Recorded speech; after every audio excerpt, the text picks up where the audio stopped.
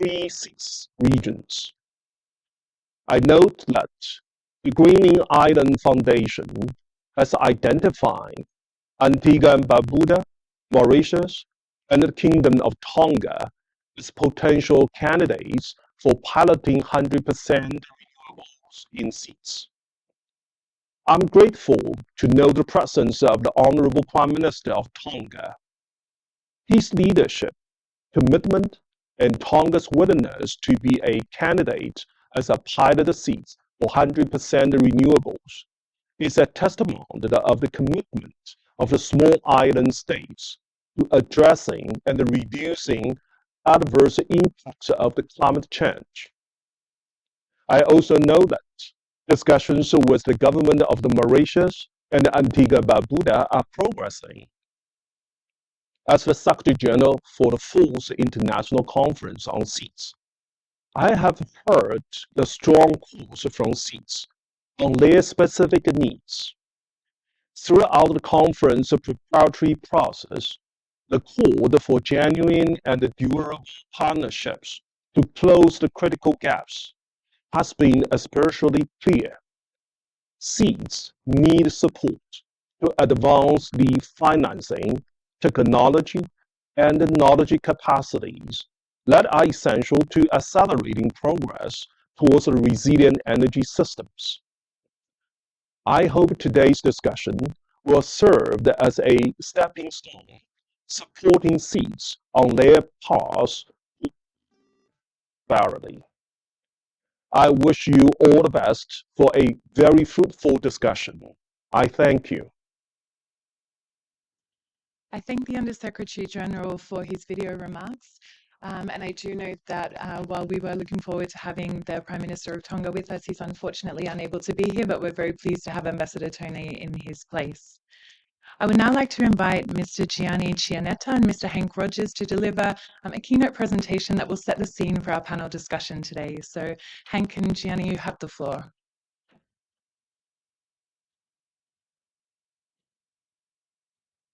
Yes, it's after.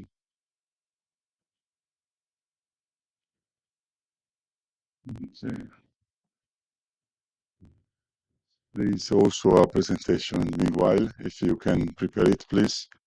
While the gentle technical staff of DESA prepare the presentation, I'd like to, first of all, thank a lot, anyway, the cooperation with DESA, SEED Division. So indeed, Saina Voti, the chair of the SEED Division, and the right-hand assistant, Mrs. Rosie Marie Oil, who is really, we started a cooperation already from the Climate Week in New York for this pathway to the SEED4, and which is a very important event that happens only once every 10 years, and design really the priorities for the next 10 years. So we are really trying to prepare the floor and let decision makers and all the governments that will be present at SEED4 to have the scientific basis for their decisions and priorities. And we start this cooperation today at COP. Let me say, this pathway to really engage all the key stakeholders in this journey to bring some content at the SEED4. I have prepared a presentation that will take really only a few minutes. And our activities and cooperation with UNDESA is part of the Observatory Green the Islands that already engage a lot of stakeholders around the 3 main pillars, which is advocacy, disseminate best practices on policies, but also represent the island stakeholders globally. Also for important decisions, like for instance, you have seen the discussion around the loss and damage fund, and the fact that the islands should be the priority in the resilience for climate change. Knowledge, indeed, we need to produce reports like the one we are preparing for the SIDS4 in order to support decision and of key players, and cooperation, which is also an example today through this kind of meeting events, networking, and also create coalition for applying to tenders.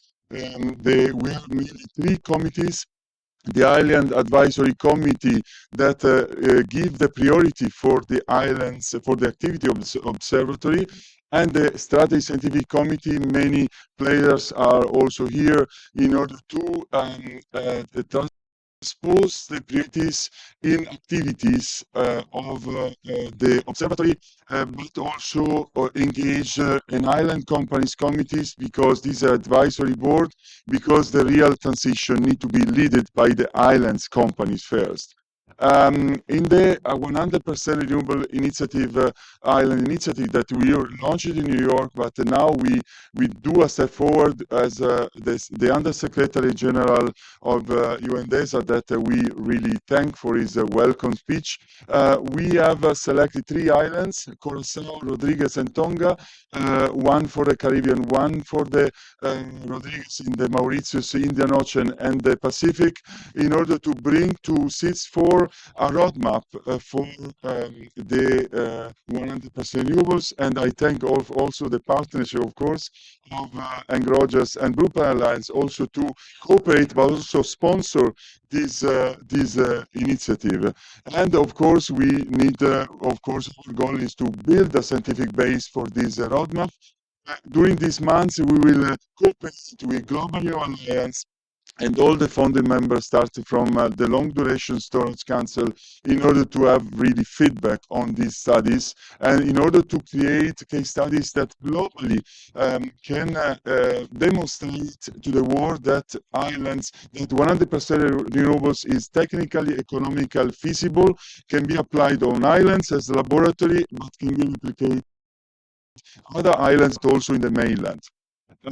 These are our methodology, very in a synthetic way. Of course, we start from data gathering, evaluation, of course, the forecast of the demand, and also understanding for each island what is the potential of energy resources, renewable energy resources, and building a portfolio of 1, 2, 3 possible scenarios of renewable energy mix and storage as smart grid, and also engaging the local community, creating in each island a committee of key stakeholders together with the government, try to select the best one scenario for the island, and when possible to build teaser in order to attract investors, or to allow the island to open tenders, start agreements with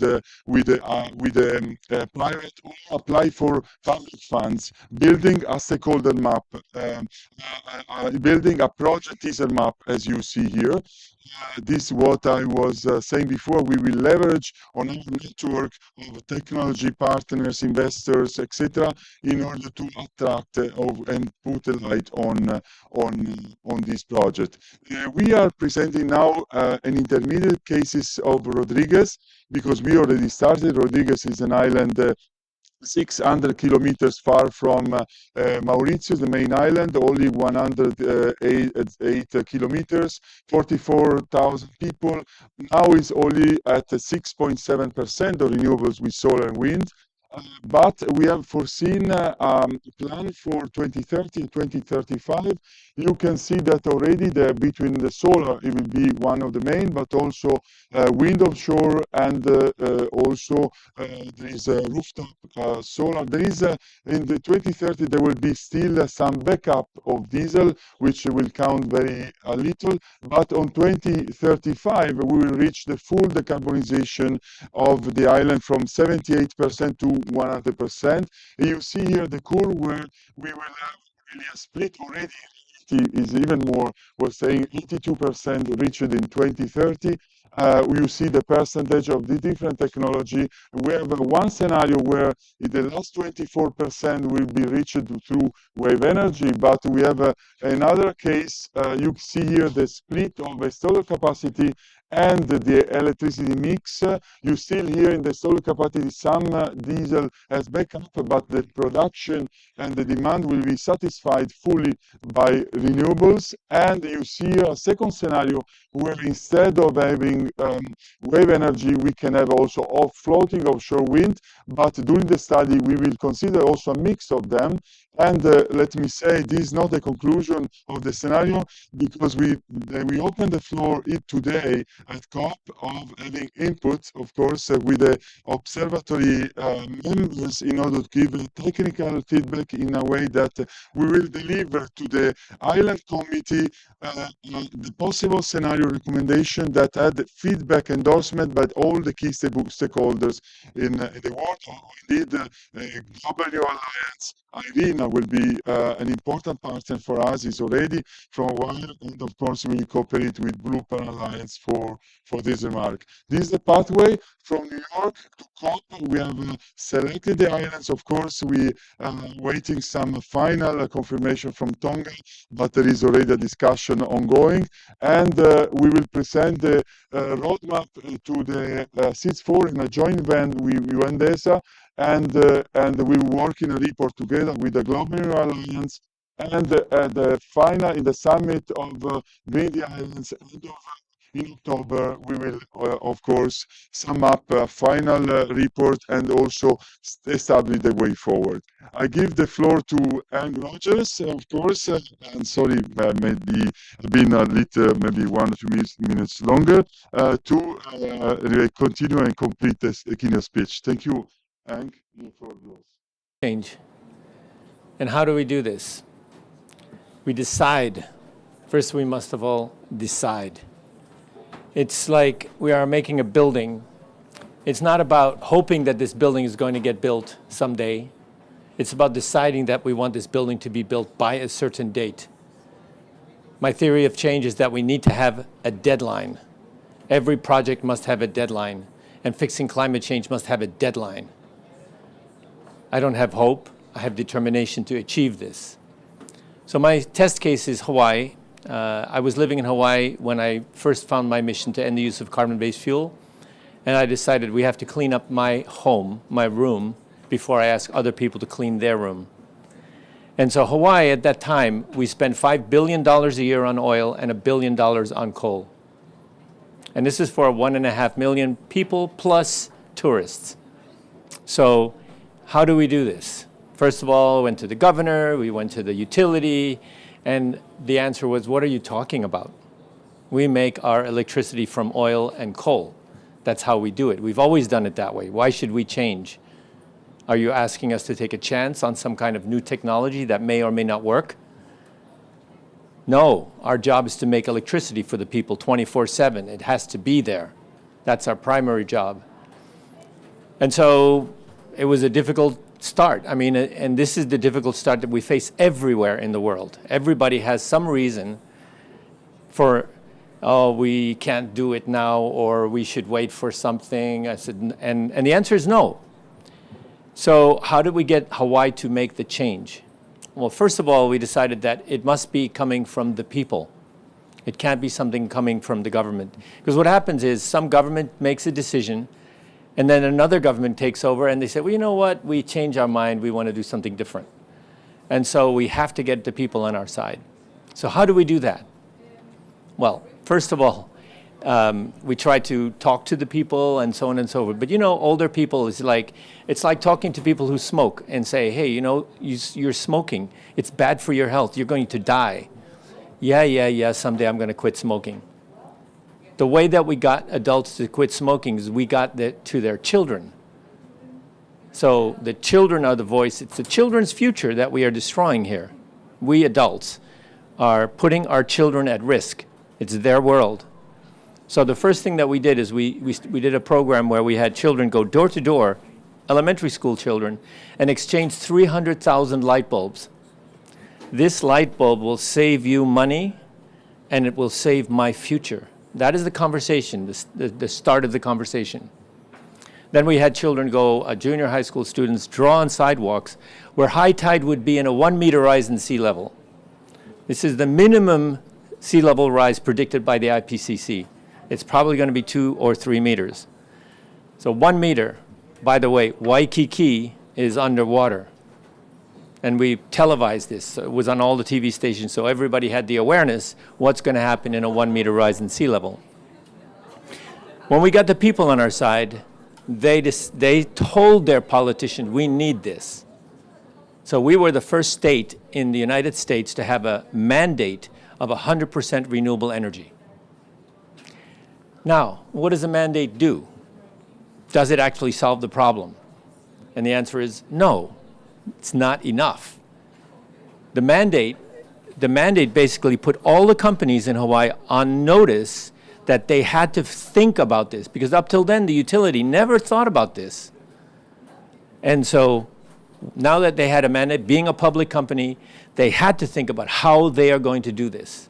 And 6 months after we passed the mandate, the utility did this. It's Gianni's roadmap. They came up with a roadmap. They said, we can actually do this by 2040, which is, by the way, the date that we were fighting for originally. And they were fighting against us. Well, we followed it up by changing the business model of the utility so that they make more money by switching to renewables.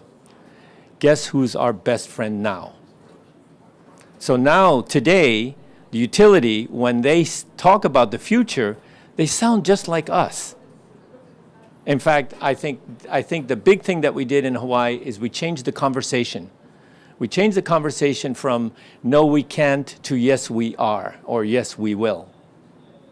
And this is the conversation change that we need to see everywhere in the world. So we started in 2015 with the mandate. Today, Hawaii is at 36% renewable energy, 36%. We are ahead of schedule. That's 1/3 of the way, and we are scheduled to be 1/3 of the way by 2025. So we are ahead of schedule by aligning everyone's interest. The big point is the utility or the oil company or the gas, they're not our enemy. They must be our friend in this transition. They are in the energy business. They just have to figure out how to make the energy in a different way. And we're not looking for some moonshot new technology. This is technology that we have today. Wind, solar, and in the case of Hawaii, we're blessed with geothermal. So all these technologies that exist today and are cheaper, especially on islands. So to give you an economic model, it costs the utility in Hawaii 25 cents per kilowatt hour to buy oil, 25 cents per kilowatt hour. They put out RFPs, requests for proposal, which means they didn't spend any money. They asked other companies to come in and try to make renewable energy.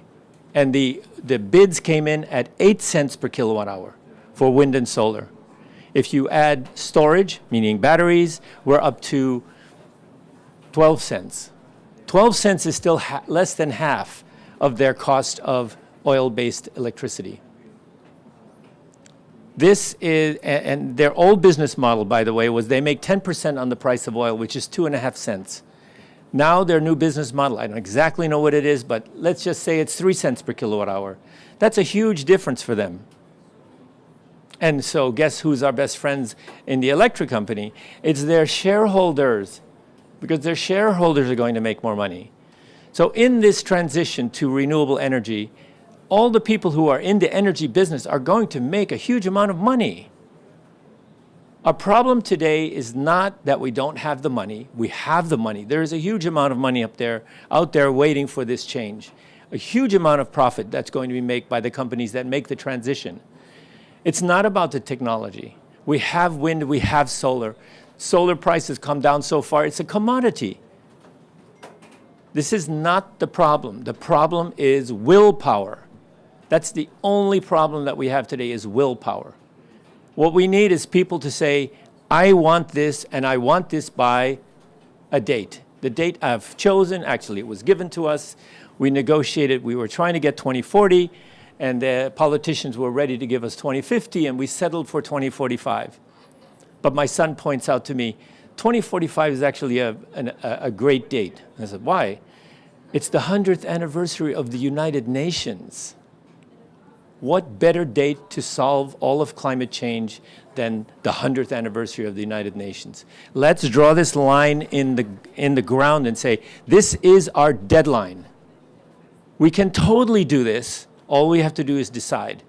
And look at the Hawaii example. We put the date of 2045 out there.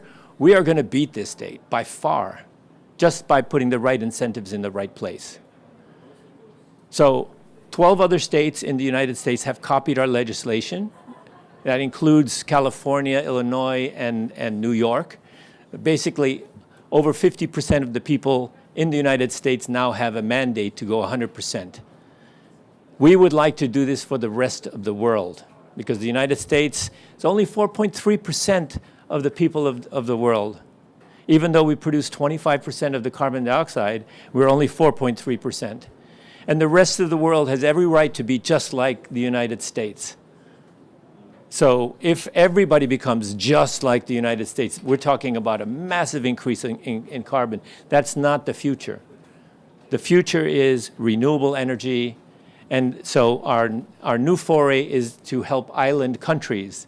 We bring people from island countries to Hawaii to show them what we did in Hawaii and to get them to work together. So it's a month and a half ago now, we had eight islands, and we had somebody from the government, somebody from the legislature, somebody from the utility, and somebody from the community.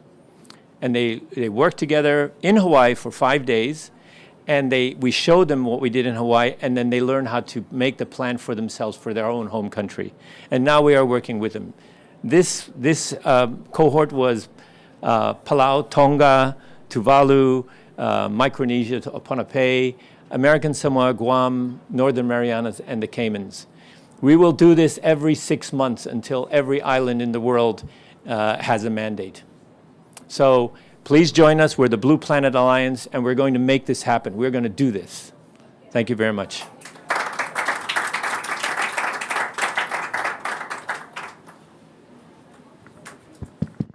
Thank you very much. And with this strong message from Hank Rogers, from Blue Planet Alliance, political will is a very important point.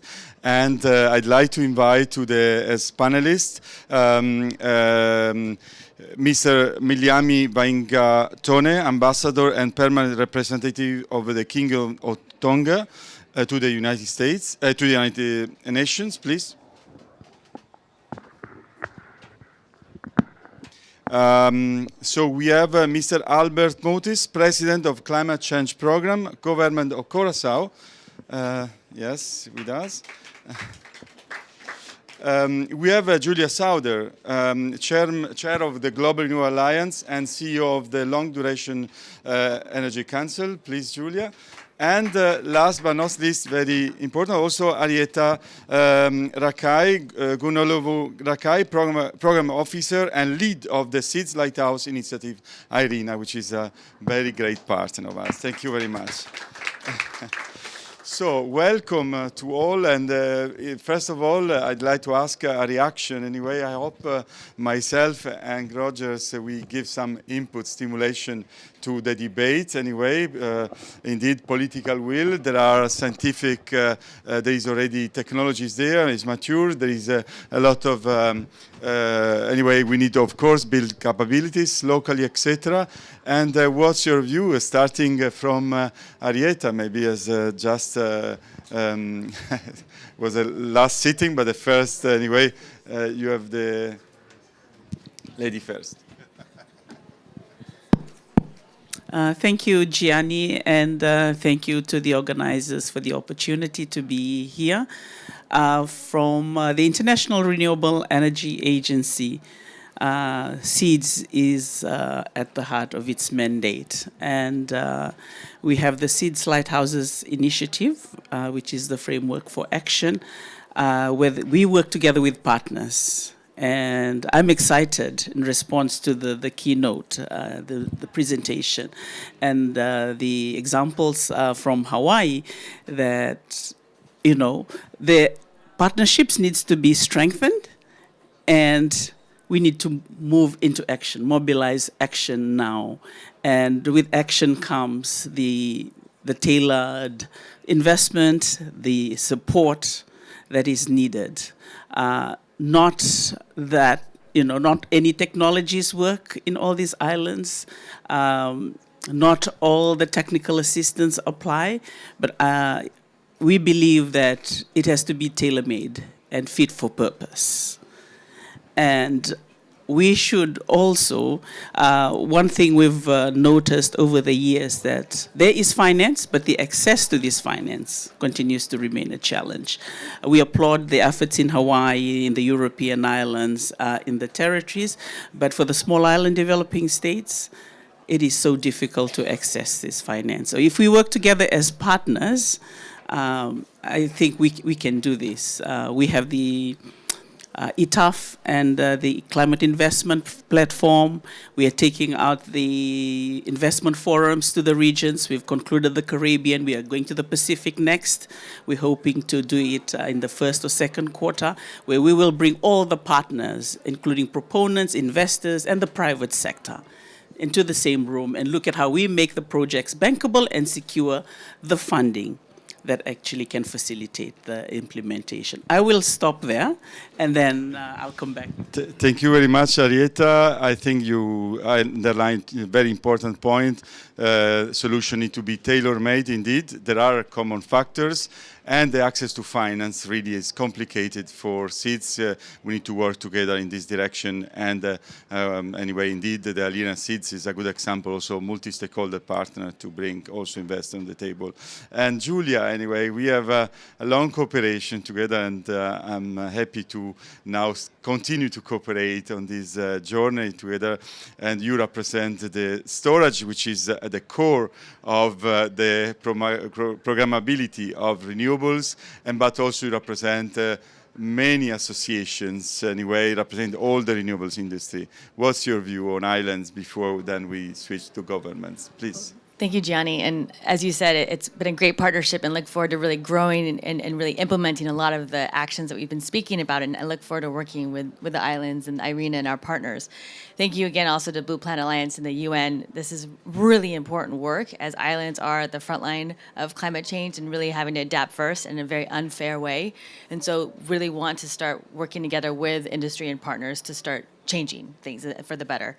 And as the chair of the Global Renewables Alliance, it's unprecedented that we have solar, wind, geothermal, green hydrogen, hydropower, and long-duration energy storage working together. So this collaboration, this collective action is trying to be more effective and efficient, and working with Irina and other partners to really show, building on technical capacity and lessons learned, building on existing resources of solar and wind that are there, but really maximizing the potential of replacing backup diesel generators of coal and gas that are on islands, and making sure that solar and wind or geothermal are 24/7, giving that reliable, secure, resilient energy that is deserved by every community to islands first. And so we look forward as industry partners to really being there at the table to build technical capacity, to really link together how we can make this work. We have the solutions. There are long-duration energy storage technologies available today and in the marketplace, and there are opportunities to really show the diversity of whether small scales, if you want to have stackable durations of different types of batteries that are not lithium-ion that can last for 20 years, that are zinc or vanadium. Then you have other batteries that can last 100 years. And they can also work with the different temperatures and weather patterns of island nations, whether it's very hot, very cold, or salt water. So this diversity is so critical to meet the local needs of every island. Some islands have pumped hydro, which is great, but if they want to bring in green hydrogen because there's a port facility, we can make this work. And so now that we have the industries working together with Irene and other partners, this is going to be really important to work with islands of how to make this work in a cost-effective, affordable, and reliable way. So it's great that we're bringing us together to bring industry voices with local governments, building technical capacity so that we really can make sure that renewable energy and decarbonization is happening at every level. Thank you very much, Julia. Very nice input. Please, a clap to Julia. As very nice input. The industry is there, the technology is mature, and there is really the willingness, to make islands also pioneer laboratory of innovation. So the two government present here, after listening anyway all this input anyway, is I'd like to have your view, starting from just following the line. Albert Mutis, President of Climate Change Platform from government of Curaçao. Albert, what's your view about Curaçao? We are about to start a nice journey. So SIDS 4. We had a meeting with the Prime Minister a few days ago as well. Thanks also to you. What's your view?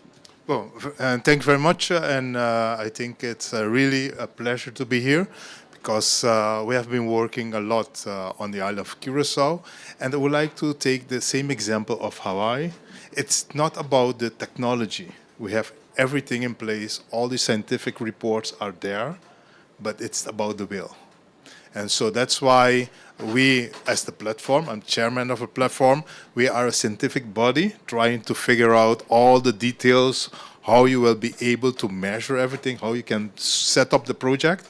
But still, the initial part, we are switching now to the initial part to go to broad the idea of becoming 100% with renewables, because that is actually the most, say that, intensive work, because as you know, the politician will be chosen for 4 years, and every time there's a change, you have to start again as the platform. So that's why we are trying right now to go into the communities to discuss with them that issue.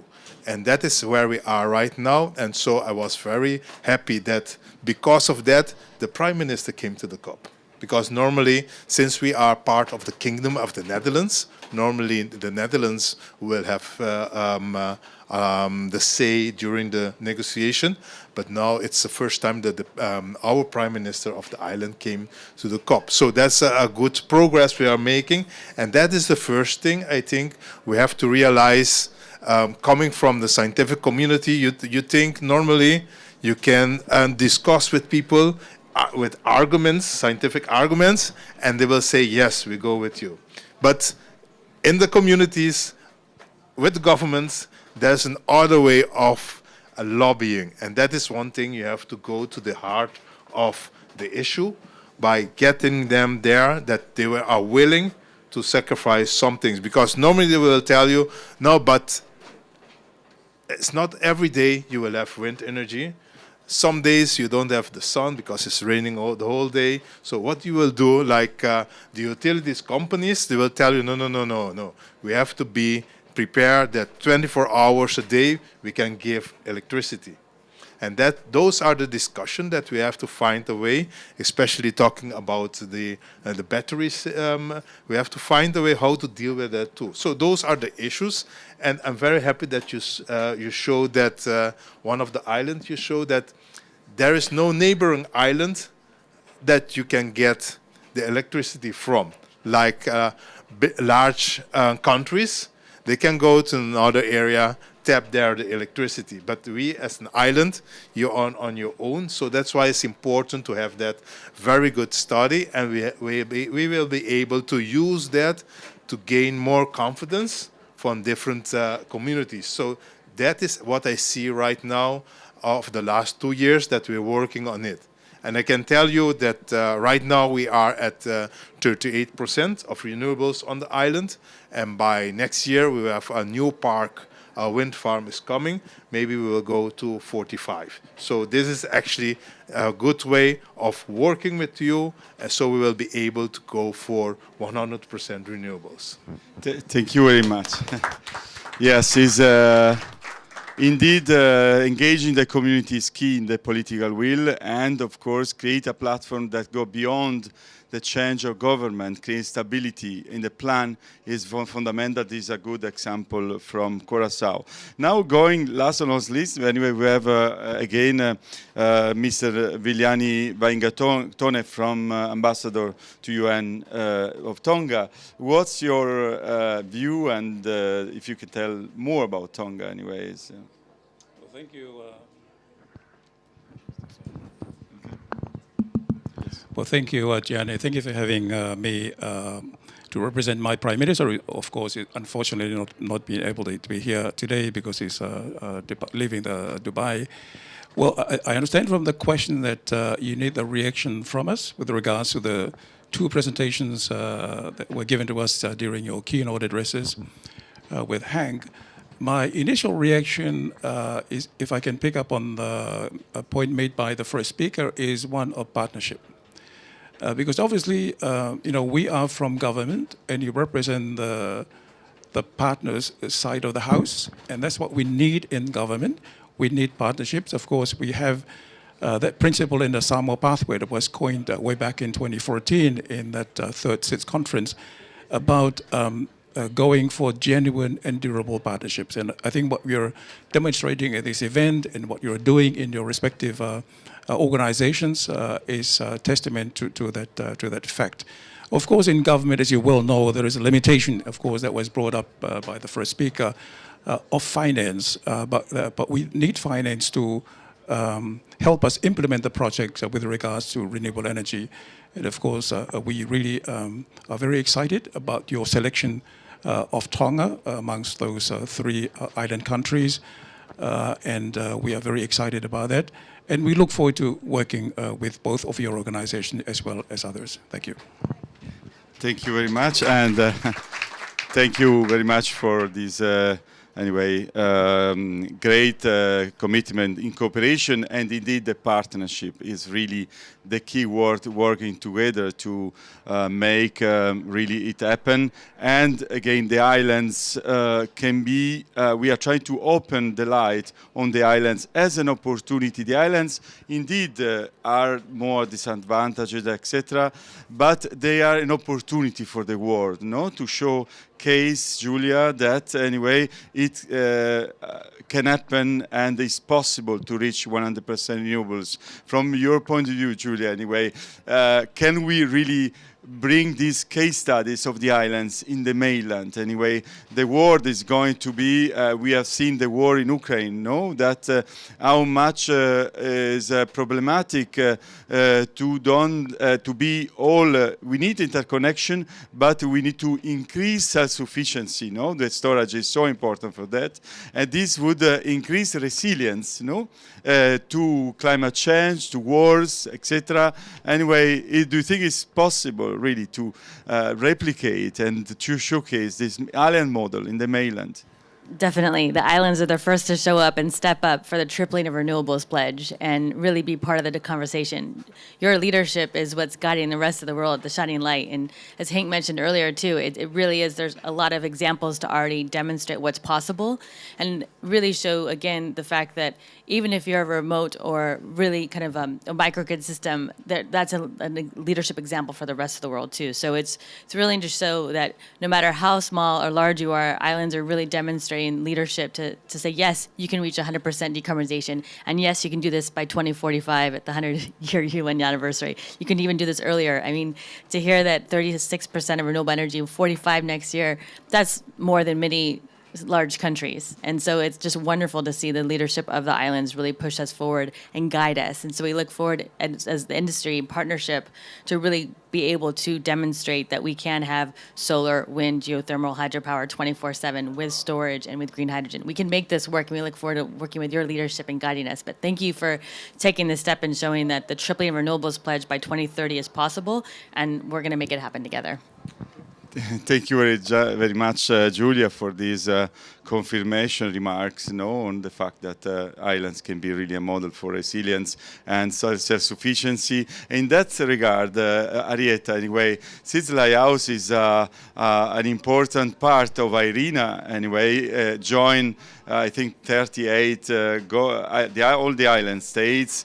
And let's say, I know that from all IRENA, the Director General said there is a lot of attention on looking at islands, anyway, in this concept of having islands as laboratory for the full, also the mainland, anyway. How is the conversation in IRENA, Because it's a great opportunity to have you at the core of IRENA as well. Thank you, Gianni. Let me throw some figures. We undertook the analysis of the second round of NDCs, and the renewables component is about 11.5 gigawatts. The target. These were the figures in the seeds NDCs. The installed capacity right now, in spite of all the cyclone disasters, COVID, is 7.6 gigawatt. And it continued to increase over the years. And that is very impressive, I must say. Again, reiterating the leadership, the passion, the resilience of the people. And seeds definitely should be commended for this. And on top of that, I wanted to say that there's a double whammy. We have the natural disasters. We're passionate. We have seeds that have set 100% targets, both in their national plans and in their NDCs. And then we have the old infrastructure that we also have to deal with, that is worsened by the natural disasters. So every time seeds try to move forward, there is always something pulling them back.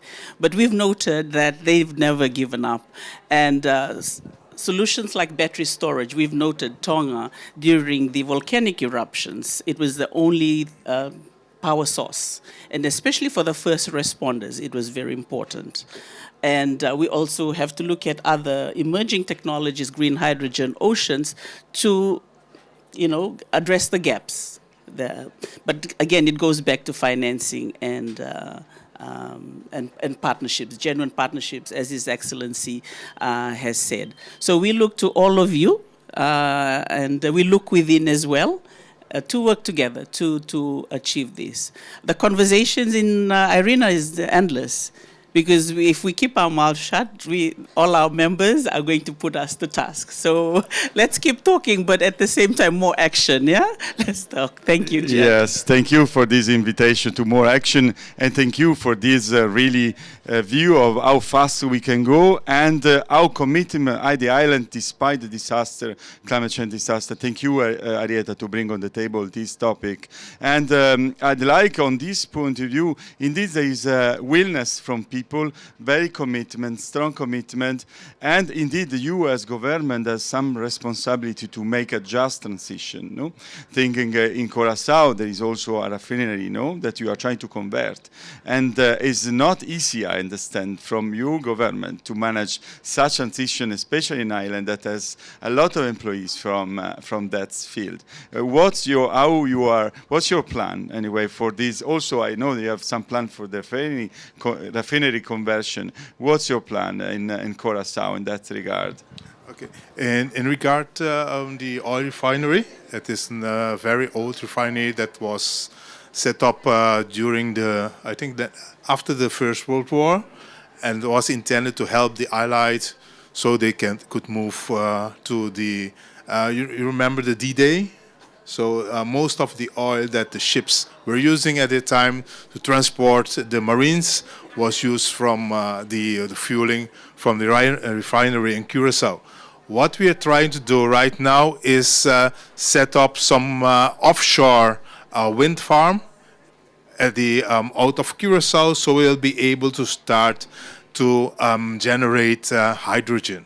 And so the refinery, we're trying right now to figure out how to bring the hydrogen system, the whole industry of hydrogen, to put it then in the place of the oil refinery. So then the oil refinery will become a green company, and that is the idea. But still we are right now in the balance of the political situation.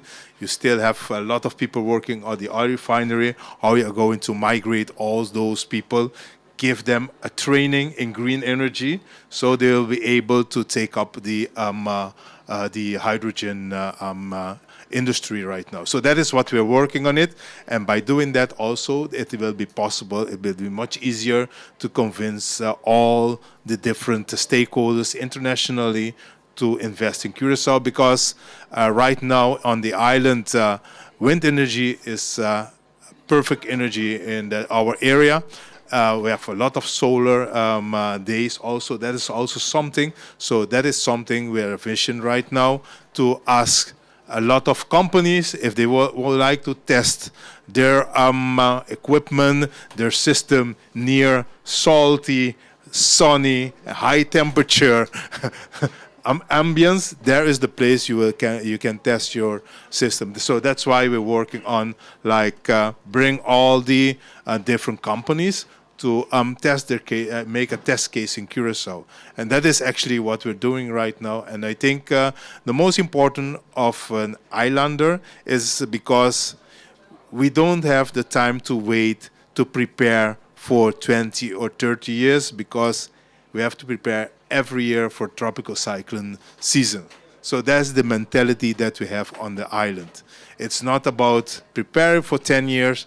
You have to be every year in business, otherwise a tropical storm will hit you. And that is something we have annually in our system as an island. And I think it's also the same thing for other islands, because that's the way our mentality is. We have to prepare every year for a tropical cyclone. Indeed. Thank you very much for this testimony. And indeed, you can imagine how beautiful example could be Curacao to convert a refinery in a really green center, and to convert the people anyway in working in the green sector, in the green energy sector, etc. And really anyway having more stability also the job for the future anyway. And it's very challenging to understand, while every year you need to deal with all the climate disaster to manage this such change. And we are here to help you in this change, because we understand anyway the partnership is very important, the cooperation. Thank you very much. On your colleague from Curacao give you the floor to you in Tonga anyway, how you are managing this just transition anyway, and the challenges that you are having. What are the main challenges in this transition internally?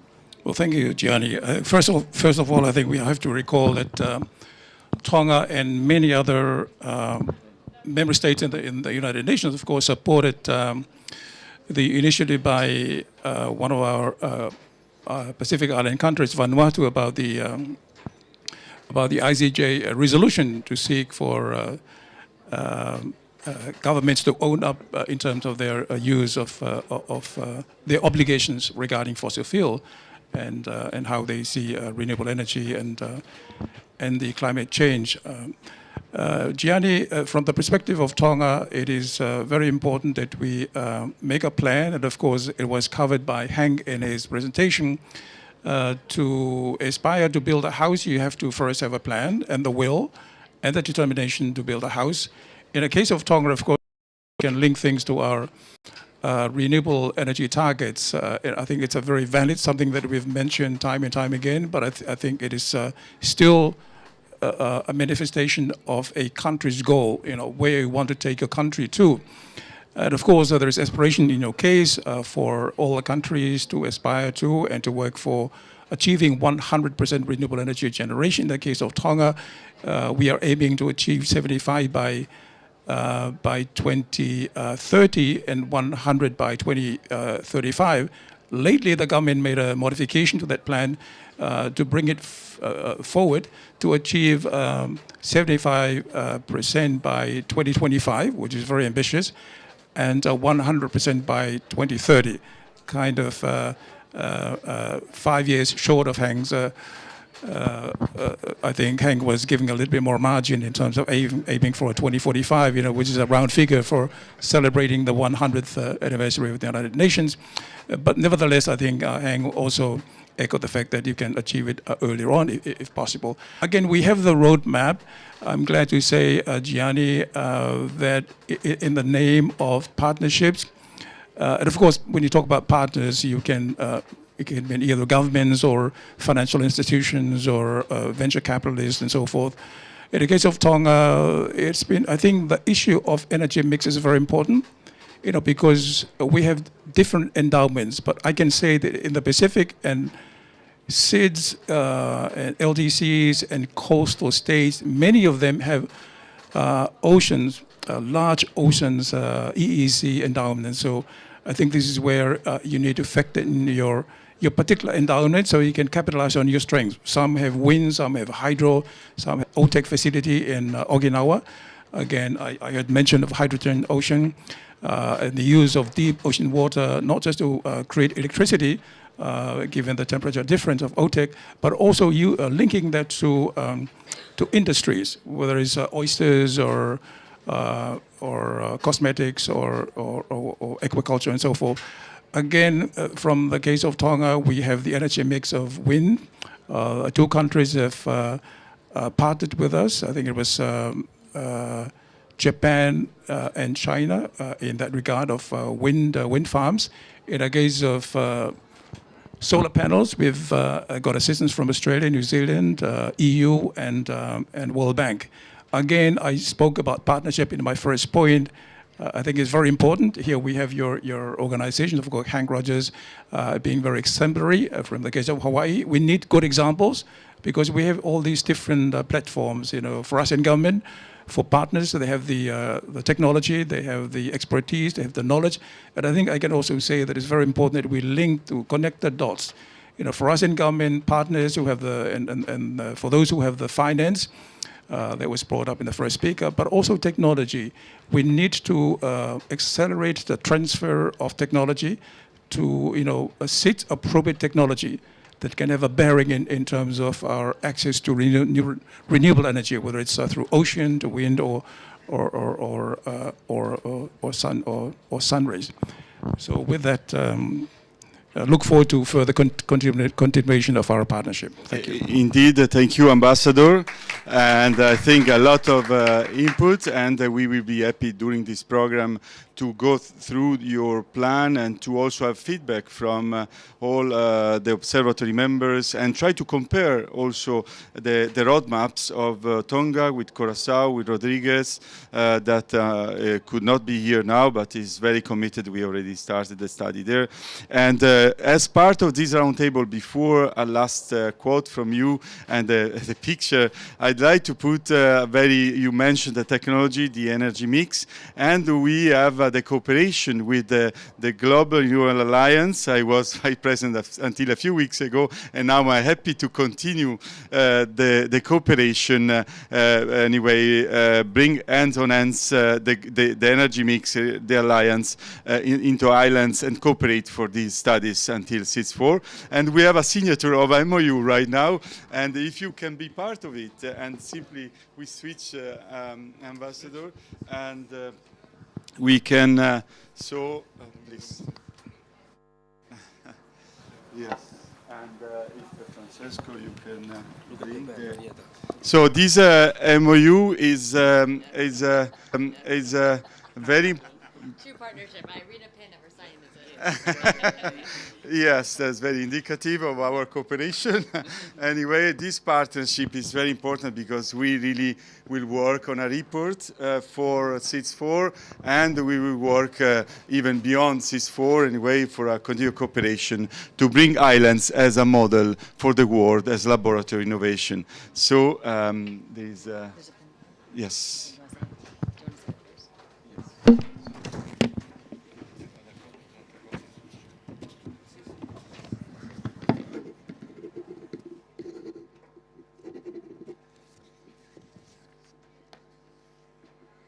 Exciting.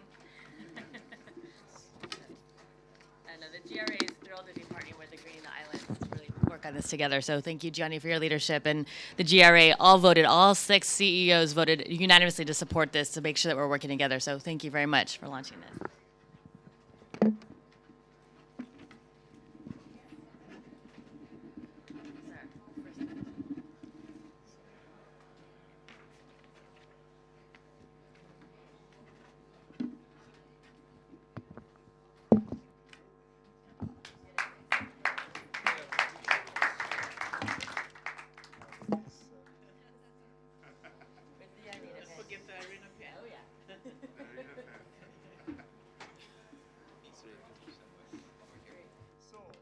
Thank you very much. As a part of this panel anyway, so live, because was not prepared, but we had really a dynamic conversation and genuine. Anyway, starting from Irina, anyway, a last message for the audience and also on this cooperation we have also together, anyway, GRA and with us, etc. It's very important that I say this.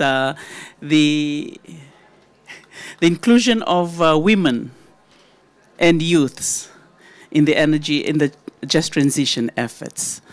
Women, because we manage everything, the household, from Jerusalem to the world. And for the youths, we're managing their tomorrows. They need to know now. They need to be involved now and be part of the decision making. I think that's very important. And secondly, documenting the impacts, which we are doing together, Gianni, and hopefully we'll showcase it in the fourth seeds, the impacts of energy transition and also the progress. Yeah, in terms of resilience, in terms of the nexus, looking at water, health, and other sectors. And lastly, energy efficiency is still the low-hanging fruit. Energy conservation, we should not forget that.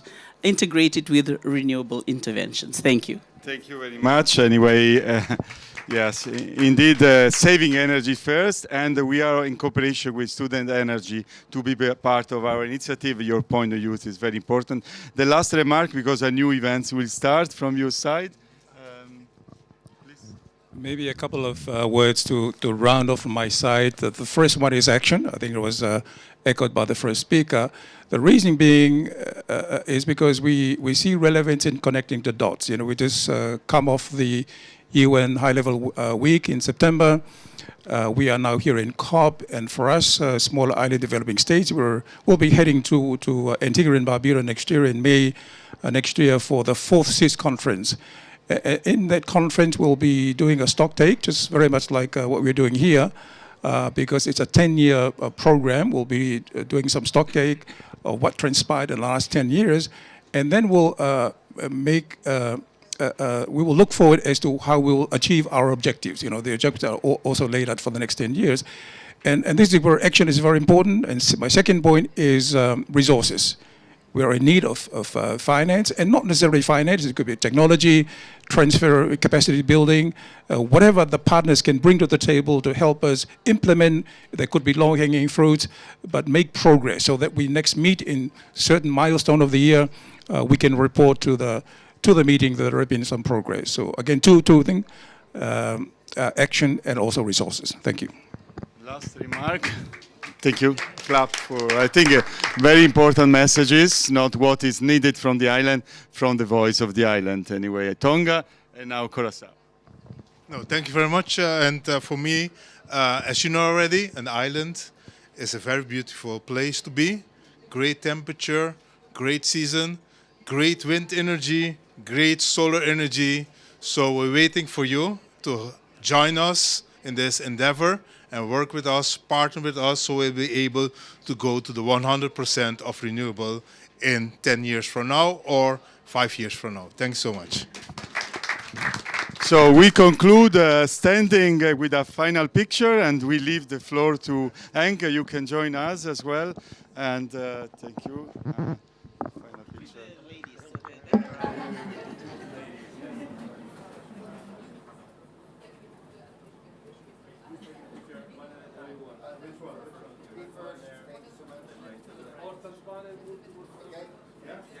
I'm centered.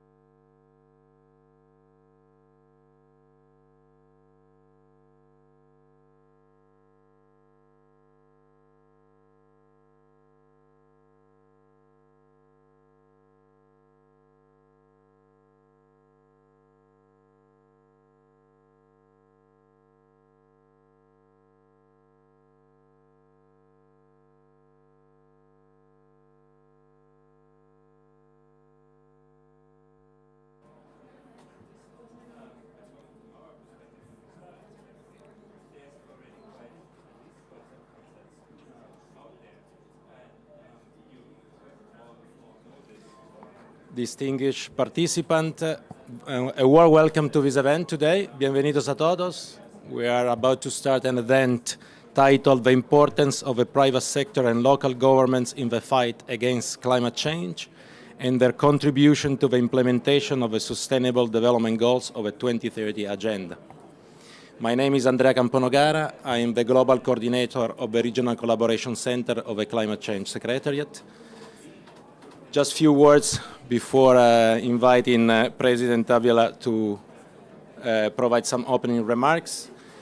We had yesterday a fantastic meeting with UNALA, where we discussed how to make more visible, bring to surface all the many efforts the private sector is putting on the ground to comply with the Paris Agreement requirement, to implement and to achieve the Sustainable Development Goals. We discuss about technology, we discuss about engagement of local communities, we discuss about gender mainstreaming into the work, we discuss about the many initiatives that they have already undertaken to promote sustainable development. And I think this is the subject of our discussion today. We are really keen to listen to our panelists, distinguished panelists today, of what are doing on the ground, how they can connect and collaborate a bit more with local governments, and how also maybe the United Nations and other international organizations can help with these efforts. So without further ado, again, bienvenidos a todos, thank you very much, and I will give the floor and a warm welcome, of course, to Alfredo Vila, President of UNALA. The floor is yours. Thank you very much, Andrea. It's excellent for me to hear our meeting was excellent yesterday. We are very pleased to have the meeting with you yesterday, and we are looking forward to work together. Dear guests, participants, ladies and gentlemen, good morning. I extend a warm welcome to each of you to this side event, organized by the Association of Latin American Sugar Producers, UNALA, in collaboration and co-organization with the government of the state of Sao Paulo, Brazil, Canal de Isabel II, Spain, and the Regional Office for Latin America of the UNFCCC. It is a true pleasure and an honor to have you here today in Dubai as part of COP28, a global hub for discussions on climate change, to collectively address the critical challenges ahead. Allow me to introduce UNALA, a non-profit private organization that brings together the agro-industrial sector of sugarcane and sugar beet in Latin America. Established in 2017, UNALA conforms itself with representatives from 12 countries: Argentina, Brazil, Chile, Colombia, Costa Rica, Dominican Republic, El Salvador, Guatemala, Mexico, Panama, and Peru. All of our members work consciously and strongly committed to the sustainable production of sugar, renewable energies, and byproducts. UNALA members are also committed to promoting the implementation of the goals and targets of the United Nations 2030 Sustainable Development Agenda, and as well as other global agendas such as climate change and biodiversity.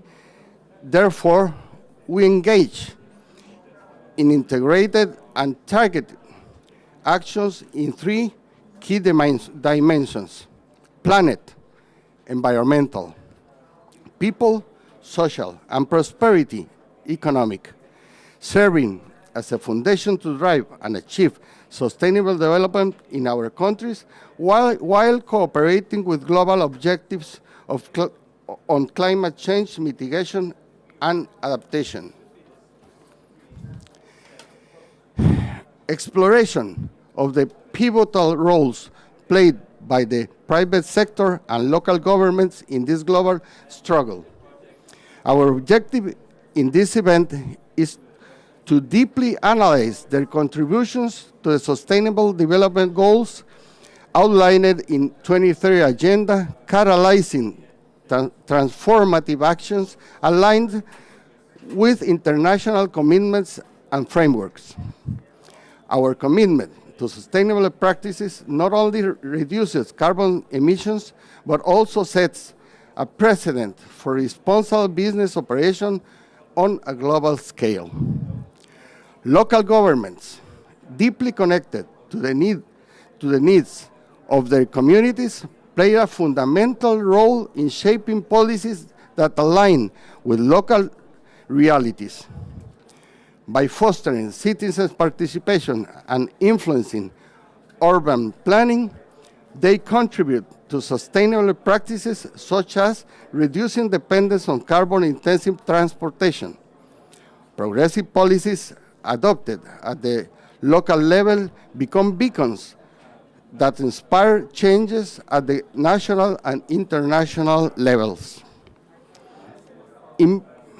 Investments and actions from both the private sector and local governments directly contribute to the realization of the goals of the 2030 Agenda and the Paris Agreement. These collaborative efforts is not just a responsibility, but an opportunity to share successful experiences and best practices globally. Through cooperation, we can collectively combat climate change, contribute to biodiversity conservation, and improve the quality of life of the people. I would like to express our gratitude to DESA, and especially to the Network of Water and Energy Sustainable Solutions, of which both Canal de Isabel II and we are a part of. We also look forward to the government of Sao Paulo join us soon, and we are grateful for their generosity in providing us this space and the opportunity to showcase the work we can build together towards the sustainable development of our planet. I also want to convey our deepest gratitude to all of you present here today for your participation and commitment to this crucial cause. Together, we can simplify our impact, drive positive change, and work towards a future where our actions today safeguard the well-being of the future generations. As they say, there is no plan B. There is only one plan, and that is to act, and we are committed to doing so. Thank you very much, and welcome.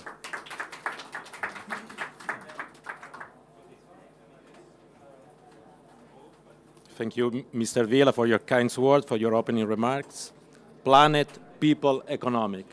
So the change requires an holistic approach, collaboration between all the key actors. Thank you for reminding us that. I'd like to welcome now Lourdes Vega, Councillor of Canal de Isabel II, who will provide an introduction and then opening remarks for the event. The floor is yours.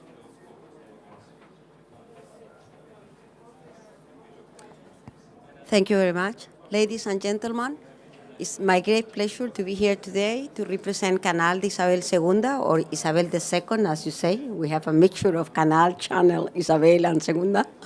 I am a councillor, and I'm also the president of the Committee on Sustainability. We don't need to have this for a company that deals with water, correct? Because that's sustainability itself. But we are going to show you today what are we doing to preserve the most precious thing that is in our hands, that is water. And I'm also going to emphasize the role that we play in the local government, the private sector, and the public sector on dealing with this. So Canal de Isabel II, or Canal de Isabel II, is an old company. It's 170 years old. Well, it depends where you say that, it looks old or not. But here in this country that is 52 years old, this is a very old very old company. What it means is that we have a lot of experience on dealing with water and doing this the best that we can. And of course, we are very much engaged into fulfilling all the sustainability goals. We go with Sustainability Goal 6 for sure, but together with this, there are several others in which Canal is fully involved. Actually, the 17, let's say. So Canal de Isabel II is in Madrid. I don't know if you know that Madrid is the center of the universe. There are several centers of the universe, but one of them is Madrid. I don't know if the universe, but at least it's the center of Spain. Okay, so we are right in the middle of Spain. We have a very dry weather, and Canal de Isabel II deals with a whole integrated water cycle. So we have a capacity to store water that is quite big, 950 hectometers of cubic hectometers. We do the whole cycle, as I say. So here you have the numbers. We do the water supply, the wastewater treatment, and we also work on regenerating water. We have water. Maybe you think we don't need to regenerate, but we have to regenerate water because, as I say, it's a precious treasure that we have in our hands. So we are working very much on that. The canal gives water to a population of around 7 million people. And actually, it's a company, so we have our benefits by dealing properly with water. I'm going to give you some numbers. Fernando later will give you more details on that.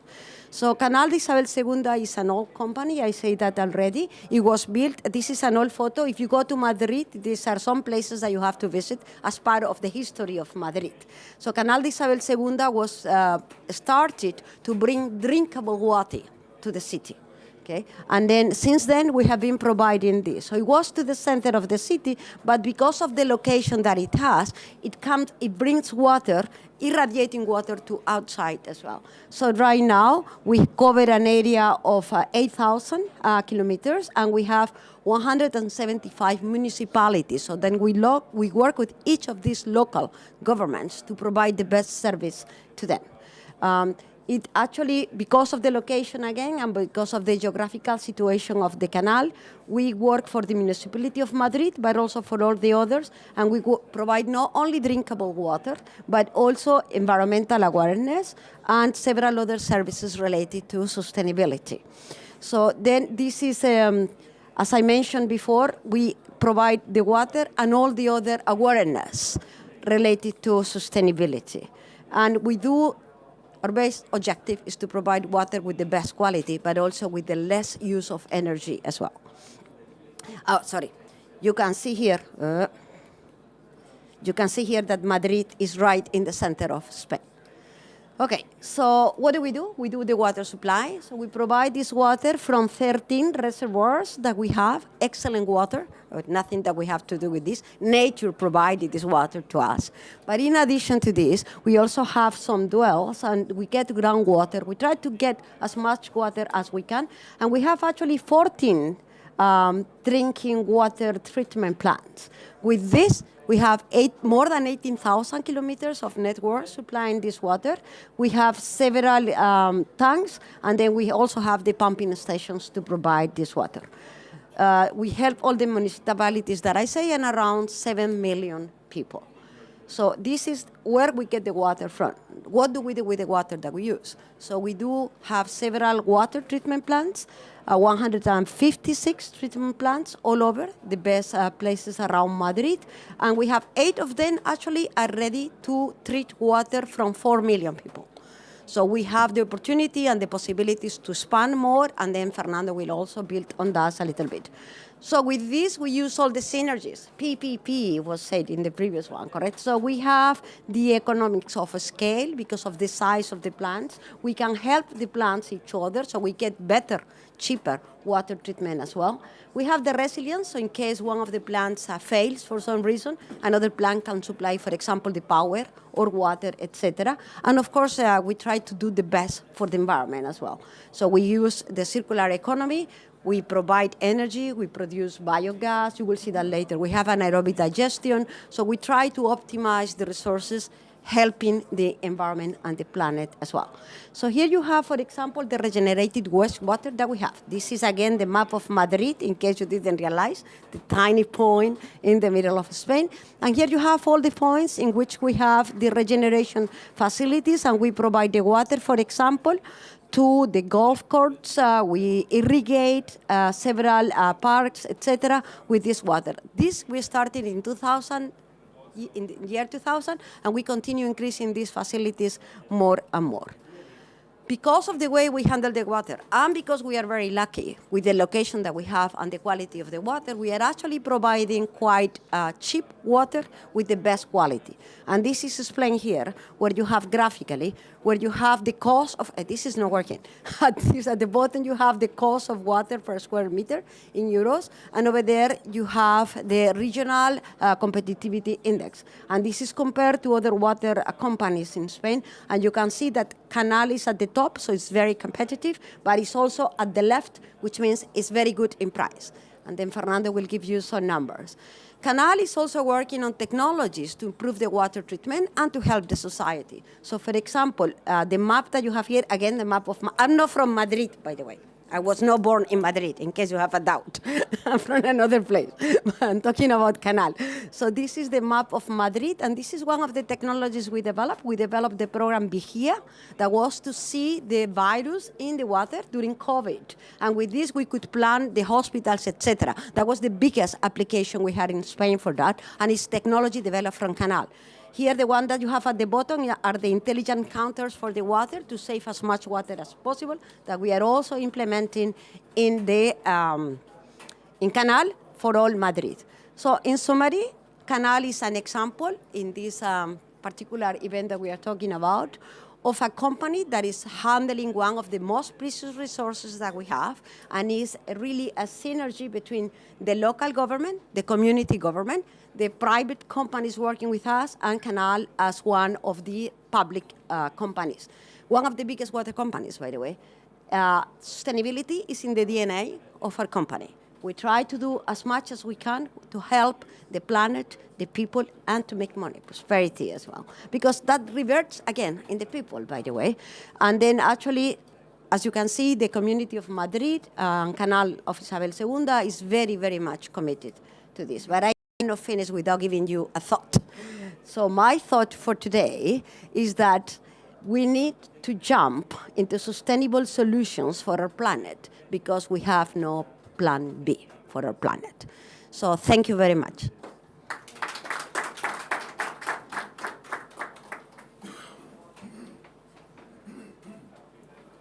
Thank you, Ms. Lourdes. I'm not adding anything more because your last thought speaks loudly to everybody. So thank you for your introduction and your remarks. I'm now moving forward, and I'd like to introduce Jonatas Souza da Trinidade, Undersecretary for Environment, State Department of Environment, Infrastructure and Logistics, Government of São Paulo, Brazil. He will enlighten us on the General Secretariat's role and his work with climate change and biodiversity agenda. Thank you. Portuguese, and the collaborator will kindly translate. Thank you. Primeiramente, eu gostaria de agradecer o convite, né, de participar desse evento. Acho que é importante trazer um pouquinho do trabalho de São Paulo, né, e a relevância de trabalhar numa pauta que é transversal, que é a pauta da Secretaria. So first and foremost, good morning. It's a pleasure to be here today, this morning, at this important event. And I think it's also important for us to bring a bit of what São Paulo has been doing in terms of agendas within this sustainability framework. A Secretaria de Meio Ambiente, Infraestrutura e Logística, ela é uma secretaria que trabalha no desenvolvimento sustentável do Estado de São Paulo. The State Department of Environment, Infrastructure and Logistics of São Paulo works with sustainability issues within infrastructure, logistics and environmental issues. Entendemos que cuidar do meio ambiente é cuidar das pessoas, e o desenvolvimento do Estado de São Paulo depende do envolvimento dos três componentes principais: as pessoas, né, a economia, né, e o meio ambiente atrelados. So we understand that our State Department works transversally with sustainability issues, taking into account the environment, people, and the economy. E a importância do setor privado na construção desse desenvolvimento sustentável do Estado de São Paulo. É fundamental essa relação governo e iniciativa privada no desenvolvimento do Estado. So the partnership we have between the state and the private sector is pivotal for us to achieve the positive outcomes within the state. Nesse sentido, entendemos, né, que os objetivos de desenvolvimento do milênio, né, sustentáveis, os ODS, são fundamentais como diretrizes para que realmente possamos implementar políticas públicas com o setor privado com esse objetivo de desenvolvimento.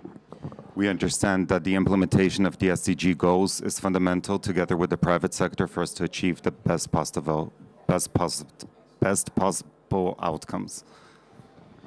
Quando a UNALA surgiu com a ideia deste evento, através do senhor Paredes, apoiamos o conceito desde o primeiro momento, porque o Estado de São Paulo trabalha em rede e entre parceiros, sempre articulando agendas com mudanças climáticas, biodiversidade e desenvolvimento sustentável.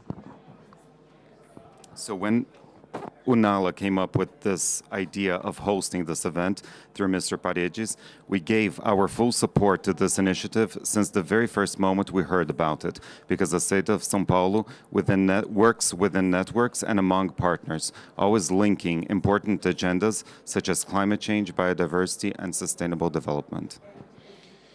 O eixo principal do nosso trabalho no Estado de São Paulo baseia-se na infraestrutura como ator de desenvolvimento sustentável, ligado a valores ancestrais e à inovação. A utilização do conceito de On Health está ligada a abordagens sociais, culturais, econômicas e ambientais.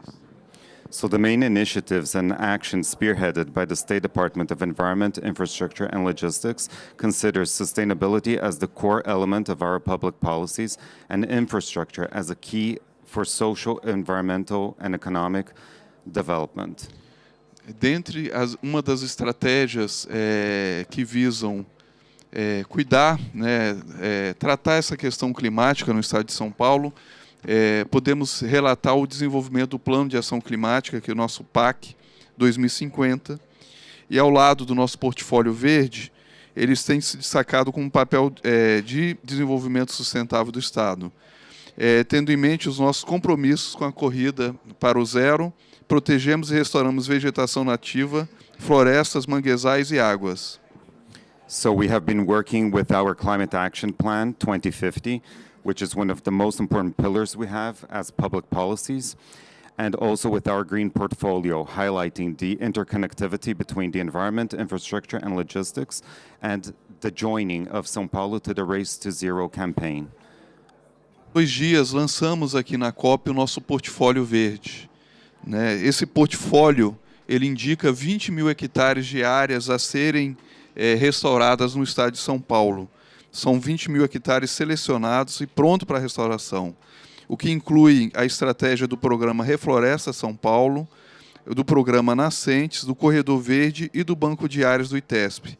Esses são os 4 programas que abrangidos no portfólio verde de São Paulo. So we have launched 2 days ago our green portfolio, which encompasses 4 big programs: Reforest São Paulo, Water Springs, the Green Corridor, and ITESP bank areas.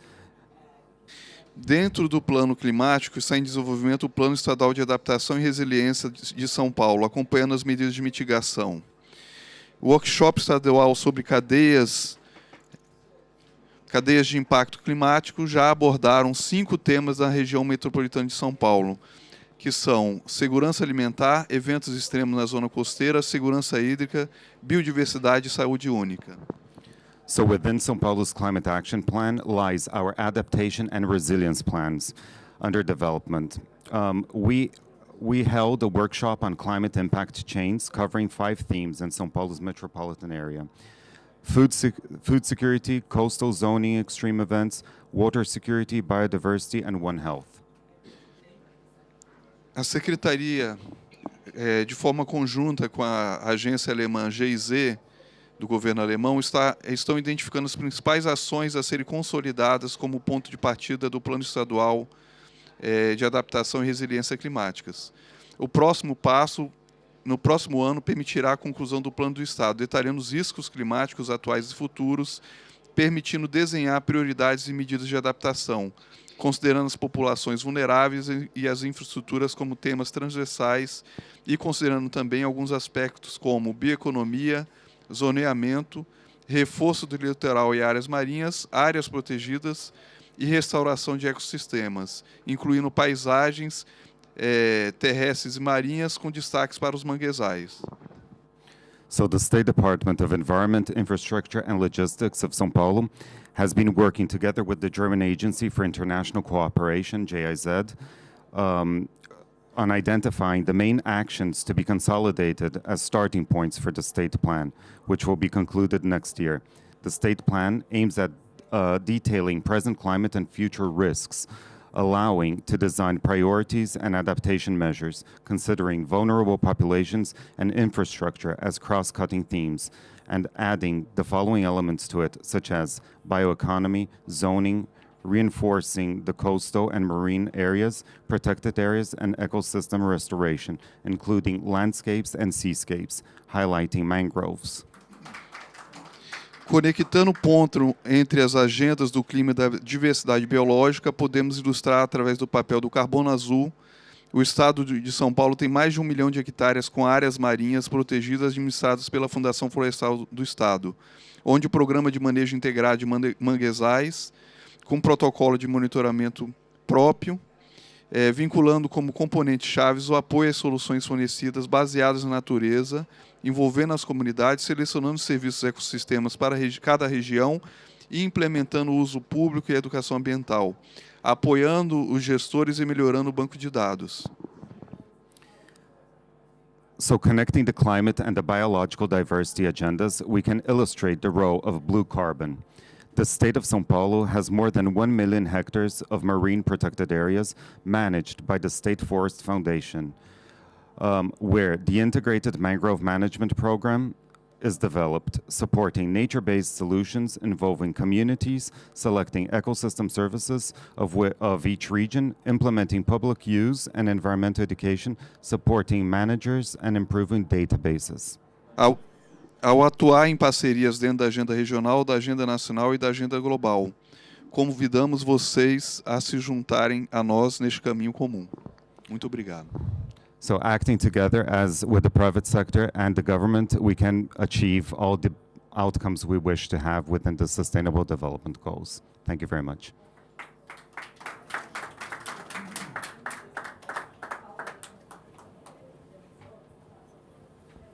Thank you very much, Mr. Sousa de Trinidad. Collaboration between public and private sector is, as you said, is pivotal for sugar cane and bioenergy sector in Brazil. And of course, 50% of the sugar cane in Brazil is located in São Paulo state. And our experience, especially with the Secretary of Environment, now empowered, and we appreciate this empowerment of the Secretary of Environment, Infrastructure and Logistics, is very important. And we could share 100 examples of achievements working together. I would like to give some one of them. Vinasse is a waste of production of ethanol. Each liter of ethanol produces something between 10 and 13 liters of vinasse. And vinasse was one of the biggest problem of the sucro-energetic sector, because 40, 50 years ago, vinasse was launched in the rivers with a lot of damage for the environment.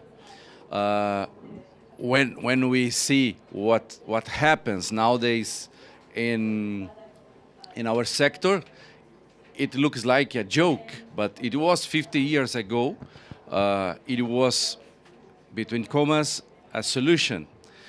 And first we discovered, the private sector itself discovered that vinasse, it was a wonderful biofertilizer. It was incredible because there was a mill where they didn't have access to the river, and then they had to dispense the vinasse on the land. And once they had to plant some sugarcane in that area, but everyone said, I'm talking about 40, 50 years ago. And then, oh, let's plant in this area. Oh, but this area had vinasse for a long time. And when they planted the sugarcane there, the sugarcane was amazing. What is happening? What is there in vinasse? Oh, vinasse is a powerful biofertilizer. And then the sector started decades ago uses vinasse as fertilizer, a biofertilizer. But then we had another issues, how to prevent the underground water and other environmental assets. The livestock was a problem because you have some plagues, so on. And with the support of the environmental organism of the state of São Paulo, we developed a wonderful journey finding solutions, not as enemies, but as partners, trying to find the same goal, the same achievement.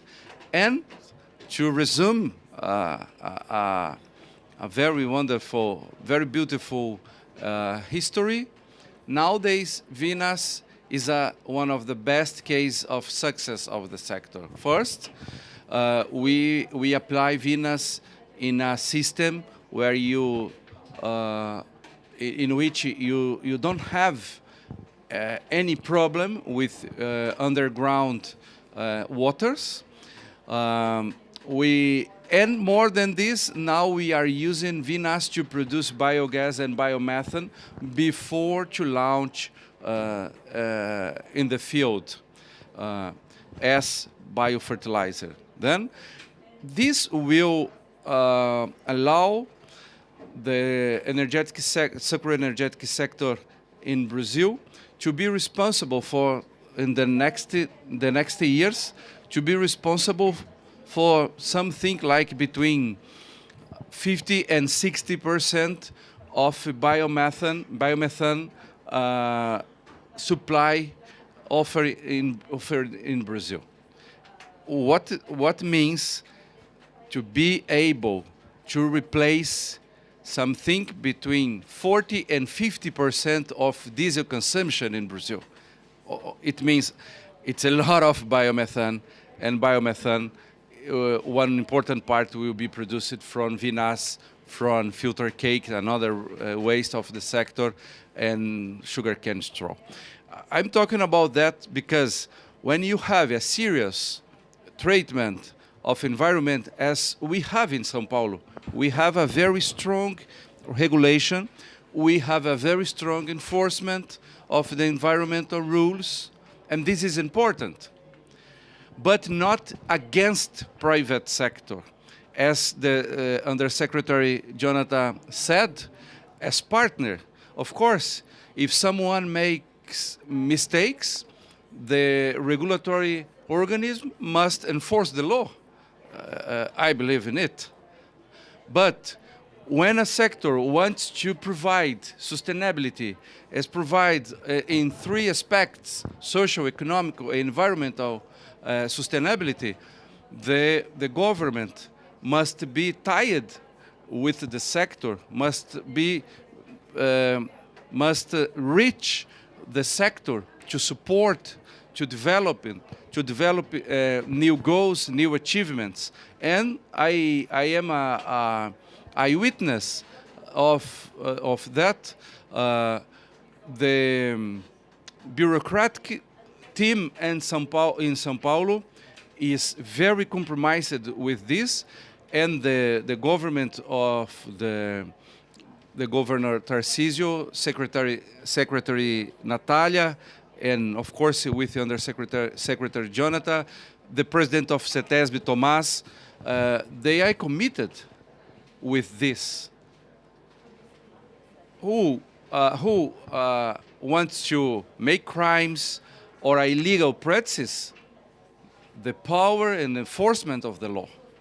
But who wants to support the sustainable development goals, as we are trying to do, and I can say with pride about that, we see a partner, we see a supporter, one wonderful example, some licenses now, before you start the process, we are able to consult, for example, the environmental organism to understand which is the best pathway to do the right thing.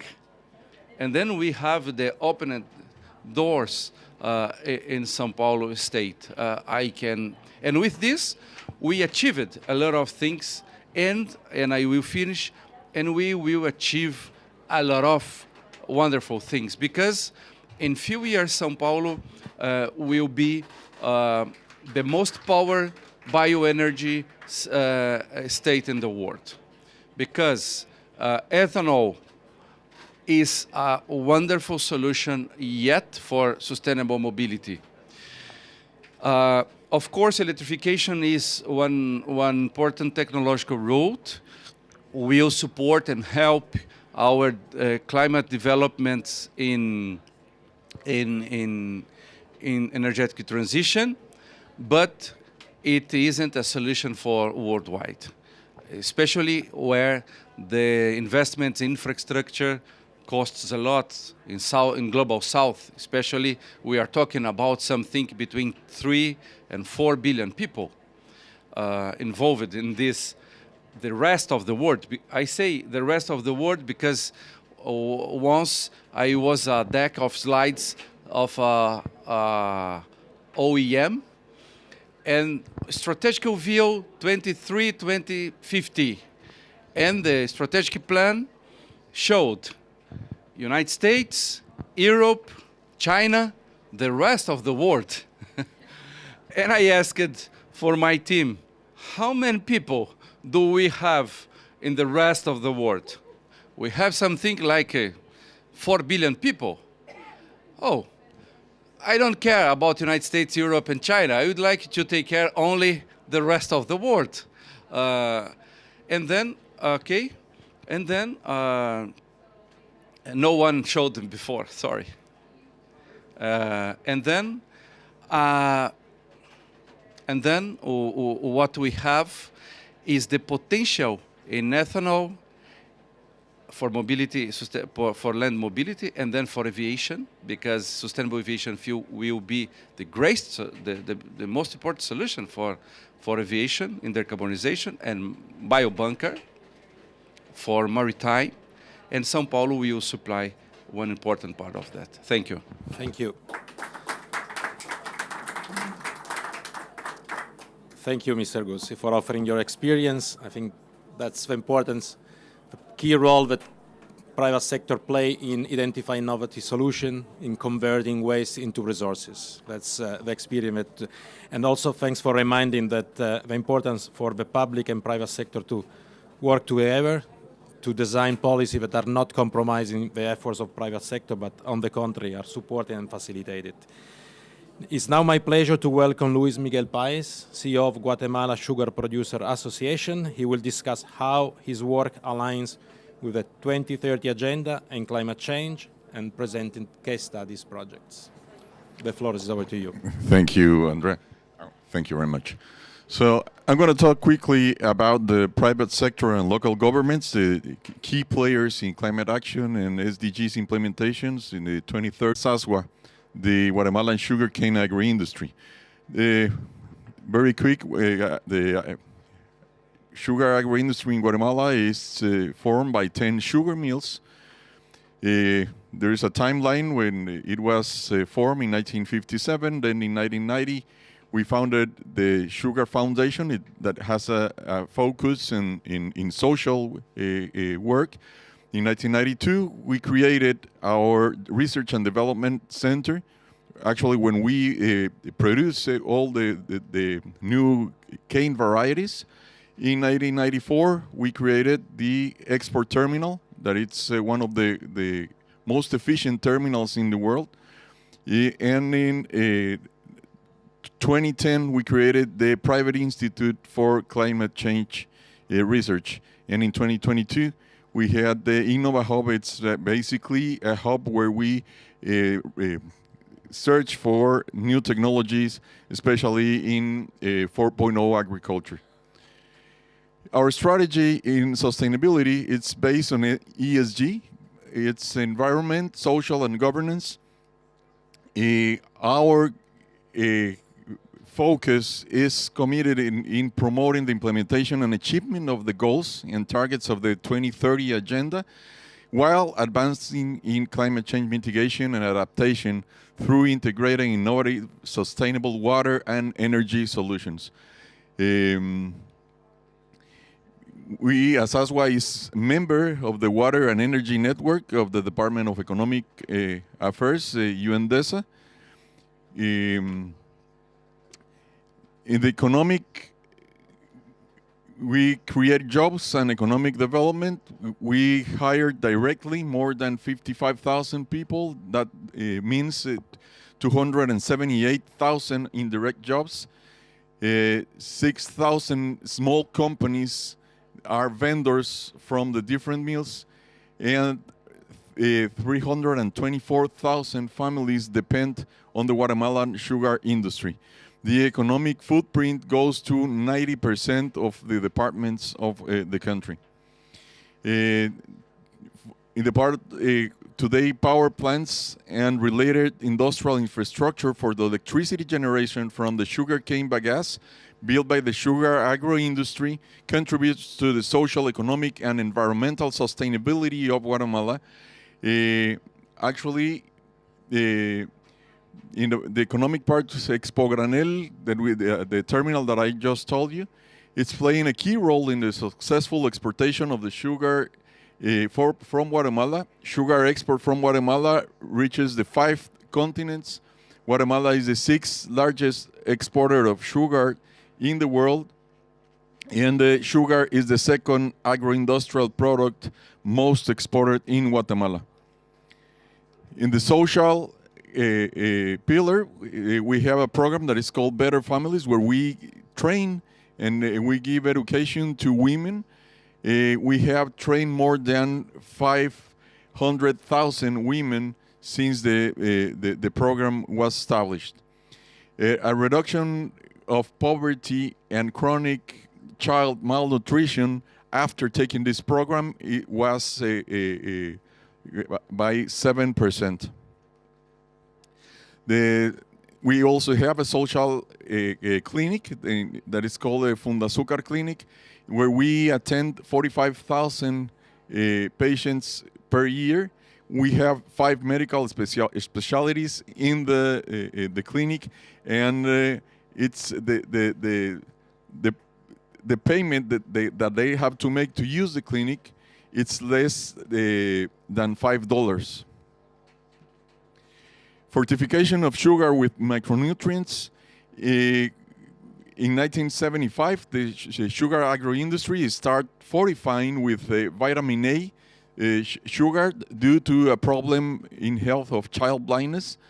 For example, in 1965, the percentage of 5 blindness was 26.2%, and until 2010, it was reduced to 0.3%, and on these days is actually eradicated by using vitamin A in sugar. We also have some scholarship plans. We graduate of different careers that allow to find work in many areas of interest in our country. We provided scholarships to more than 2,700 students, and we also have programs for the youth and teachers every year. Water and supplies and waste sanitation. We help the communities with studies so they can do recycling of water treatment. 129 communities have been managed. Access to electricity. 91% of the sugar agro-industry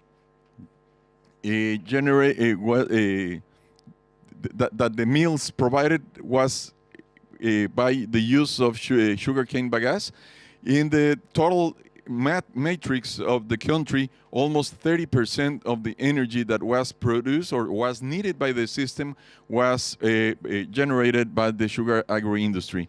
That means that 4.4 million tons of CO2 were avoided by using this type of renewable energy.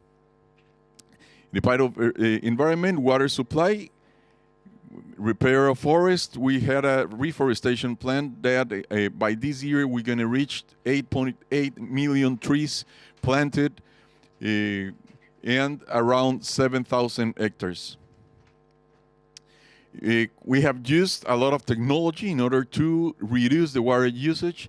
We are recycling and reusing water, application of new technologies in irrigation. We have we have developed a platform, an application that it's called Senjiriegos. Senjiriegos lets all the mills and sugarcane growers to know when is the exact time to use the water and the exact amount of water. Something very important is that 76% of the water need of the sugar cane in Guatemala comes from the rain, and if we look at the water footprint, Guatemala uses 47% less water than other countries producing sugarcane. We also are committed with the biodiversity conservation. We already have made a study of biodiversity in sugarcane in Guatemala, and for the 2023 and 2033 environmental strategy of sugarcane agro-industry adopts an approach of focus on both adaptation and mitigation to climate change. We also published a paper in the UN journal where we are talking about what's the contribution of the sugar sector to the SDGs 6 and 7. Our most important release for us was the launch of the 17 case studies where it's how the sugar agro-industry in Guatemala contributes to the 17 SDGs. And this is not a checklist. These are specific case studies and specific examples of how the sugar agro-industry in Guatemala contributes and have different activities that are supporting the commitment of the 17 SDGs. If you want, you can scan here and you can find the 17 case studies that the Guatemalan sugar industry has worked in. So thank you very much. Thank you very much, Mr. Pais. Impressive, really. And thank you for whatever you're doing to address health, education, poverty, malnutrition, environment, and so on. Really impressive. Now we're running out of time, so let's continue to the next panelist, Mr. Fernando Orlandis, Deputy Managing Director of Canal de Isabel II, who will share insights on territorial interconnection. Over to you. Good morning. Good morning. I need my presentation, please. Oh, okay, sorry. So I'm going to tell you about something that happened to me in Denmark. And I really agree with our colleague said, because you are the rest of the world, but we are the rest of Europe. When something happened in Europe, they talk about UK, about Germany, about the great things the French always do. And the rest of the Euro really do not bad. So when I was in Denmark, where the companies of our sector were taking a meeting, so the first thing they said is that they had the first drought in Denmark in all his history, their history. And when they told the problems they had, I think, okay, that's the problems that we solved 1 century ago. So we have something to say to communicate from the south to the north. And how to deal with water is something that is just a good example. I'm going to be, trying to explain quickly at least one thing. Okay, where is Madrid, which Lourdes said before, but I also show you that we are in the middle of Spain, but we have a big, an enormous mountain chains of mountains that are really beautiful. If you go to Madrid, I recommend you to go there.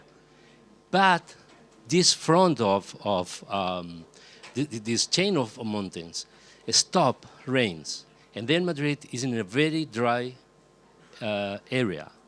We don't have really any water. When I went to Budapest, someone showed me the river, the Danubio. I don't know in English, Danubio in Spanish. So they said, okay, we have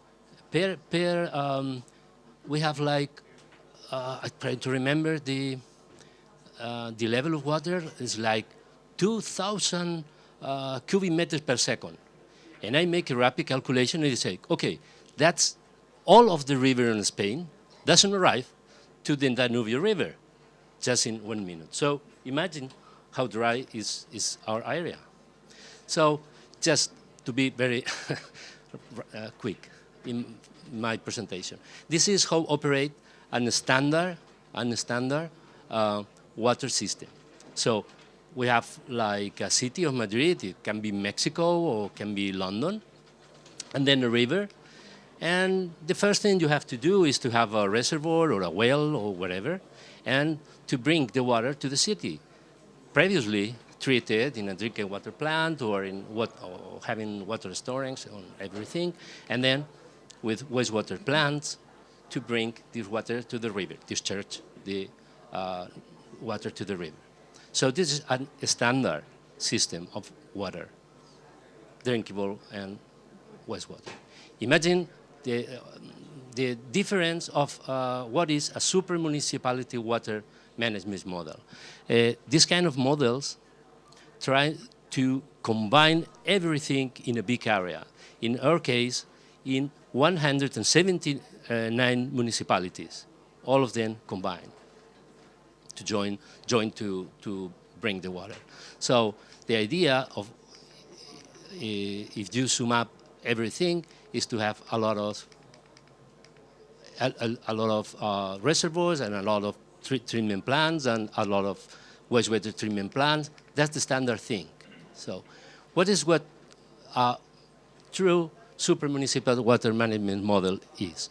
So the first idea is to have less but better sources of water. So all of the water can be connected. If you have, for example, a reservoir in the north, or reservoir in the south, or reservoir in the west, or in whatever in the center, then the idea is to bring the water transfer the water from one of the basins to other. The other thing is to have bigger and more modernized and more efficient drinking water plants. And in the case of Madrid, we have 2 rings of water, 2 rings that cover the 179 municipalities. So imagine that, for example, for every single city, we have 2, 3, or even 4 ways to bring the water. So if we have some problem in the north, we can cut this entry and supply the water from other places. So this is super important to have. One of the most important things in a dry area is to have flexibility to bring the water from different sources and bringing always the best quality water each moment. So, and for the point of view of the wastewater treatment plants and collectors and pipelines of wastewater, you do the same. You can build less wastewater treatment plants, but bigger, more efficient, with tertiary treatment, even fourth treatments. So, and that's my last one, because we are finishing time. We have private forecast for the panel. So this kind of super municipal model show many lessons to show you lessons learned. First is from the water perspective, you improve the quality, quantity and continuity of the waters in every single moment. The second perspective, is the customer perspective, which is cheaper and more efficient fees, greater awareness campaigns, more money to devote to everything. Sorry. Okay. From the investment perspective, you have more economies of scale.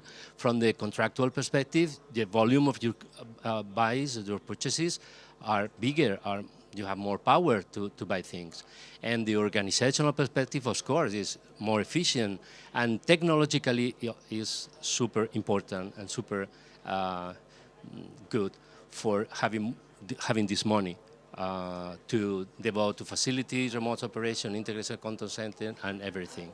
So just to see, with this system, we are in the more competitive area of Spain, but we have the third less cheap water in Spain. So thank you very much. And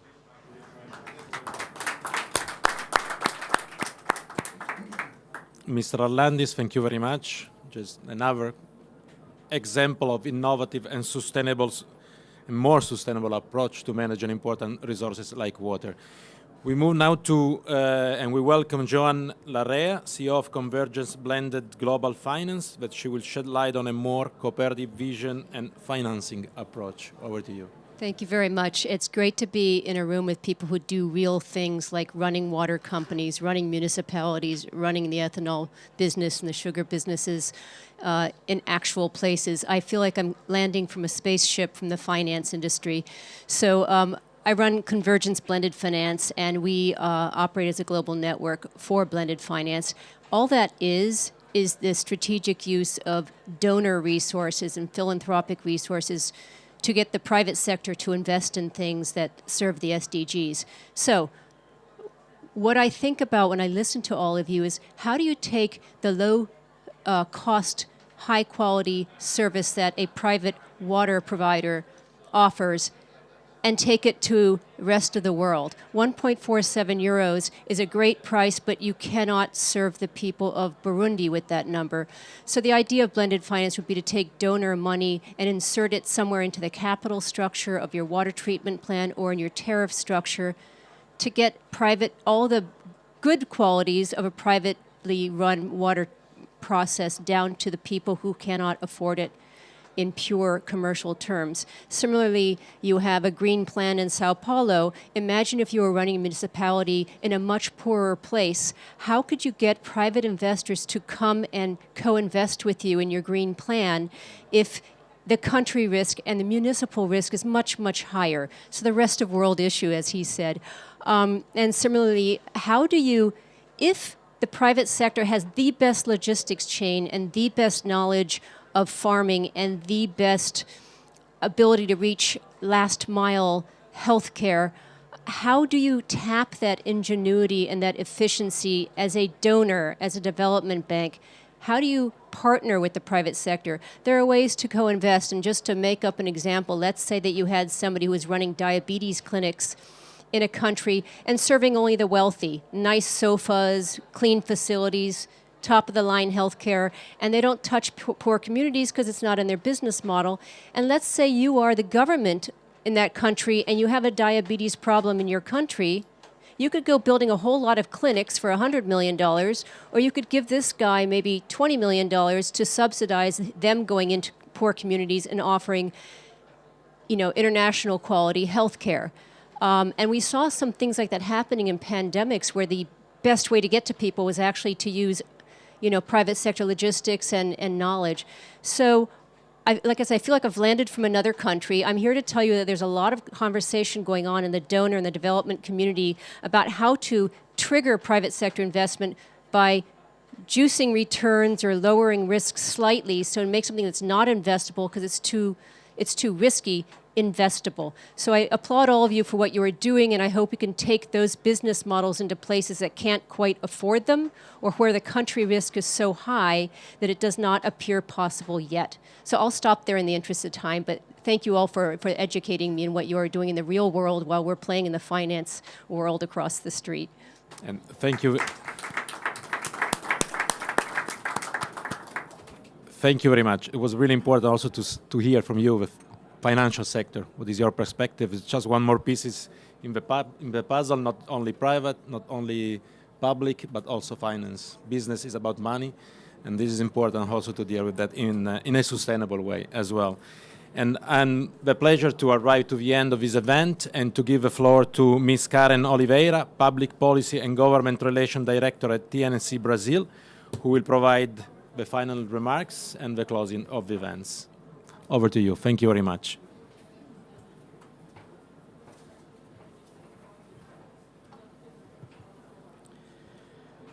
Hello everyone.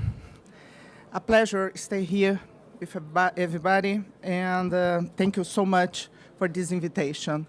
So this panel was a fantastic example about how we can use bioeconomy, biodiversity, and innovation technology to support an economic model, especially a transition economic model to a low carbon process. We talk about this here during this panel. And we at TNC, at the Nature Conservancy in Brazil, we are partners of the São Paulo state government, especially to implement nature climate solutions in many municipalities along the state. And assegurate with this implementation a best water security model and use this with other important partners in the private sector, building this model to a low carbon process. Around the world, we working together, local governments and private sector and financial sector. This is very important group of stakeholders in the process to avoid deforestation, to avoid the loss of biodiversity, and to work together against the climate change. And to end this process, I would like to highlight some points here. First, partnership. We're discussing during this morning about partnership between sectors, between different actors. This is fundamental to develop a new model against climate change. Second, good governance. If we have good spaces to establish a safe dialogue between different actors, we can improve make decisions and create new solutions. Third, I would like to talk about social and environmental safeguards. When we discuss about legal safety, our colleague from UNICA talk about the legal safety. It's very important to emphasize the rights of indigenous people and local communities around the world, in Brazil especially, but we are discussing about safeguards, social and environmental, and this is very important when we are implement new solutions. The other point highlighted here is about innovation and technology. And when discuss about innovation technology, we discuss about a better access to finance, because we need money to implement innovation and technology. But we can make the difference, new solutions using innovation and technology. And other important point in this process is using the planning, the different tools that we have in public policies to support these activities from the private sector. Especially when we talk about planning, we can explore better the integrated solutions in the territory and the cumulative synergies between different projects to improve the reality of this process related to climate change and the loss of biodiversity. So I believe the main message here is together we can make the difference. Thank you so much.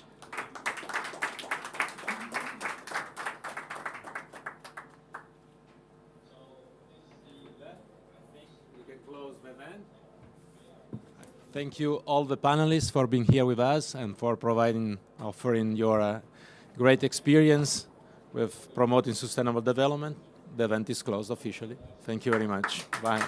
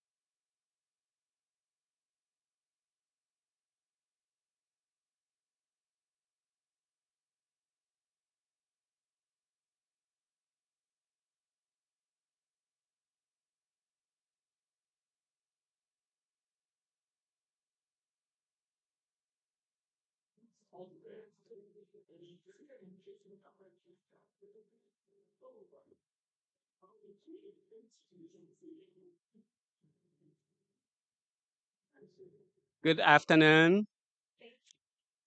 Good afternoon.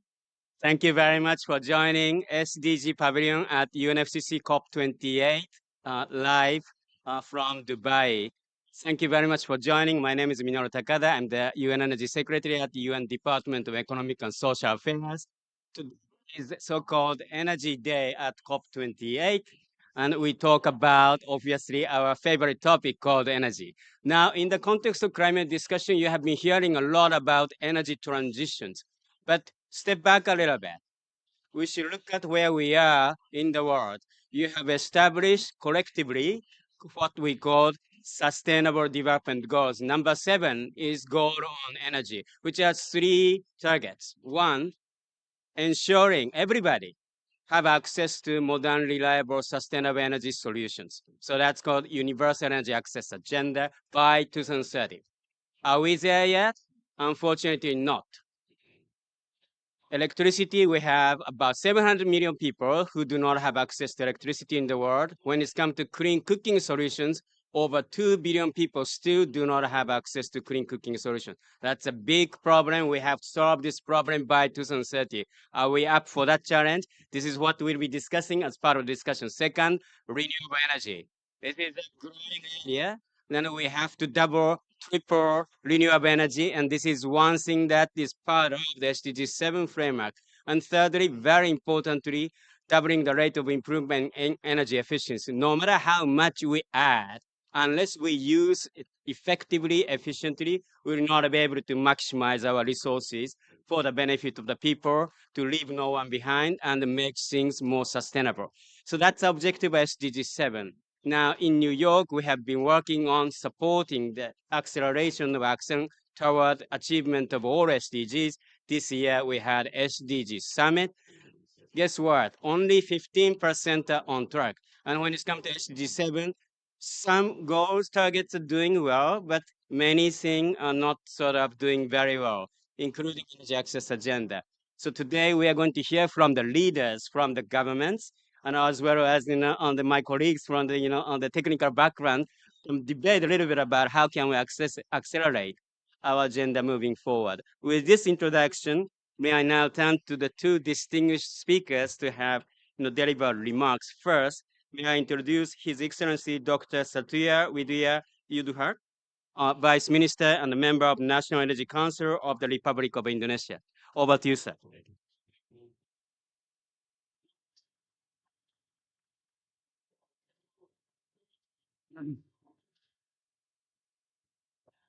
Very good afternoon.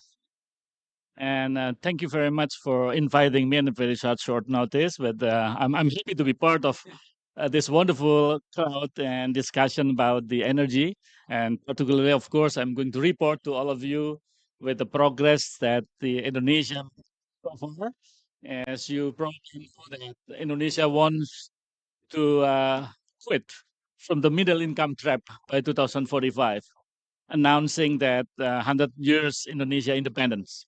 A lot of work to be done, of course. Yeah, we are assume that our economic growth is around 6%, from now on up to 2060. So in order for us to achieve the, belong to the high income society countries, hopefully, finger crossed. Yeah, but the energy sectors, of course, become a very critical elements. So we also doing the scenario on the energy transition. So simultaneously, we want to achieve the become the developed country. But on the other hand, we have to we have to also align with our strategy in achieving the net zero emission by 2060. So Indonesia is living in the fossil fuel economy for so long. As you probably know, we are rich in the gas and also oil resources. And nowadays that we have to switch, particularly on the coal side. But the thing that I like to report to all of you that is easy talk than done. because of the existing facility that we do have, particularly on the coal-based fire plants, been on PPA for another 20 and 25 years. So a lot of initiative coming from the international community, such as the Just Energy Transition Partnerships, to help to accelerate the brown assets. What I may say that because we have to solve this issue first before we stepping into the implementation of the renewable energy into that system. Indonesia pledged that by 2025 that we are aiming to achieve 23% of the renewables, part of the energy mix. Nowadays, just two more years to go, but we're just only able to achieve around 12%. So that's becomes our homework. But on the other hand, in terms of the energy security, that we have to be able to provide the security of supply for the energy to the people. And the second part of it is the affordability. Yeah, and then the third, of course, everything that should be done in the condition of environmentally friendly. So those three aspects that we are working on in Indonesia, and so far what we have done is quite uh, progressing. Yeah, in terms of the electricity ratio that we are able to manage the achievement of around 97.3%. So most of the Indonesians nowadays is they enjoying the electricity. And if from the demographic standpoint, that Indonesia is archipelago country, sometimes the rural islands it's not been fully electrified because of the conditions of the location. But now we are aiming to do a lot of works, with the subsidy from the government in order to provide electricity to that people that categorize the and the rural area and also isolated islands.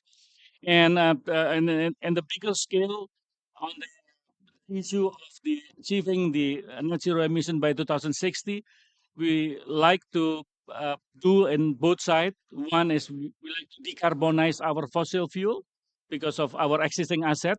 So it means that we are decreasing the carbon footprint by decarbonizations. Of course, need technology in it, yeah, because of carbon capture and utilization storage is one of them, and also the technology that we can combine between fossil and renewables, such as the co-firing for our coal-based fire plant. So at least with the existing asset, we are able to achieve our NDC as per 2030, that we have to be able to reduce the emission up to 460 million ton by international assistance.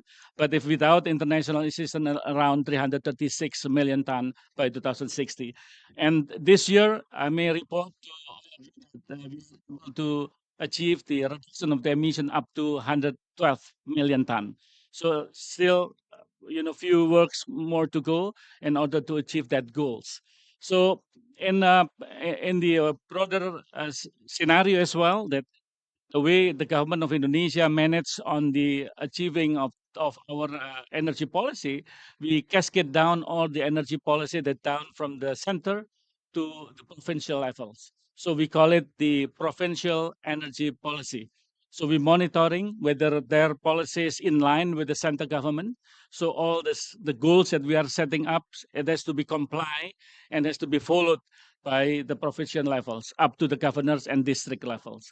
Those are the thing that we like to to see it happen, and hopefully all the commitment give it to the UNFCCC through our NDC will be achieved tremendously. So that's probably my short remark that I like to again to convince that we are a developing country with a really progressing spirit in order for us to achieve the global standard. Thank you very much.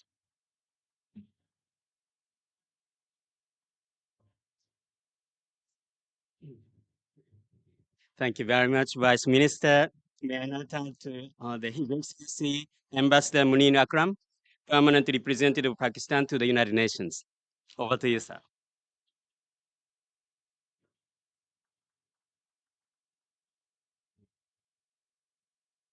Thank you. Thank you very much, moderator. The distinguished Vice Minister has spoken about the national efforts of Indonesia, and we in Pakistan are in a slightly different place.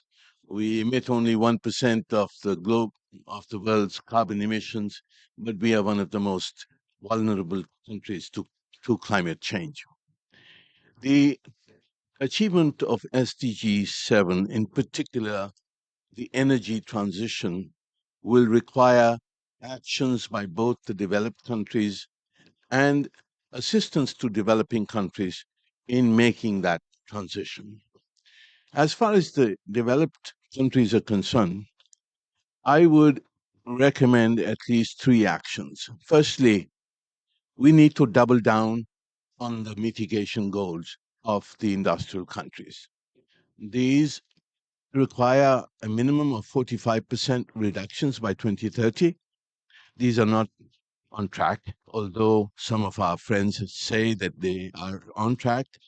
But according to figures, they are not on track. We need to now rely on new technologies that are emerging, in particular carbon capture and reuse technology, more efficient engines with mitigation. And there are new technologies coming out here. I do not think direct air capture looks good, but it's not going to do the trick. We need capture at source of mitigation from fossil fuels as such. Secondly, I think we need accountability. The commitments that have been made for emissions and for other aspects of SDG 7 need to be fulfilled. They cannot just remain promises and on a voluntary basis. There has to be a system of accountability which would penalize non-fulfillment of commitments for carbon reduction and carbon mitigation especially by the industrial countries. And thirdly, I think we need to find some pathways for enabling the pricing of carbon. Until carbon is priced and carbon use becomes more expensive, it is unlikely that there will be a strong enough incentive to decarbonize as such. So these are some things the developed countries should be doing. For the developing countries, it is estimated that we need a transition which will cost about 1.5 trillion per year in terms of installation of renewables, of mitigation of carbon, etc., etc. Last year, we were less than 10% of this figure of investment that is required in the developing countries. So obviously there is a need for a dramatic multiplication of investment into developing countries as such. What are the impediments and how do we do it? It's not only a question of the political will of the industrial countries, there is also a question of A, the policy framework for investment, and B, the projects for investment. As far as the policy framework is concerned, we've got a number of regulatory recommendations coming from various panels, various expert groups, etc. But it's not been centralized. The World Bank uses one, the Asian Bank another, the GCF another. I think we need some kind of a global normative framework which would qualify for finance for the SDG 7, a climate-friendly finance. That regulatory environment has to be set up. And my recommendation for the last 2 years in the UN has been to establish a policy board under the Secretary General in order to bring all the stakeholders together, the private, public sector, governments, donors, the energy players, bring them all together and develop a normative global framework for investment in climate finance. Secondly, the developing countries have to have viable projects to attract investment in the either renewable energy, abatement of carbon, etc. They need viable projects to be developed. So my recommendation is that the nationally determined contributions that the developing countries are supposed to make, these should be translated into projects. It is not sufficient for us to say we will achieve 50% or 60% or 70% unless we have the projects. If we can projectize the NDCs, we will have something concrete to present to the donors or to the investment agencies or to the private sector, that these are the projects we want investment for. And therefore, I think we should establish under the UN a project unit, perhaps under not DESA, but associated with DESA, a project unit run by professionals, professional investors who can help developing countries to develop these projects. The United Nations has got 130 country offices with all kinds of experts, all people sitting there with knowledge of those developing countries. They should help those developing countries translate the NDCs into real projects and be able to present them through this project unit to investors, utilizing the support of the policy board under the UN. So these are some concrete things I think we can do in order to assist the developing countries move towards the fulfillment of SDG 7. But there are also some things that we ought not to do. I think the danger of the carbon protectionism is very real for developing countries. A carbon tax at the border is a pure protectionist effort by the industrial countries concerned, and we must resist and reject it as such. Secondly, technology. What is at stake is the existence of mankind, of humanity. So if you have a technology which can help mitigate carbon, which can help put off the evil day of crossing 1.5 degrees Celsius, we must take hold of it. That technology, if one is developed, whether it's developed in Japan or in Germany or in the United States or in India or China, that technology, once it is invented, there must be pathways to transform it into a global public good with no IP rights and ability to apply that technology wherever it's required in order to achieve our sustainable development goals and our climate goals. So these are some suggestions that I wanted to put. Ambassador, thank you very much. Thank you very much for, and Vice Minister as well, that, we got the very big picture suggestions. I think now we are transitioning to the technical discussions here. My colleagues here, Compen from UNSCAP, Monica from Sweden, and Sweden from Energy Network on Energy and Gender. And they are very well versed experts, both nationally and internationally well respected. So I think the extremely good panel pick up on very big picture, the suggestions came up from the keynote, the remarks of the Vice Minister and Ambassador here. So I'd like to go around twice, if it's okay with you. So we obviously are just halfway through the 2030 agenda, SDG 7 situation. Without a doubt, you know very well about it.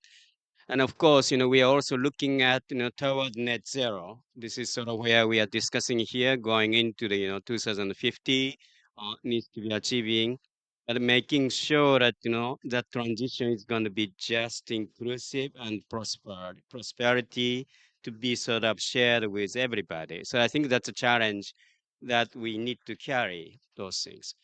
So some of the big picture sort of suggestions coming from the keynote remarks and reflecting your practical experiences.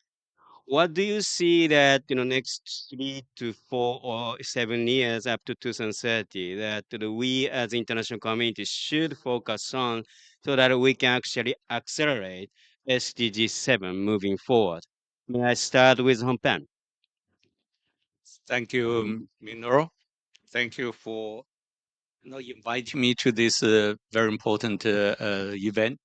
I think our keynote speaker, Excellencies, mentioned a number of very concrete recommendations.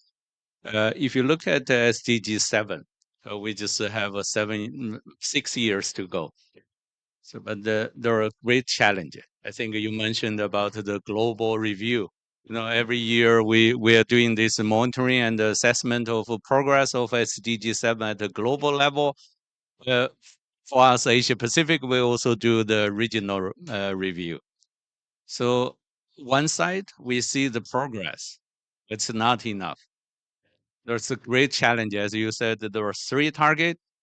And for energy efficiency for Asia Pacific, we see for last decade, we are still below the global average. So we need to accelerate the reduction of energy intensity. Globally it's like 3%.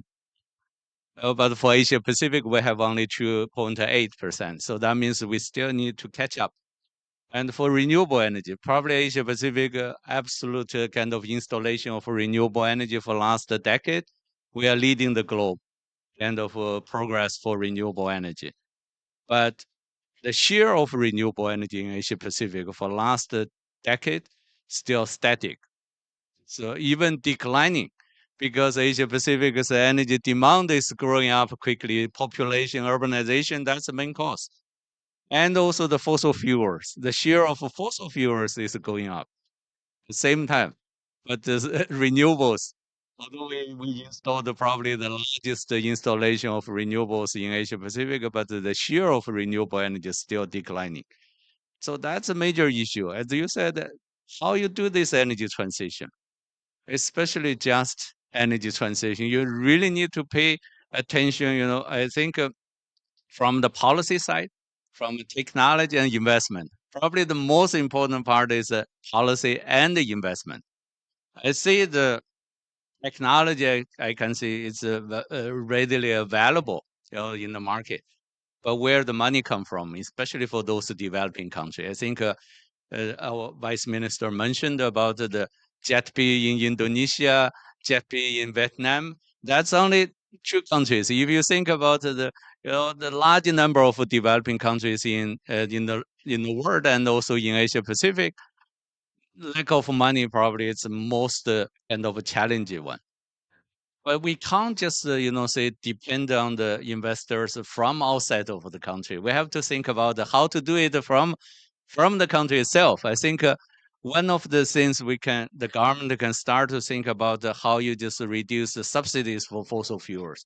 All the countries have the subsidies, but how you just I think we cannot say phase out of the subsidies, but we can say reduce the subsidies as much as possible. And then this could be part of the investment from internal. And secondly, public-private partnership. And we know a private sector, they have technology, they have the investment. How you just create an enabling environment, I think that's the role of government. And the third one, probably the policy, set up a clear target. I think by end of 2022, we have 84 countries committed for net zero emissions, over 35 located in Asia Pacific. So these countries have a clear target for net zero emissions by 2050 or 2060. That is one of the signal for the private sector, how they just invest in the areas for energy transition. So that I think the policy side, set up a clear target. Secondly, create an enabling environment for private sector to develop. And the third one, I think regional cooperation among the South-South cooperation among developing countries. I think a lot of potential, especially in Asia Pacific. We have the largest emerging economies like China, India, and those and Indonesia, those countries, they have the capacity, to develop by their own. But at the same time, they can also work together with other developing countries and to work together for technology R&D and also for capacity building. I really think that's a potential, we can think about to work together. Thank you. Thank you very much. Monica? Thank you. It works? Yeah, it works. So my name is Monica Gullberg from the Swedish International Development Cooperation Agency, and I've been working with many of your countries. And I would like to extend my thanks for your very nice introduction and your recommendations. I say we would agree with most of them. But when I think about the goals for energy transition and climate goals, I think what we lack is the demand perspective. We have an energy sector that has destroyed the planet basically, and who is continuing to come with solutions based on their perception of their own affair. But if we really would like to change that and include optimization, efficiency, other types of business models, other types of energy service providers, you'll have to pay more attention to the demand side of the energy, because what we're talking about is the buildings, different kinds of activities, having buildings, of course, commercial or public, transport sector, and industries. And all these energy end users can also be part of de-risking the capital for investing in new systems. Today we're talking about energy supply, de-risking energy supply. But if you would like to de-risk, for example, energy services for new customers, and including new customers that didn't have any energy before, or marginalized groups also, you would need to understand what they like. And also the bigger industries like the steel industry and the aluminium industry, they can be part of the solution, providing flexibility into the system. So my recommendation or my take would be to let's pay more attention to the energy demand, and don't be like humble customers, but also be people who care and want to have sustainable energy. Very well. Thank you. Sira? Thank you very much. Thank you, Minoru, for having me on the stage. And my remarks are going to be very easy because I think a lot has been said and was very nicely said by our esteemed opening speakers. Minoru, I'd like to speak to this point in my position as the SDG 7 co-facilitator. I co-facilitate a technical advisory group that is convened under UN DESA that supports the technical review of SDG 7 to inform the high-level political forum. This is convened, like I said, by UN DESA, and I'm co-facilitating it together with Hans-Olof Ibrig from the Ministry of Foreign Affairs. And the SDG 7, we produce policy briefs. We have done this since the first review of SDG 7, and to date, I think this is our 6th edition. In the last edition, we have been very serious about thinking about this, and I think there are four points to bring across. I think the first thing is that we cannot afford to reach SDG 7. The cost of inaction, I think this was put in numbers by the World Bank, Minoru, in the report that was presented at the SDG Summit. I think it was at the range of $8.4 trillion due to inaction of not reaching SDG 7, so we're not going to be able to do that. The Energy Progress Report that is produced by the custodian agencies makes it much more real. We're talking about loss of life of 3.2 every year annually because of lack of access to clean cooking fuels. So the cost of inaction is unacceptable. So if we say we have to achieve it, then our focus has to be on solutions. And so in that respect, 4 solutions is that one, the clean cooking agenda, that this needs to be one, a political priority. It needs to be an investment priority, but it really has to be upfront, and we need to we need to prioritize it much more than we have been doing, because we see, again, from the SDG 7 report that we're not making progress on it. Electrification, we have made progress, but like our esteemed speaker from Indonesia said, there's still millions that are not. So the next would be closing the gap for electrification. And that is going to be in a lot of our rural areas. We do know there's a big divide, inequalities between electrification in urban areas that are really outpacing electrification in rural and remote areas. So that would be another. The other is what you said, Elia Minoro, is if we are going to transition, that we need to transition, it needs to be just and inclusive. Just and inclusive means that energy access has to be, we have to accept that there's some of us who, our starting point is no energy, particularly from the continent that I come from Africa. So energy access has to be front and central. But aside from that, just and inclusive means that energy has to be an enabler to achieving other SDGs that are really important for our development agenda. So that's on food security, that's on gender equality, that's on health, that's on education, that energy needs to be seen to be delivering on these.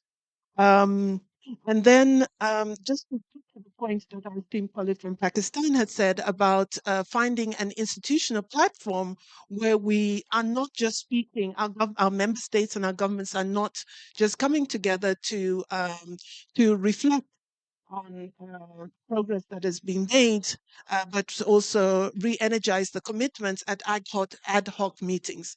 There was an excellent, the high-level energy dialogue in, I think, 2021 that was led by the UN, did an incredible job. But these are, they're just points in time. So I would fully agree. And the SDG 7 Technical Advisory Group also says we need to have sort of a permanent institutional platform within the UN where energy can be brought to the table and can be discussed. The UN is important because it's inclusive. It brings in other stakeholders, civil society groups, private sector, local governments, as we heard from our colleague from Indonesia. So I think that would be the last. The global stock take that is going to be taking place next year under the presidency of the General Assembly, I feel it's an opportune moment to bring the actions that we have talked about to the table. So we're looking forward to that. Thank you. No, thank you very much. So I think Sira's point about, moving forward, next year, General Assembly decided that, President of General Assembly will convene a global stock taking, not on the climate Paris Agreement, but all focused on the SDG 7 implementation. This is sort of part of the ongoing processes. But I think it gives us an opportunity to reflect the last 10 years or so, and looking forward to the next couple of years to accelerate and finish off the SDG 7 agenda. And then I agree that we have to bring useful ideas. And here, then the Ambassador Graham already sort of laid out a few big picture suggestions, right? Whether it is a broader policy framework to guide the investments, for example, whether we should be a bit more aggressive in articulating opportunities on the ground in the form of projects or initiative or partnership. JETP, for example, is a good example of partnership in those things. But I think, obviously the international processes like do in New York tend to be a bit more process and, the data monitoring oriented. But what I think everybody wants is that intergovernmental processes also deliver on something more the action driving. So looking at sort of next year's global stocktake on SDG 7, the summit of the future and beyond, another COP to come, what are the sort of the big picture deliverable that you would like to see? And then we can debate a little bit. And then, Ambassador, we might come back to you a little bit for your guidance on the further suggestion on these issues after this panel is set. But I think, it will be important that, we go beyond data. We go beyond the monitoring. We look at sort of what is it that the global community can do or multi-stakeholder should do. And of course, UN system should, of course, do. And what do we want member states to step up and then to be able to sort of enable those things to happen? I think those are the kind of things that, we working at the technical level should give a bit more deeper thoughts. They use those opportunities on that. So may I come back again in this order? From Pen, over to you. Thank you, Minoru. So I think the intergovernmental process is one of the important component for this global kind of maybe accelerate the global actions SDG 7. The stock take is probably one of the ways we can do it. But at the same time, we probably also need to work together closely with the member state. At the regional level in Asia Pacific, actually, I think our member countries already established a kind of intergovernmental process, like including Pakistan, really support the SCAP's work to establish an energy committee. So this is a committee, all the members share their views, share their good practices, and then to forge the collective actions at the regional level for energy transition. One of the tangible outcomes from our intergovernmental process to support the member countries to develop their SDG 7 roadmap. So, all the countries, they have their own national strategies for sustainable energy development. But some of this target is not closely aligned with the SDG 7 up to 2030. Most of the countries probably they work with if you look at the 2015, probably only 5 years, but there's no way, kind of long term to align with SDG 7 to have their national kind of energy strategies. So what we do is we develop a kind of methodology to support the country to analyze about their existing national strategy on sustainable energy and the SDG 7. So what are the gaps and how you address these gaps? And secondly, to also go beyond the 2030, the SDG 7, up to their Paris Agreement commitment, the NDCs. And some of the countries also request to go even beyond the 2030 up to 2050 for net zero emissions. So what's the result we got? We already done 16 countries and the subnational SDG 7 roadmaps, including Indonesia, Pakistan, and also Nepal. Those developing countries have this SDG national roadmap, which clearly provide this result if you achieve SDG 7. So how you do from policy side, from technology side, the investment needs, and how if you achieve your NDCs, so same, and also the net zero emissions. This give the government to think about when they review their energy strategy, how you just integrate or align with this existing kind of strategy and also the global target. So I think this is one of the examples we are doing through this intergovernmental process, and the mandate was given by the member countries to support the member country to move ahead with SDG 7. I really think the stock taking will give the opportunity again and to go through this how when we review the progress, we also find what are the gaps and how we work together to address these gaps. Thank you. Monica? Thank you, Minoru, and thank you for this question. I think the UN system should. I think what Pakistan member said is quite constructive about helping the countries to develop projects.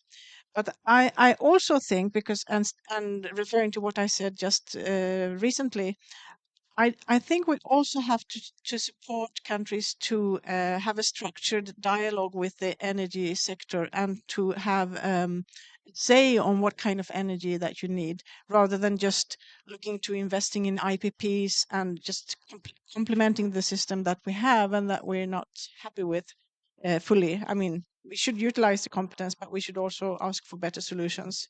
I think the current system does not include cooking, like Sheila mentioned. That's the deficit, and we also have very much need for more transmission lines among countries, and especially in Asia. And I was thinking of, for example, Indonesia with all your islands and the the difficulty you have to shifting to renewable energy because of the land shortage you have in your islands. And this should be taken as an international challenge, and we should be looking into transmission lines also. And I think so a structured dialogue where countries can express and articulate the actual needs for transitioning and then get funded for that, including the carbon pricing. I agree with that. The problem with projects like GHP, for example, is it's still loans. So countries need to take loans to implement them, and if they're not viable, it's not very tempting, even if it's a good target, but it's going to be also expensive. So what the UN can do also is to find forms for cooperation that gives trust and also enables for shared benefit, so that you can have carbon finance from developed countries, but you can also have shared profits from wheeling agreements or shared profit from other market solutions that can help the transition. And for example, for getting rid of coal power plants in Asia, I think this is an universal challenge. We understand the affair, we understand the PPAs are there. There should be a way of solving it. Yeah. So, Minoru, your question was, what do we expect the global stocktake to deliver? I think we can learn from past. I have really found the global roadmap to accelerate SDG 7 that came out of the high-level dialogue that the Secretary General put in place. I have really found that to be a game changer. Why was it a game changer? Because it presented a common vision. It was an inclusive and comprehensive process. You have different stakeholders that were involved, and all that was consolidated into a common vision as to where we need to go. So I think maybe revisiting that, there were a number of priorities, revisiting that roadmap that presents a common vision as to where do we go from the end of the decade of sustainable energy for all, which is 2024, until 2030 and beyond. I think is something that should be delivered. I do think this needs to be a political commitment as well and be very strongly backed by member states, particularly from our both developed and developing countries. I do think there needs to be a call for action as well. I think we need to be ambitious and continue to emphasize on the ambition and the boldness. So I think the call for action can capture that. And in that, I think already a lot has been said. Let's look at what is being left behind. Clean cooking, we've mentioned. We need to have a new vision for clean cooking. At the SDG Summit, UN Energy, UN DESA, the World Bank, and WHO put on the table a roadmap towards clean cooking for all. And what I liked about this is that it really put this as a universal achievement. It's not just for developing countries, it's also an issue. We're also talking about transitions that have to take place in the global north, transitioning from gas to more sustainable forms of energy. It also looked at different types of financing that needs to come in. So giving new visions. Just building on what our esteemed speaker from Pakistan had said about financial flows. Fatih Birol, the executive director of IEA, was on BBC yesterday on Hard Rock saying only 2.5% of climate financing is going to clean energy in developing countries. That has to change, and I think our esteemed speaker had already said that. So we're really looking for this stock take to be real and say what are going to be the new pathways. And I think a lot of discussion from our G77 is going to be on that and positioning that we have to be need-based and go beyond the 100 billion goal. But let me conclude. I am a civil society representative on this panel, and for us, what's really going to be key is having a people-centered approach. And again, this links to what I said earlier on, is how does this deliver for lives and livelihoods? How is the energy transition going to deliver for jobs?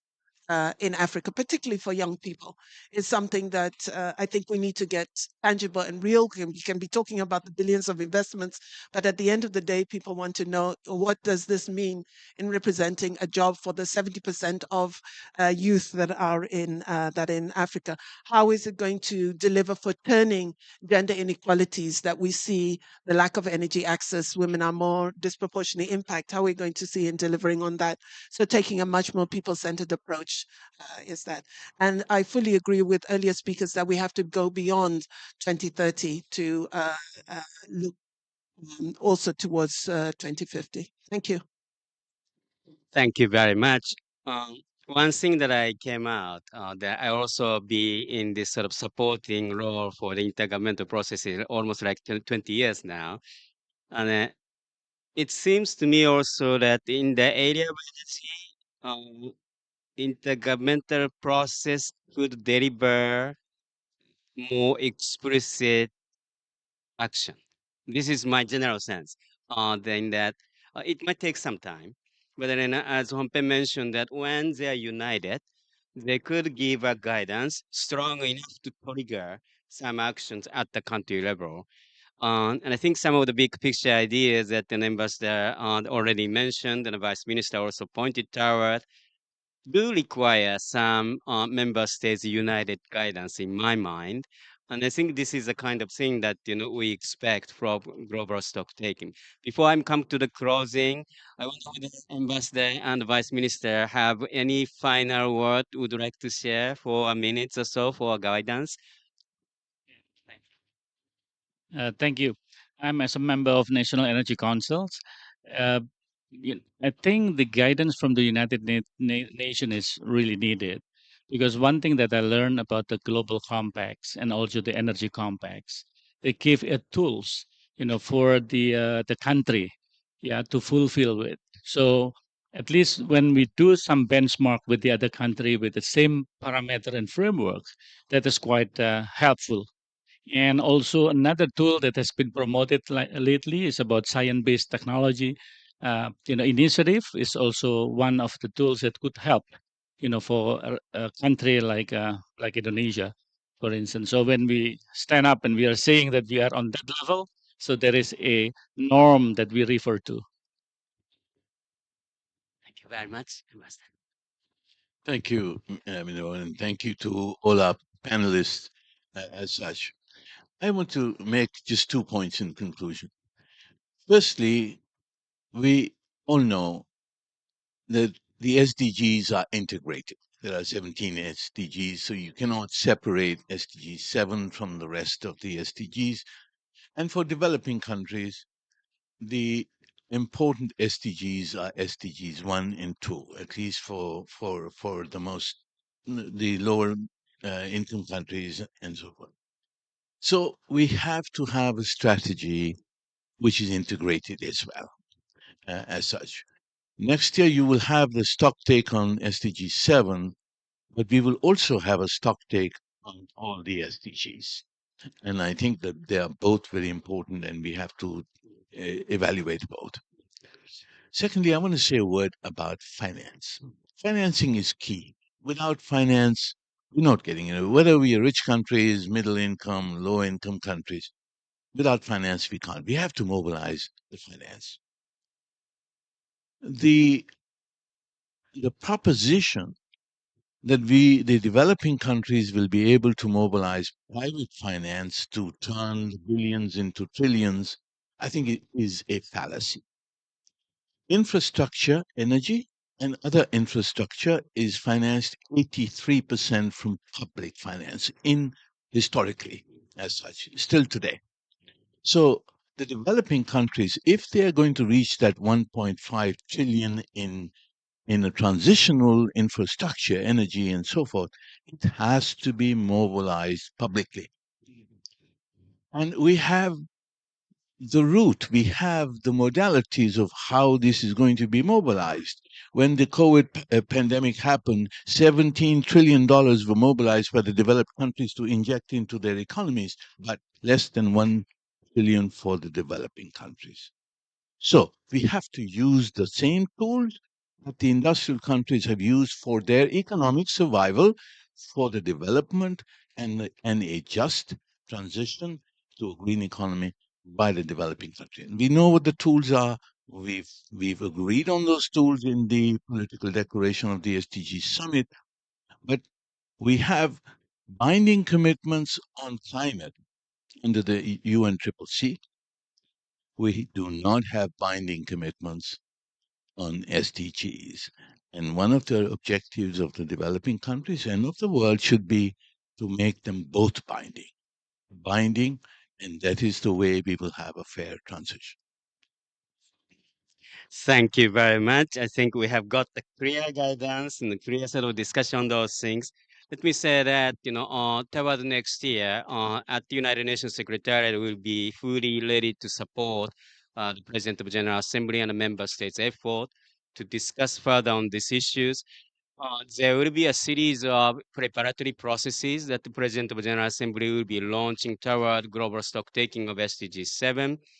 And then I anticipate that there will be some form of outcome, like call for action, like Sheila mentioned, complemented by series of voluntary commitment and action. Energy Compact, thank you very much for the government of Indonesia to standing up on the Energy Compact as well. It's going to be one of the means to do that. We raised already $1.3 trillion of Energy Compact so far, but not at all sufficient. Not at all. So we need to go double, triple, but making sure those actually result in tangible actions on the ground, because otherwise it flows on paper, but then never happened on the ground. And I think this is where UN system and the international community needs to come together to support governments, support partners on the ground to make sure this happens. So we have a lot of all the work to be done. But we also got the great big ideas. So I personally have got some ideas as to what to do on the call for action and supporting member states. But thank you so much for everybody joining together and looking forward to working together. Thank you very much.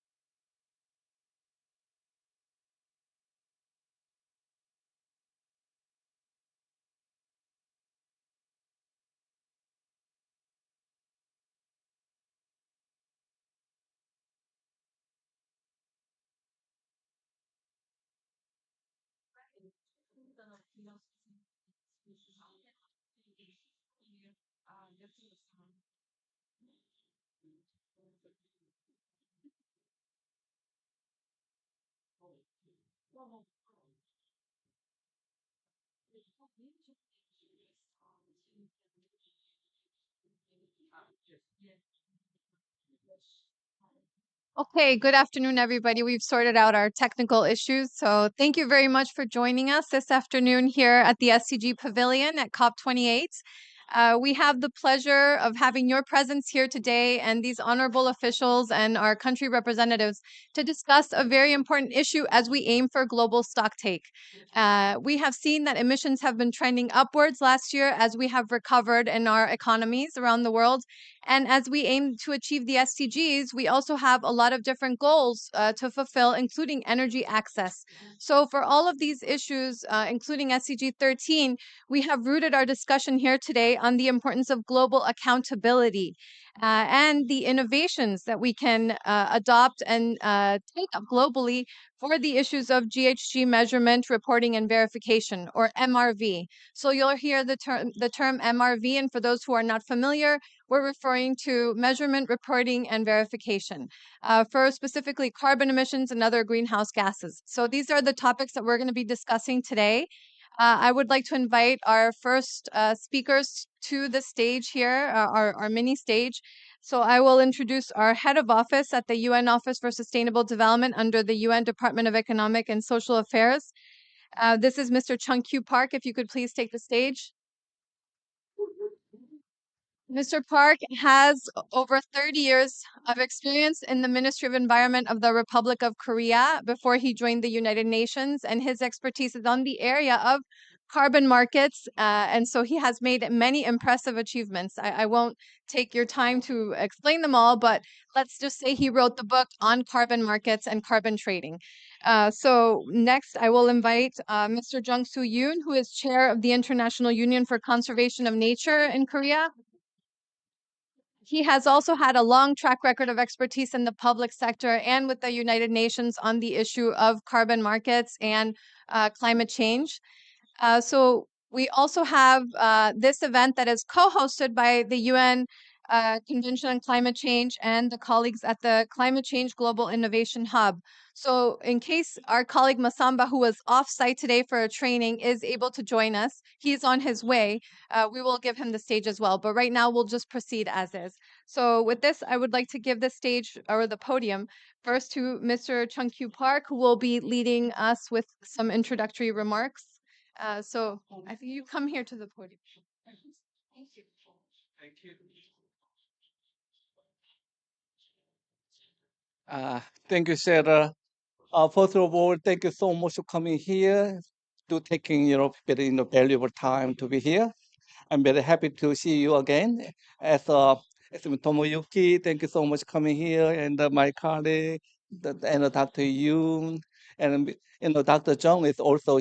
She is actually chair of the Korea greenhouse gas inventory research and inventory works. That's very famous in the fast tracking to accumulate the fast tracking of the inventory systems. It was very important.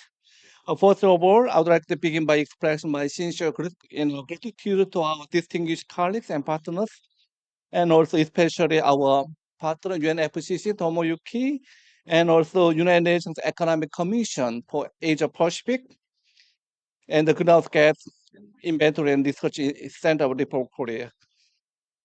The latest UN data, as you are all aware, the latest UN data has sounded our distraction alarm. The greenhouse gas emission has reached an all-time high, accelerating by 1.2% from last year. This surge in the emissions further propels us towards record temperatures and severe climate catastrophe. Despite this dire situation facing, the Secretary General's resolute call remains crystal clear. We can still achieve the 1.5 degree warming limit.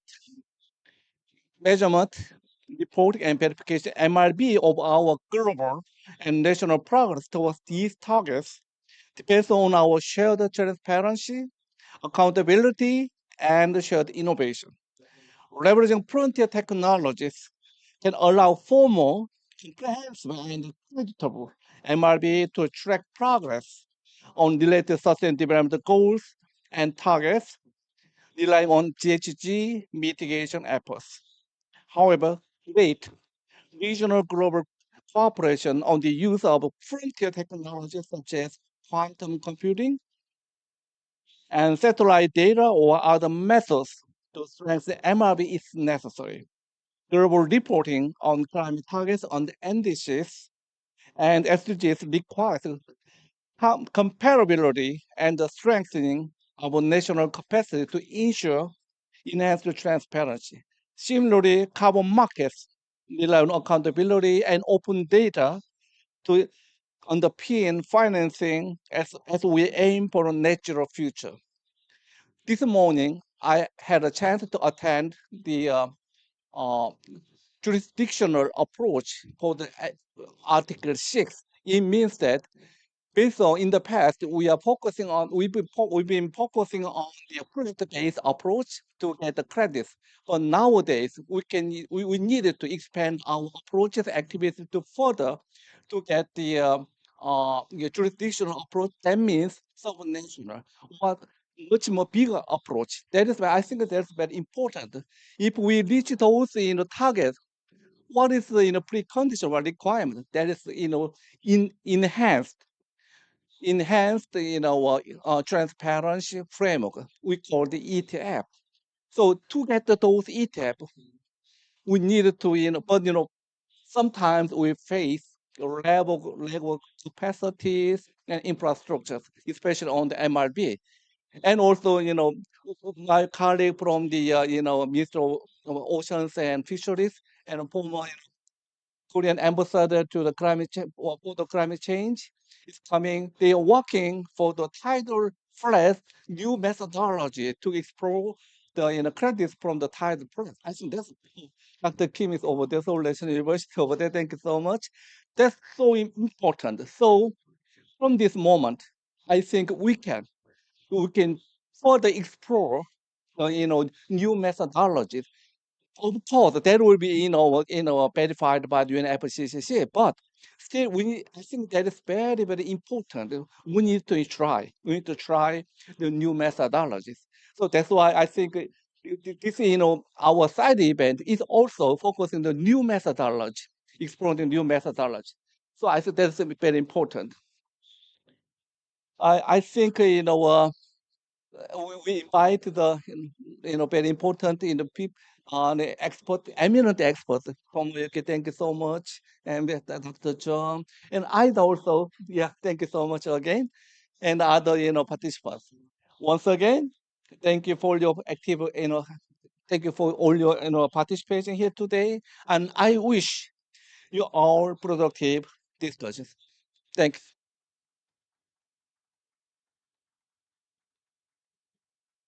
Thank you very much, Mr. Park. I would like to now call our colleague, Mr. Jung Soo Yoon. Jung Soo Yoon, who is chair of the International Union for Conservation of Nature. If you could come and give us some introductory remarks as well to guide our discussion here today.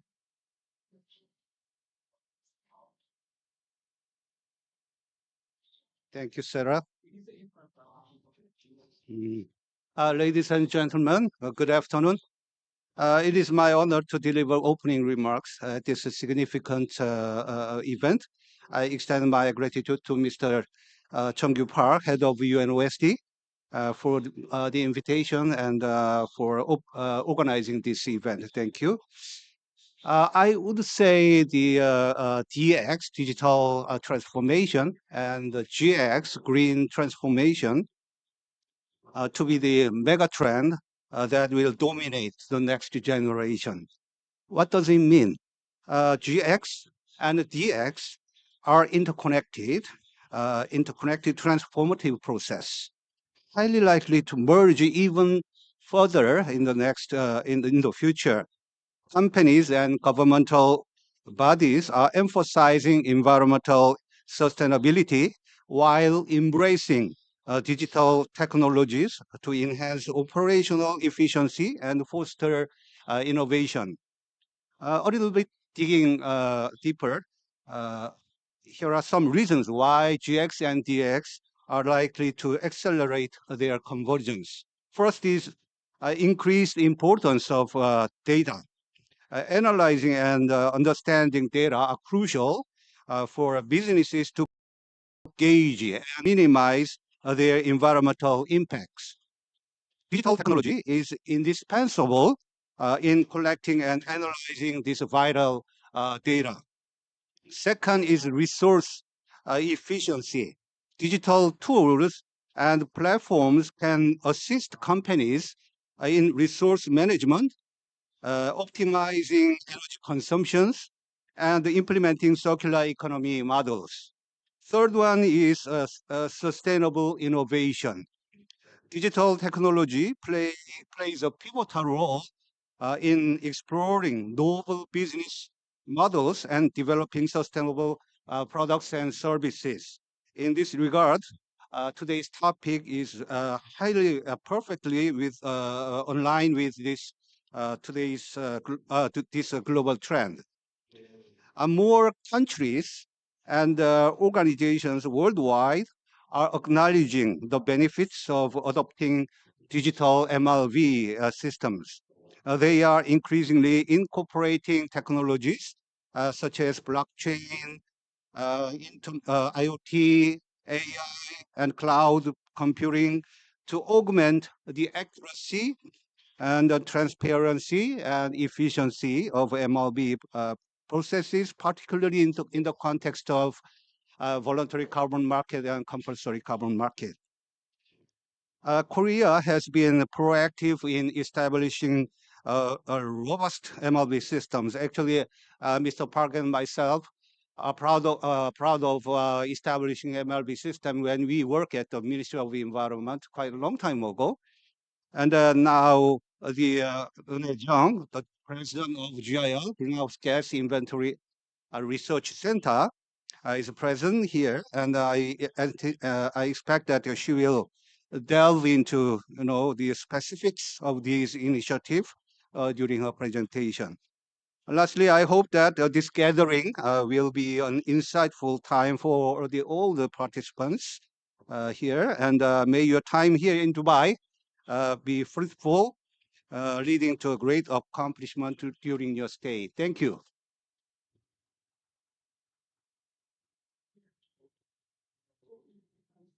Thank you very much, Mr. Yoon.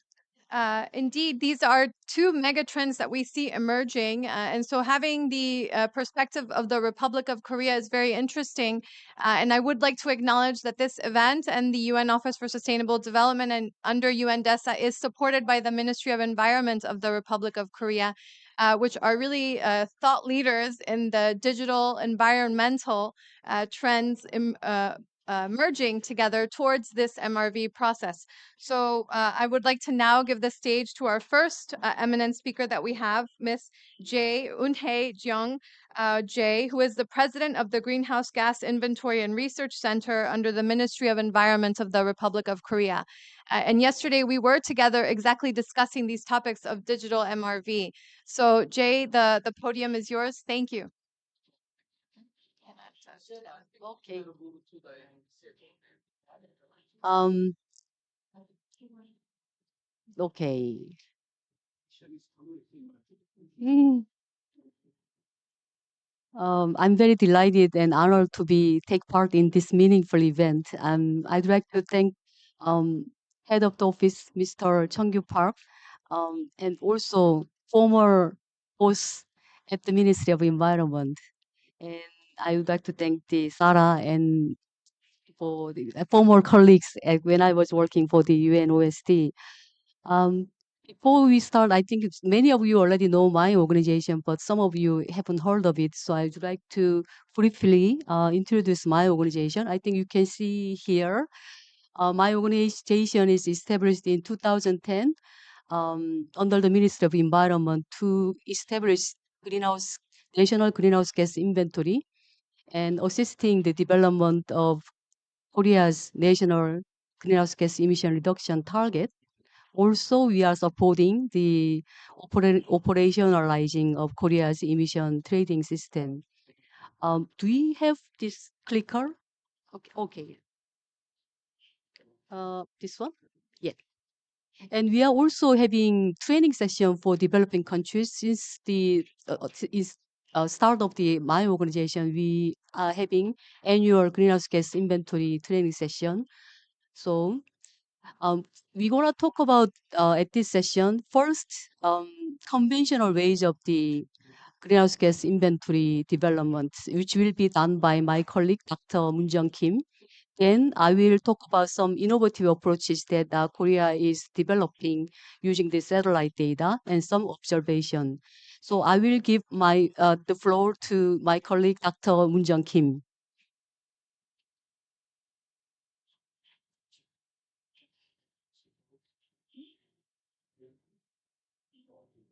Thank you. My name is Moon Jung-kim from Greenhouse Gas Inventory Research Center of Korea. From now on, I will explain about Korea's greenhouse gas inventory.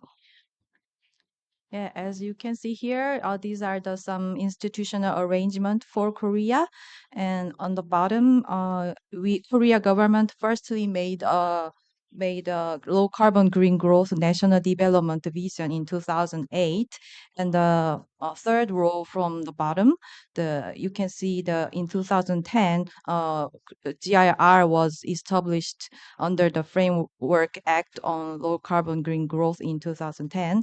And then at the top, in 2021, Korea pledged to achieve carbon neutrality by 2050.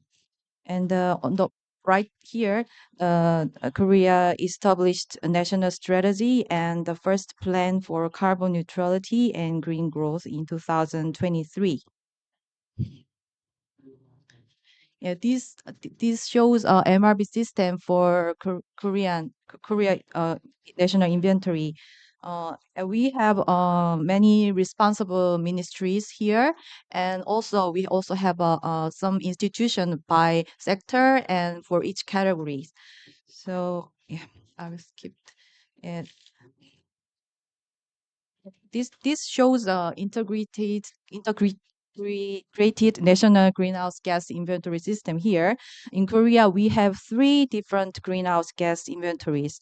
First one is a national greenhouse gas inventory for submitting BUR and national communication. And the secondary on the right side, you can see we also have a regional greenhouse gas inventory to support for establishing regional reduction target. On the left side, you can see here the facility level greenhouse gas inventory, such as emission trading scheme and target management system. So, as you already know, Korea has been operating Korea emission trading scheme since 2015. So we also have an IT system for these 3. This shows greenhouse gas emissions by sector. Actually, we are in the progress for verifying 2021 national inventory. So you can see I put the national inventory for 2022. It means that it's not it's a provisional statistics. So as you can see here, Korea, the industry and energy supply were the main emission sources, followed by transportation and buildings and so on. And this is the national greenhouse gas emissions for 2020, which is also provisional. So in 2020, we estimated Korea emitted 654.5 million tons CO2 EQ. So in 2020, as can be seen here, potential emissions decreased 3.5% compared to the previous year, and also 10% compared to 2018, which is the lowest figure since 2010. And this slide shows emissions versus power generation. From the analysis of provisional potential statistics here, in 2022, emissions from the energy supply decreased 4.4%, while power generation increased 3.1%. It means that greenhouse gas emission intensity was improved. Yeah. From now on, she will talk about the innovative approaches.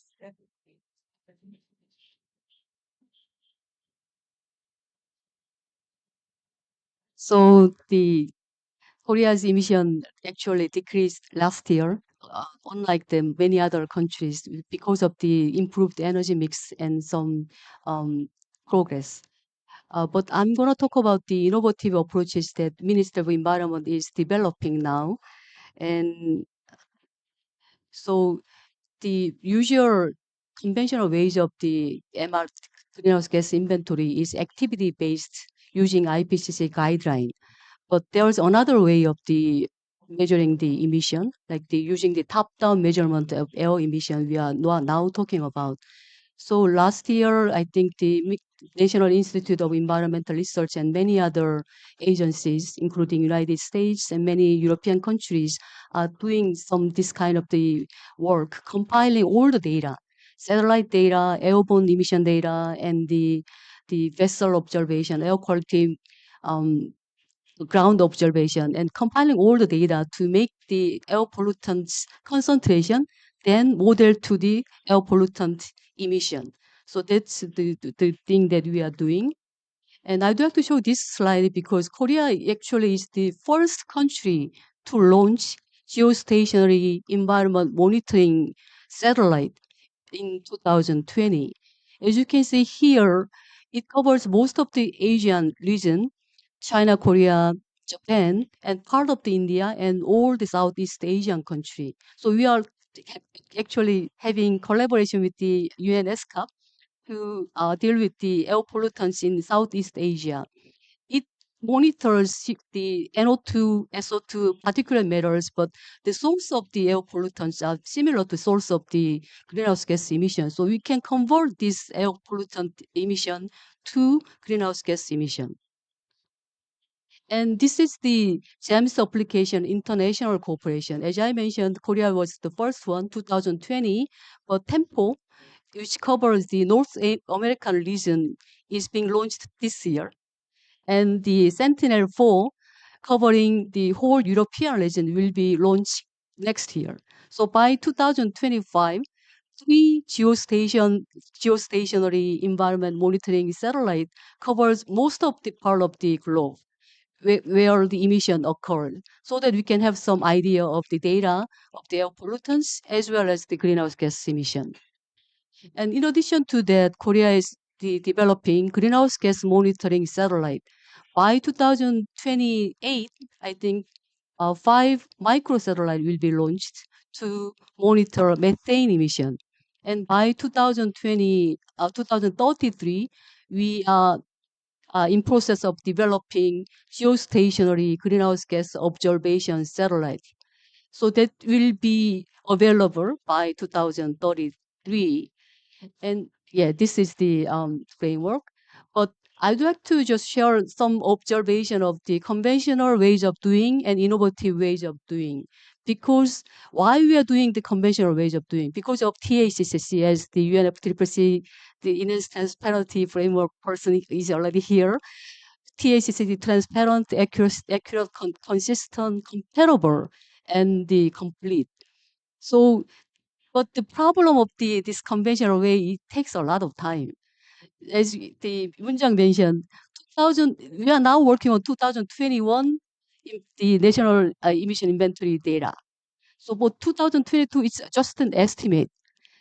So at least 2 years is needed to finalize the data. So it can be outdated 2 years already. So for that, like the satellite data, the innovative approaches provide real-time data, real happening right now in China, in Korea, in Japan. So it complements.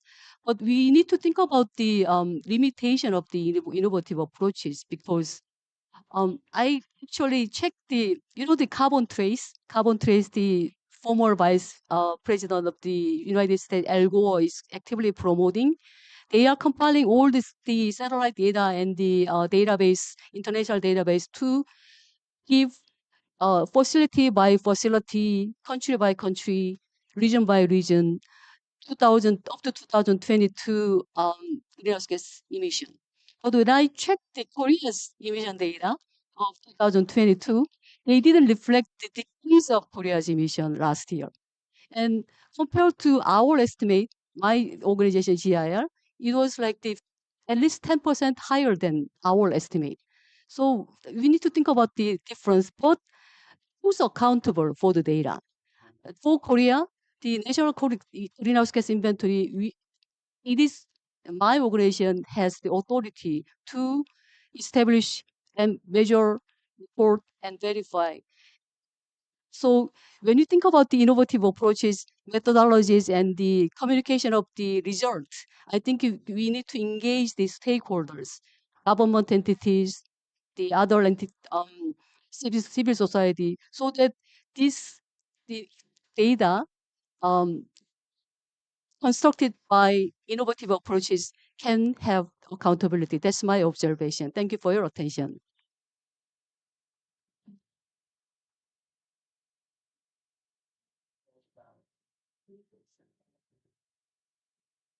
Thank you very much, Jay. Indeed, I think we have a lot of very important terms when we're talking about voluntary carbon markets, but then also the compliance carbon markets and how these can be married, the role of government, the role of third parties, and the role of innovations. And we have some of those colleagues here today.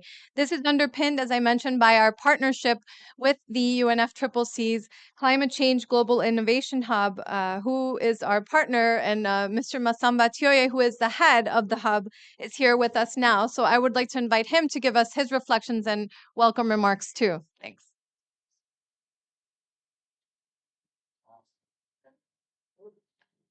Thank you so much. Thank you for the invitation.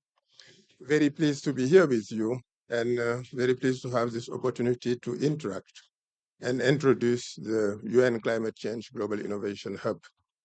It's an initiative of the UNFCCC Secretariat put in place at COP26 in Glasgow with one vision: how can we enhance the use of innovation to support the many people and the planet?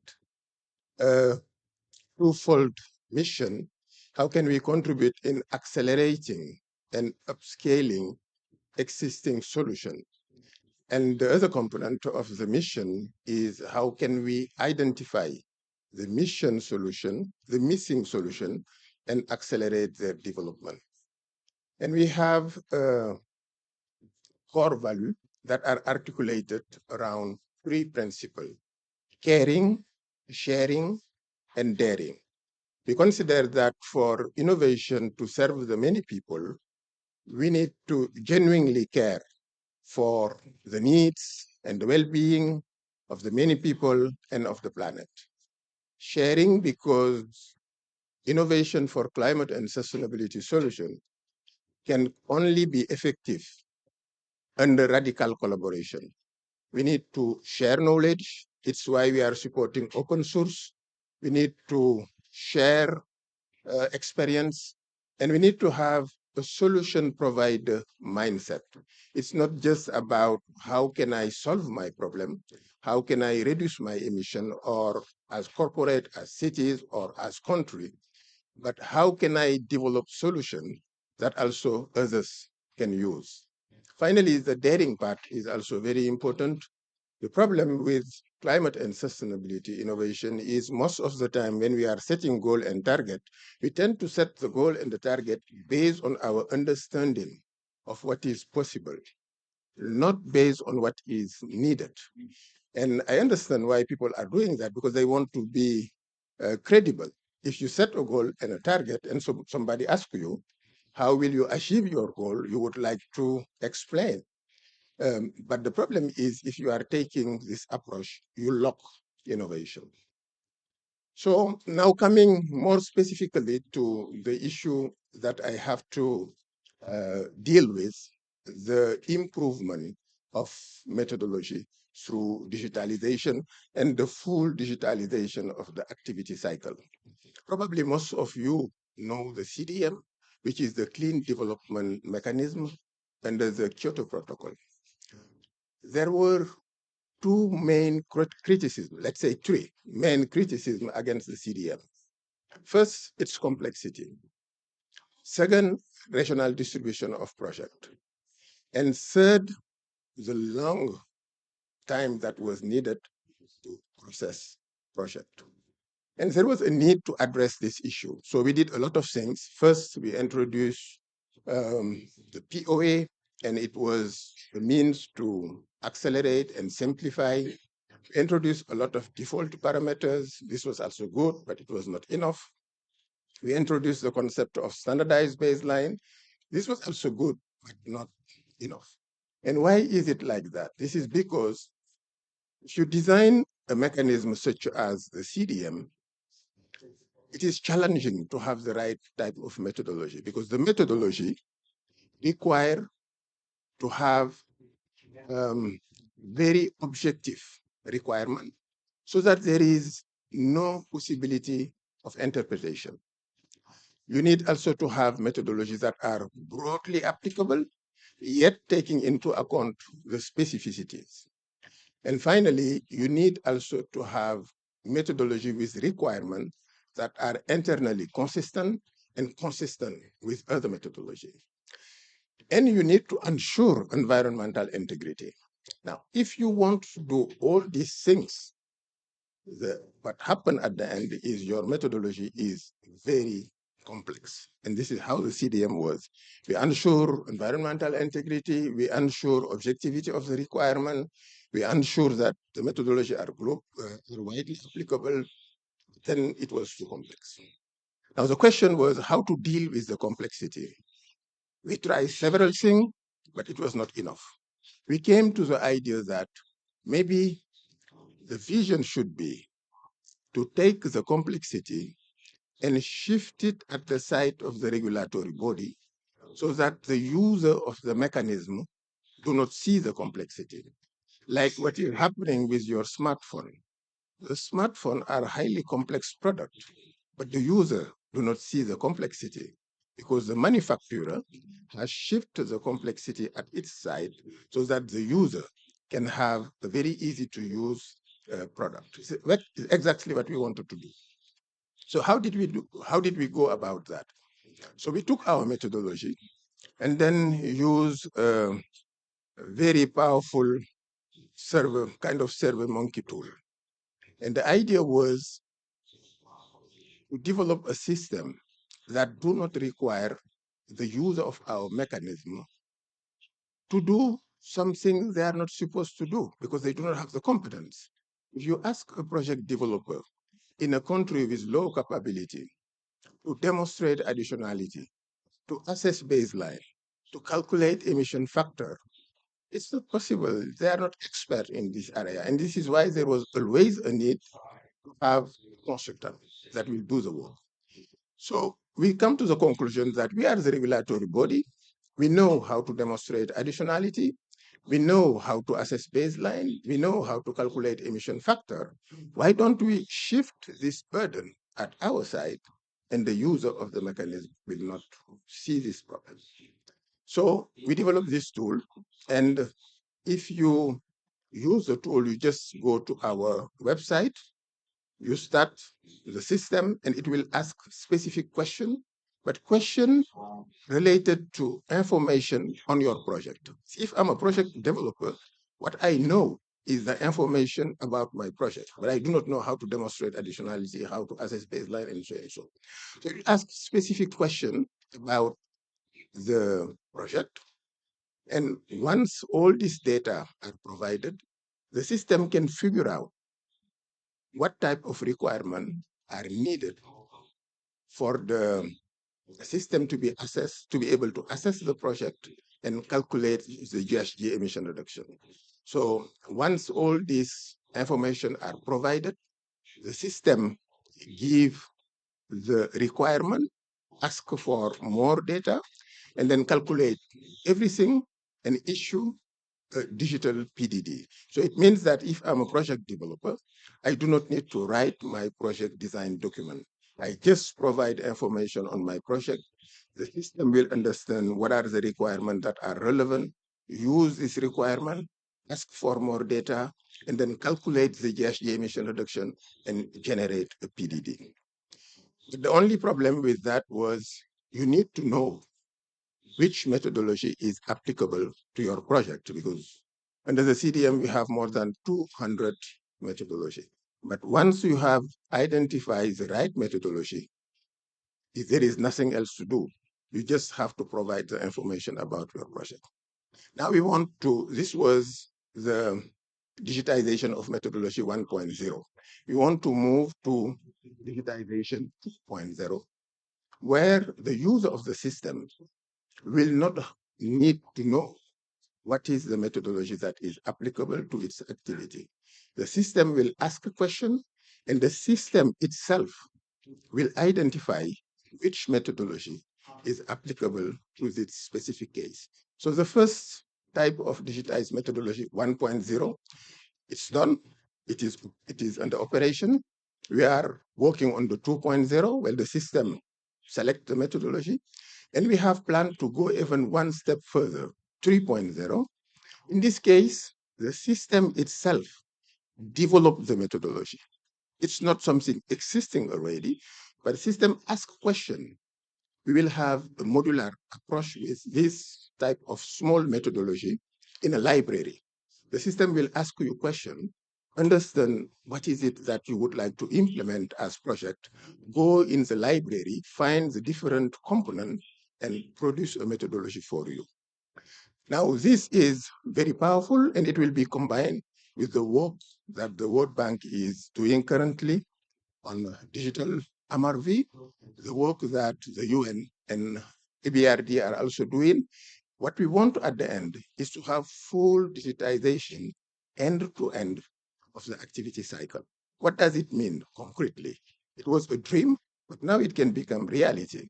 What we want is a situation where a woman somewhere in the rural area in Africa will operate a clean cook stove. And while she is operating a clean cook stove, money from carbon finance will start coming into her digital wallet. Thank you for your attention.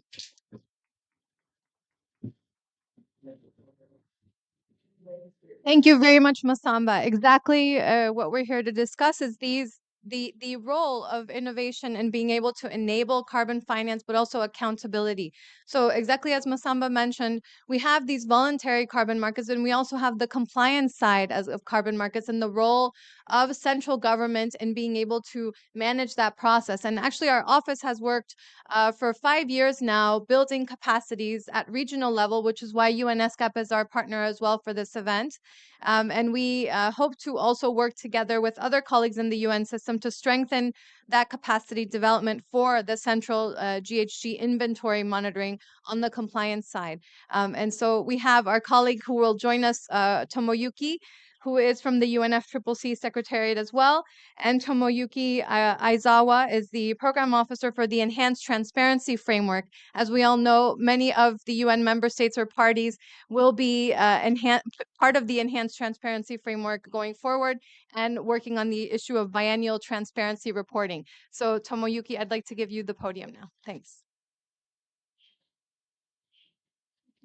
Thank you, Sana. So, yep.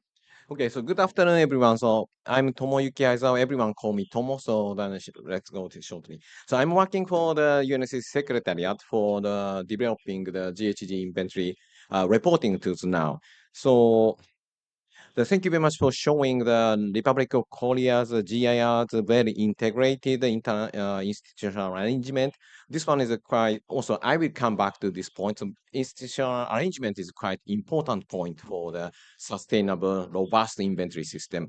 And other thing is, as Mr. Park and Mr. Yon shows, the strong commitment of the government side of the high top side is quite important. Otherwise, our inventory people cannot work continuously and sustainably. So then you have already had something. So it was quite impressive. I'm so touched to see that one. So, okay, so let me start with the ETF thing. So, okay. What is ETF? ETF is this starting with the reporting, and after that, the submitted data will be reviewed. So then you will get some feedback. So improve how to improve the data. And after that, it will go to the multilateral consideration. So this will be shared with other parties and the countries. I think this is a similar concept as Masamba's showing the caring, sharing, daring. So we are in this way. So try to help. Also, we are doing to try to contribute to the environmental integrity. So this is a general framework of the ETF framework. Okay. So why parties needs to submit inventories? Because this is defined in the Paris Agreement, Article 13. And how do they report? So this is defined in ATCMA 1. It provides a CRT. It was almost similar to the CRF, which was used by the developed country parties. And also, electricity reporting system is defined in the 5CMC. Why I'm showing this is these are the background information. So when you use a tool, you will have some questions. So in that time, it's better to go back to the origin. So these requirement will give you some idea what you should report. So then please go back to the basic if you have some questions. Also, you can raise a question to us or also your friends around the neighboring countries. Okay. What is a greenhouse gas inventories? You may know already. So, but just narratively, a set of standard reporting tables and method should be based on the 2006 IPCC guidelines and sectors, 5 sectors as it's shown. So I'm skipping. Everyone should know, seems to know it. And the gases, greenhouse gases, and also the other non-gases, most of them the precursors. And the time series, starting from 1990, and some flexibility can be applied for the developing country parties. And as also a GIR colleague showed, so they have already had estimated data 2022, 2 years before the submission year. So then you have already 1 year advance. So and also you have real time data. That is quite impressive. Okay. So this is a narrative description of GHG inventory. How it look like? It look like this. So one annual year data is included in one Excel file, starting from each sector, energy, IP, agriculture, rural waste. These orange tables are starting point. So this will be filled by the inventory compiler. This is our real working area, ground of work. So after that, these things are going up to aggregated, then you will see the national total. So just this is how can I say, simple illustration to have an idea what is inventory. Okay, so as it is already mentioned by Ms. Jong, so this is a principle of the GHG inventory, TACCC, transparent, accurate, consistency, completeness, comparability.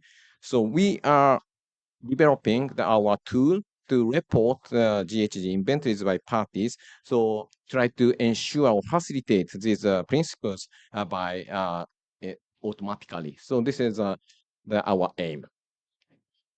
Okay. Observe the trends and the best practice on reporting inventories.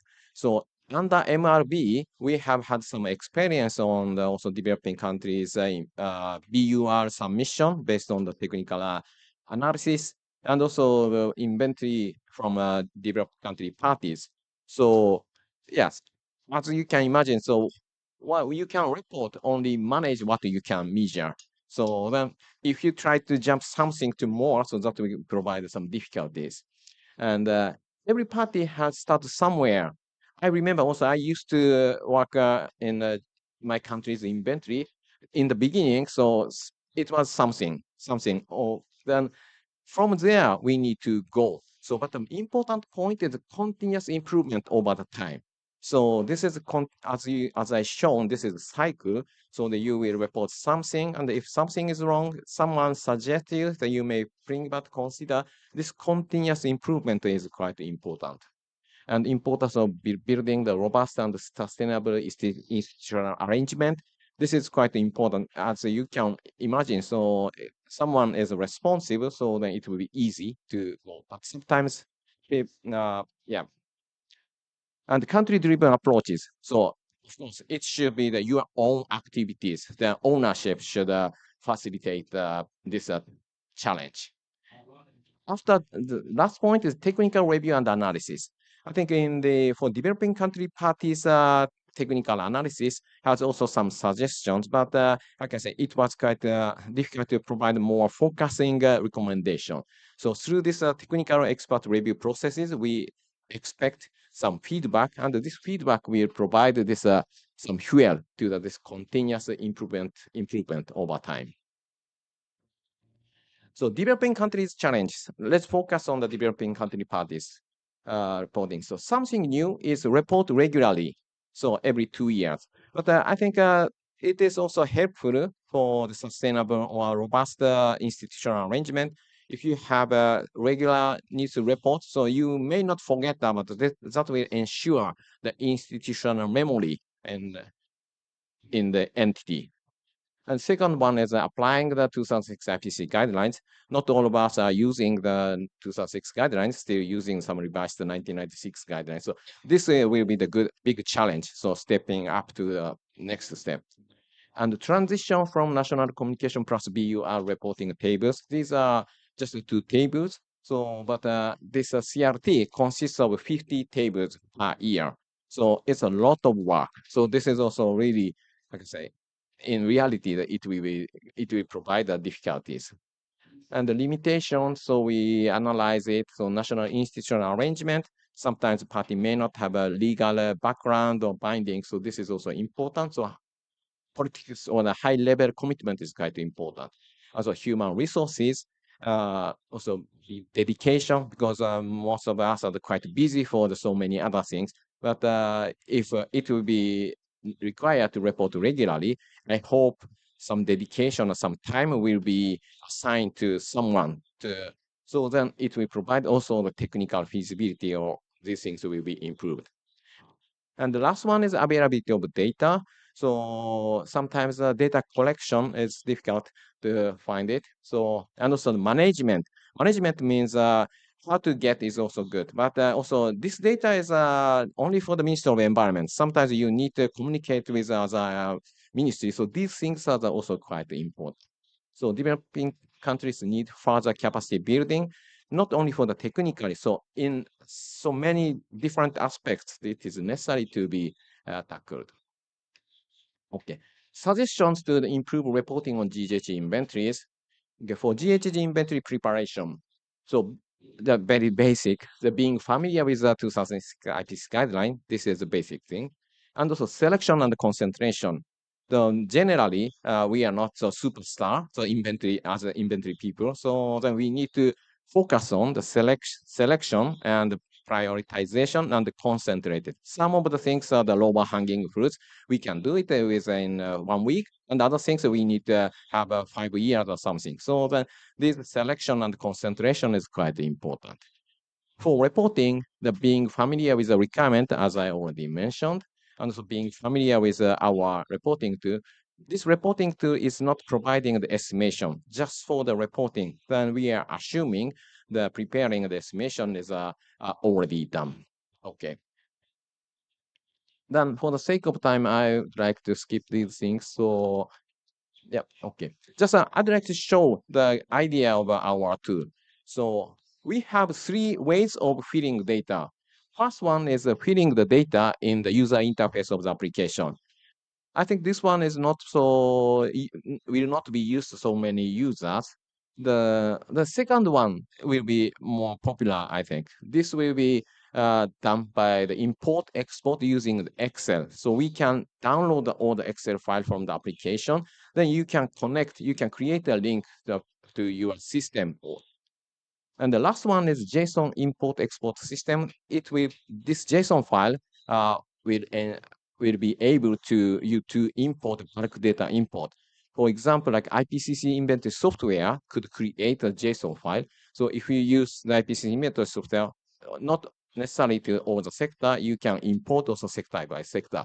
So this is the last way to import. So just I'm showing the user screen, user interface of our tool. The left side, it shows a navigation tree. It shows the category structure with a hierarchy. So I'm sorry, sir, I cannot show library. So, but we will provide also the hands-on training. So if you join us, you will see this navigation tree, how it works. On the right side is data entry grid. It shows it's starting with fuel consumption something. So this part is a real reporting part. So I think there are like 1,500 categories are there. So then the first time you need to create a link will be quite challenging. Okay, so this is the information for our hands-on training.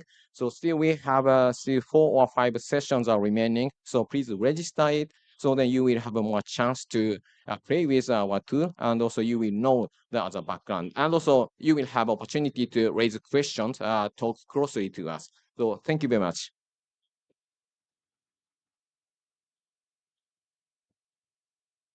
Thank you so much, Tomo. So he mentioned that there are specific sectors that, of course, are feeding in the data into the inventory.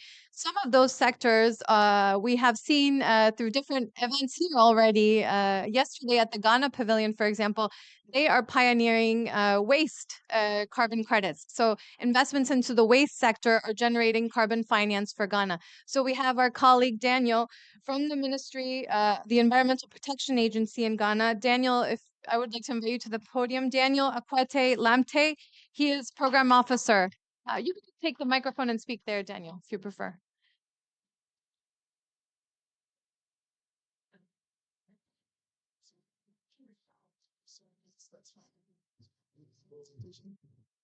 Yes, yes, waiting. Sure, thanks.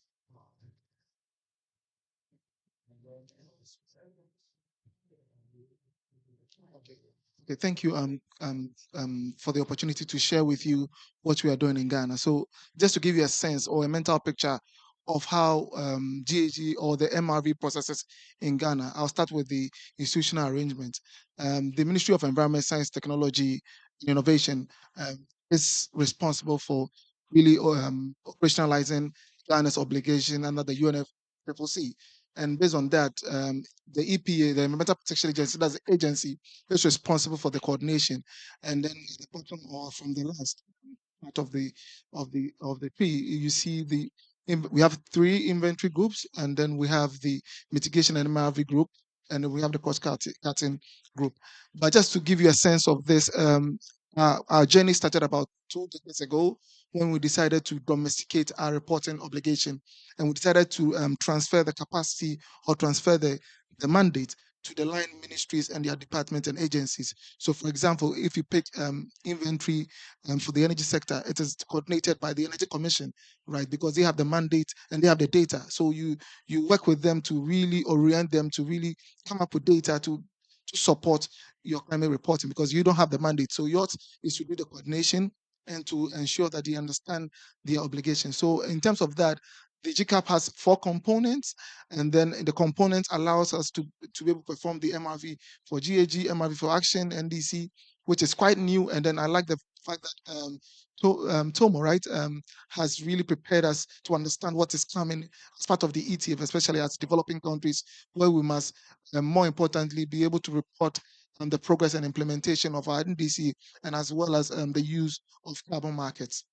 And then in terms of understanding the GCAP, the components of the GCAP, which I said there are 4, and the first component has to do with institutions and their roles. And as I said, we have decentralized the functions of reporting to the line ministries, departments, and agencies.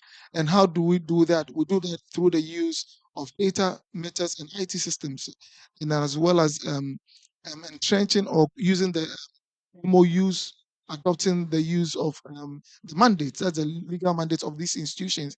And also, you can also do that with another component that's key, that's the skills, sets, and scope, where you work with the national institutions and project developers to understand the needs that you require to be able to really come up with a robust system. And so these are the components and the sectors for the inventory you see there: the Greek agriculture sector, the forestry, energy, waste, and the industry sector. In terms of doing this robust GCAP has supported us to be able to really produce a lot of climate reports seamlessly, and the emphasis on the word seamlessly, because you must really have a system to really seamlessly meet your reporting obligations every 2 years and every 4 years, and that's very, very important to mention. In terms of our last inventory as part of our BUR, our emissions stood at 59, almost 60 million tons CO2 equivalent, and which has more than doubled if you compare to the 1990 levels, which is also very important. And we also, our projections, we also anticipate that emissions are likely to look around 100 million tons by 2030. And the sectorial distribution is there. For the purpose of time, maybe at your leisure, you could look at the presentation of the data. And then this gives a mental picture of the inventory, the gases, as well as the sectors. In terms of where we are as of now, I would want to discuss our barriers. So the full implementation of domestic MRV can be slow and tough endeavor, because really you are renting people who are not involved in MRV to take up MRV functions. So it is quite tedious and tough, and you must work with them to really do these things. In terms of funding, it is really donor dependent. So without donor support, we are not able to prepare that. We have also actively integrated the MRV function in the line, the work of the line ministries and the department and agencies. And when you do that, you are able to get them to integrate the climate reporting obligation in their work plans, and so they are able to budget for them. So that is one of the key ways we have moved around the barrier. But again, because of limited funds, we still rely on donor funds to be able to support climate reporting. Again, low visibility of MRV results for policy decision making is one of the key things. So how do you synthesize the climate reports into small policy briefs to inform decision makers to really take advantage of the use of the MRV results? And also, how do you go back to the sectors and how do you go back to the line ministries to tell them how this is how you or what you produce as a result of the data, and how it informs their work is also very, very important. And again, if you look at access to quality data, it comes from the fact that there's no country specific data, right? So you must also invest in research. You must also invest in to support data collection, and that is the bedrock of really having a good MRV system in place. Again, capacity gap is quite huge when it comes to developing countries. But what we have done over the years is to, as part of transferring the capacity to the line ministries, we also take advantage of the opportunity that the UNFCCC provides to also train the sectorial champions, and then also get them to be involved. And again, another important way of also whipping up the interest of the sectors is to really get them to see the career path that the climate reporting also presents. And that's also a key way to really innovate and incentivize people to really join climate reporting. Again, the last one is it's quite unique for me, because when you want to operationalize plant structures, because we in our heads we have a system, we have the MRV, how it's supposed to work, but how to operationalize it takes time, and sometimes can really be frustrating and get you to really lose the interest. But it takes time, and over time the sectors or the people that you have really brought on board get to see the advantages, and then they join you on that. And I would like to use the sanitation ministry as one of the example. And Fifi here, our colleague here, has really done well for us. And based on that, they're able now to have a carbon market project as a result of having a robust MRV system in place for the waste sector. And that's very, very important to mention. And then in terms of our journey, I just wanted to provide you a mental picture that we started this by establishing a GCAP. We have gone through various reforms. And then in terms of, I just want to pick on from the 2019 to 2022, where we have implemented our CBIT project.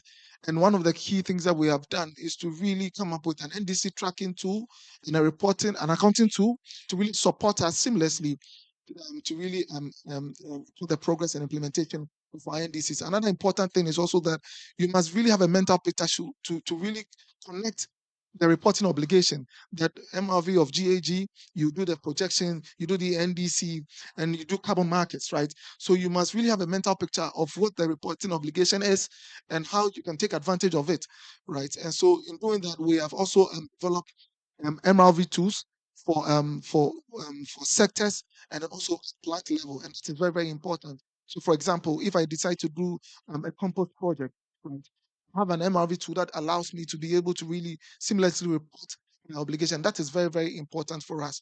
And so we have developed about 4 facility level tools that looks at sustainable rice production or cultivation.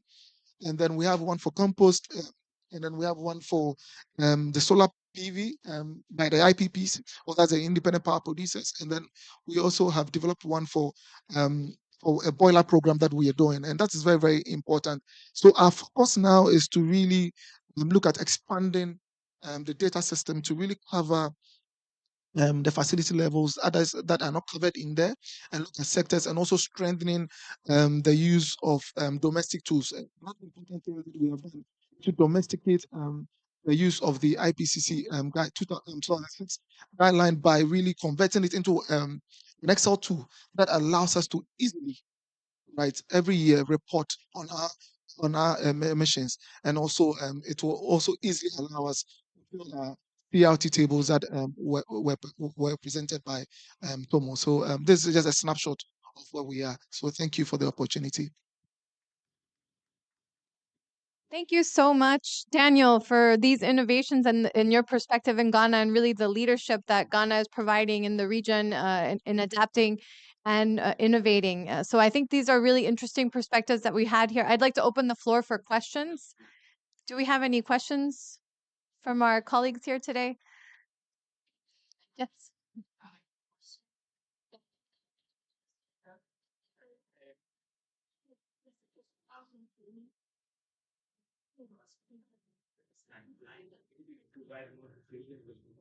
I have a photo. I can share with you the photo afterwards as well, so that you can take part. I think there's still 4 trainings left.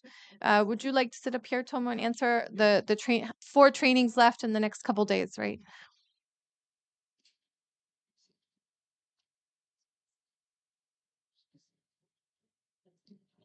So we are developing three different tools. So under ETF, parties are required to report inventory, FTC, NDC tracking progress, and FTC support. So our tool supporting this, creating 3 tools. So we have still 4 or 5 sessions for each tool. It means still we have 12 sessions. So then please record that one, and you can choose some of them. So if you still it is under development. We will finalize it till next June. So why we are providing this training opportunity, it is better to being familiar with these tools before the finalizing. So then you will get some sense. So then you will be ready to fill in the data in the next June. So this is the aim. So then please join us. Thanks. Thank you very much. Do we have any other quick questions from our colleagues here today?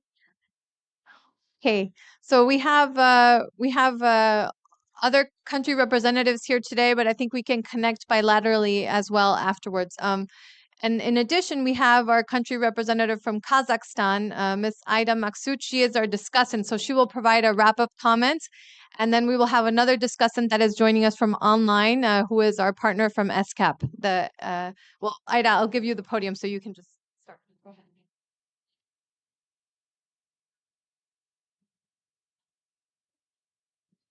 ahead. Hello, everyone. I'm really honored to participate in this event. So about MRV system in Kazakhstan. As you know, we have Kazakhstan in TS. We started it in 2013, and for these 10 long years, I think the MRV system actually is pretty good. I mean, like our companies learned how to monitor and report the CO2 emissions, and this company covers 40% of whole emissions of the Kazakhstan.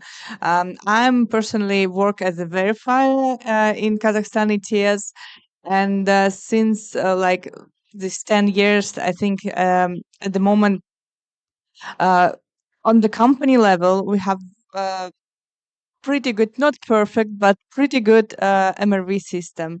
But the thing is, it doesn't most of the correlate with the national inventory. So it's a big question how we can show the effect of the working of our companies on the, like in the term of national inventory.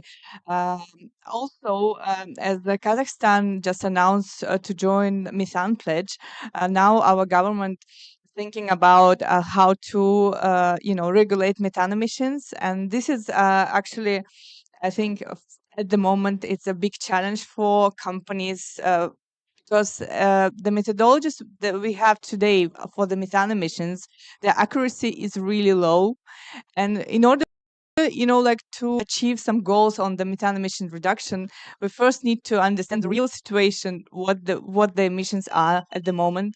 So this is one of the challenge, I think, in the future for Kazakhstan, especially if a government will decide to introduce methane emissions into the ETS.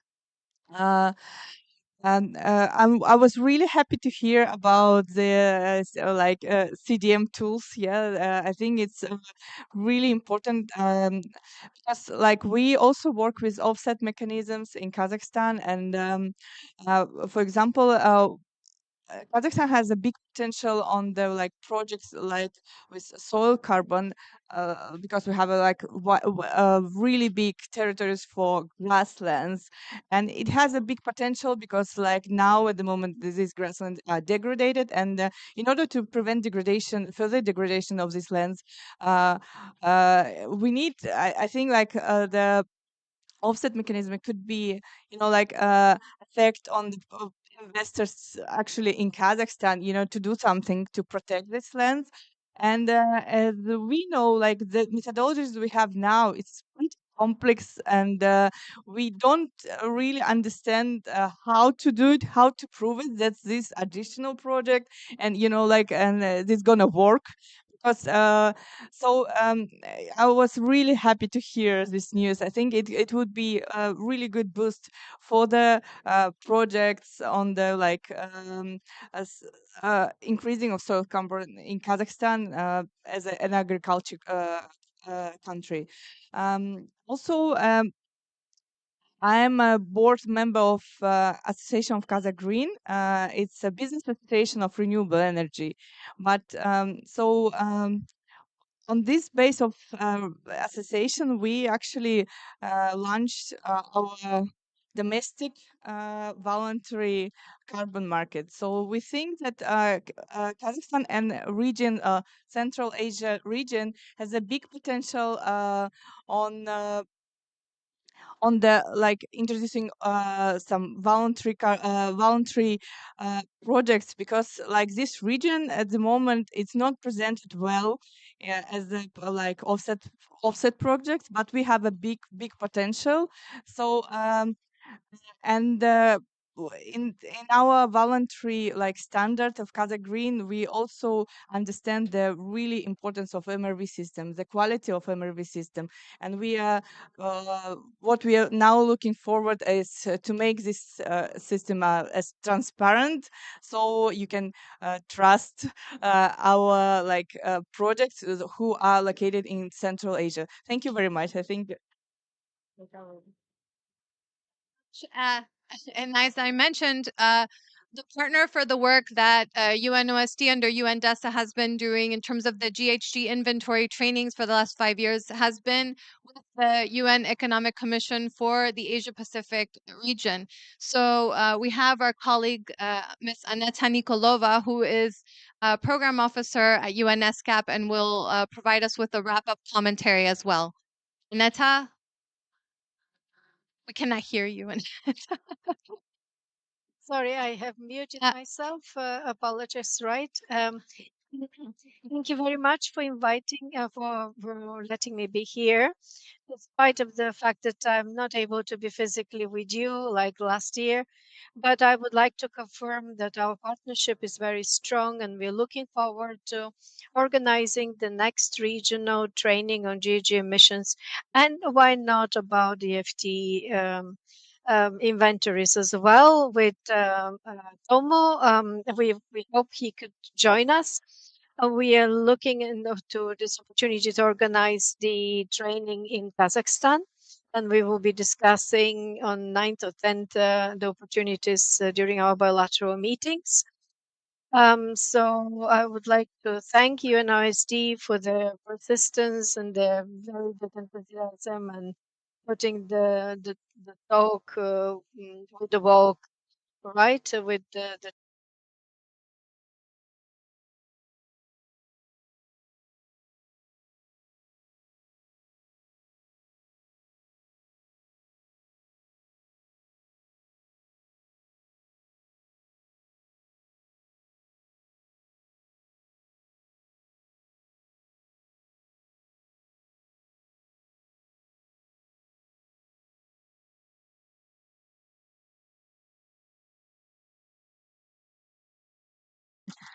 We hope to continue this work of capacity development for the member states or parties and in terms of the compliance carbon markets. And then we will continue our dialogue and discussion offline and online and the other different types of trainings that we will have.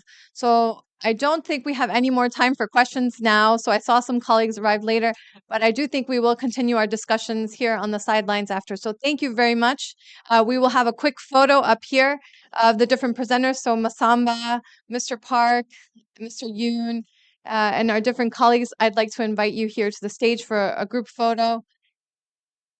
And I just want to conclude on that key point that was mentioned by one of our presenters, Tomo. You cannot manage what you cannot measure. So data is key. As Mr. Yoon mentioned, the data is key for the digital revolution and the green revolution. So it goes hand in hand. Thank you so much.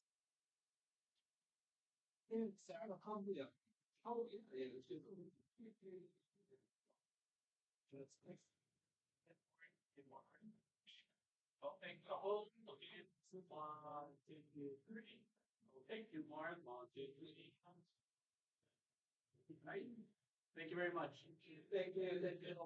Thank you.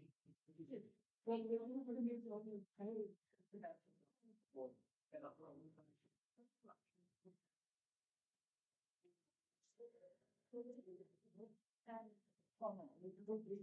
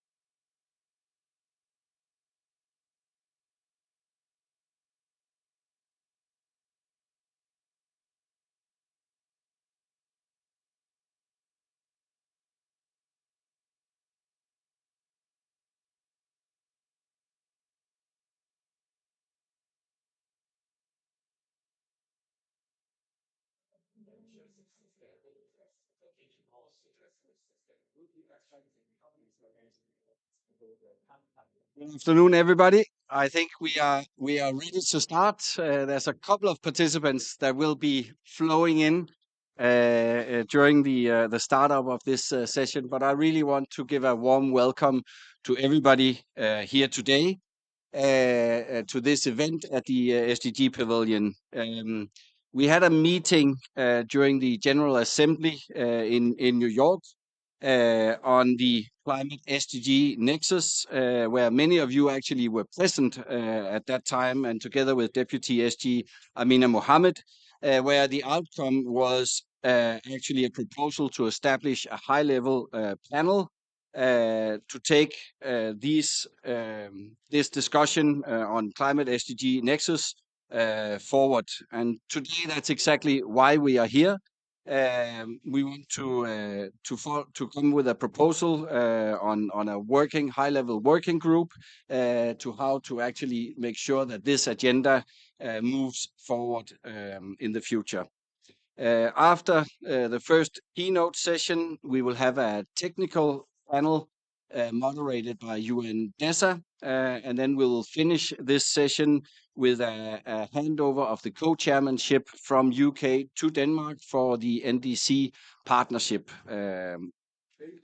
In different multilateral institutions, they have studied the nexus between climate change and the SDGs, and everybody has said clearly that the evidence is there that these two issues are completely intertwined. And for Denmark, we have actually taken this into flesh and blood through our Minister for Development Cooperation and Global Climate Policy. So I would like to welcome you as the first speaker today. Welcome.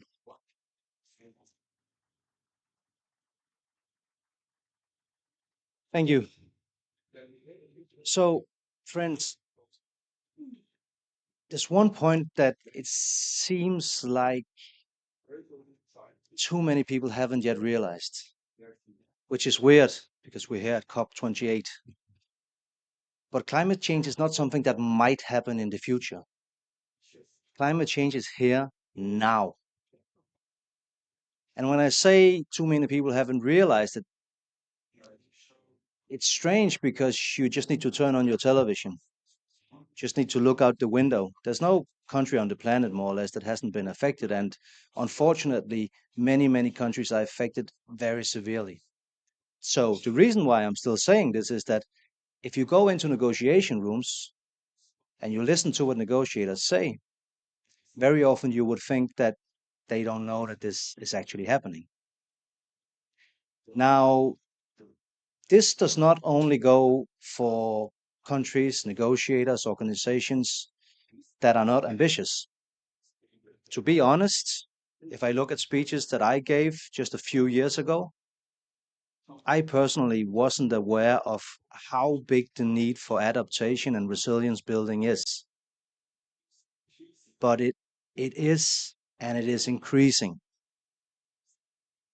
I want to share with you just a few experiences that I've had the last year in my new capacity as Minister for both Development Cooperation and Climate Policy. One of the very first trips I took was to Ethiopia. Went to what I think is probably the hottest inhabited place on the planet in the north of Ethiopia, the Afar region. There I met with a farmer who could tell me that his camels died from thirst. And he told me, my father had camels, his father had camels. This is how we live. But now I have nothing left. The next day we went to visit a school that we've supported together with UNICEF. Very good project.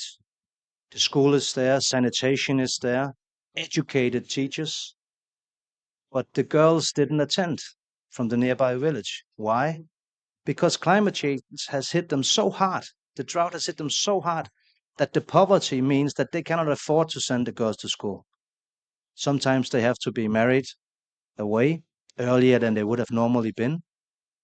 Other times they need to stay at home and work because they cannot simply see how to afford to send them to school. These are illustrative examples because they show that climate change affects the development and our possibility of reaching the SDGs, not only in the most obvious ways. It's obvious that it leads to more poverty. It's obvious that it leads to people not having access to water. But it also leads to undermining our ability to reach some of the other targets. For instance, apart from education that I just mentioned, violence is increasing when climate change hits. Gender-based violence is increasing when climate change hits. So we need to acknowledge that all of the problems, all of the challenges that we are facing are accelerating, are worsened by climate change. This is the reason why Rwanda and Denmark today are really urging everybody, our good friends here in the room, to get together behind this cause. We need to stop thinking in silos. Both Simon and Akim are giving speeches like this that I'm giving now very, very often. Nonetheless, even our very best friends and the very best institutions have to admit that we are still thinking too much in silos. Even in my own ministry, we are still doing it too much. We need to start looking at this as a holistic issue. And fortunately, next year will be an important year. This COP is an extremely important COP, obviously, but next year with the Summit of the Future, with the World Bank being reformed, spring meetings, I would hope that this high-level working group that we are now forming, and that Amina Mohammed was so kind to also support last summer, that it will lead to some concrete and tangible recommendations of how to do these things. It's of course about using our development aid in a better way, about working as organizations in a better way, but it's also about how we set the agendas and how we talk to each other and how we make projects together and share best practices together. So with those words, thank you so much from me.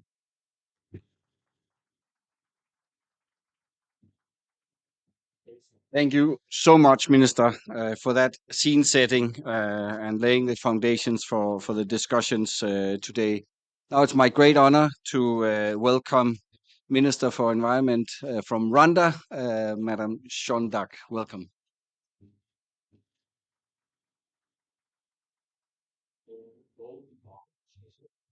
Thank you very much, Minister Dan, my friend and co-chair, Honorable Simon, UNFCCC Executive Director, and a friend of mine, my former colleague, Minister of Environment, and Mr. Hakim Sterner, UNDP Administrator, my good friend, Jochen Frasberg, State Secretary of Germany,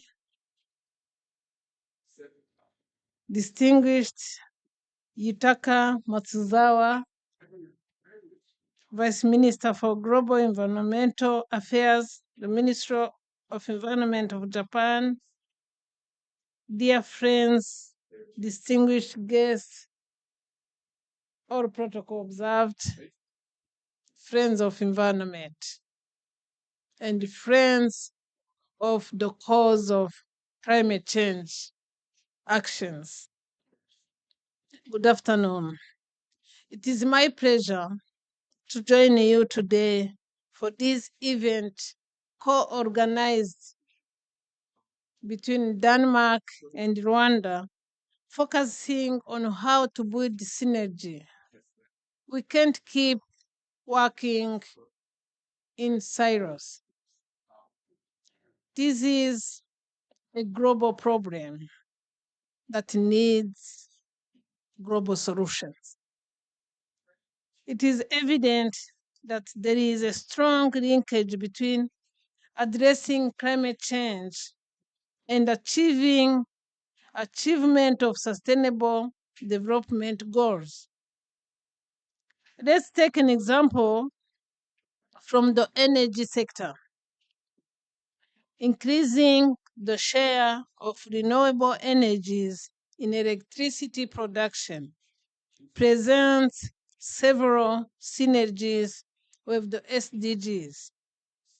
First of all, the climate mitigation measure positively impacts on SDG 7, targeting the increase in renewable energies.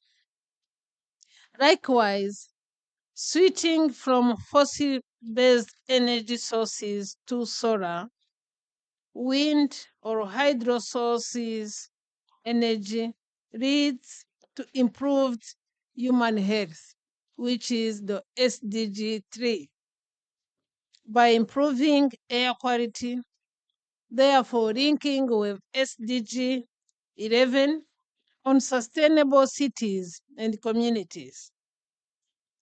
Let's take the second example on reducing CO2 emissions in the land use sector through afforestation and reforestation, and halting deforestation.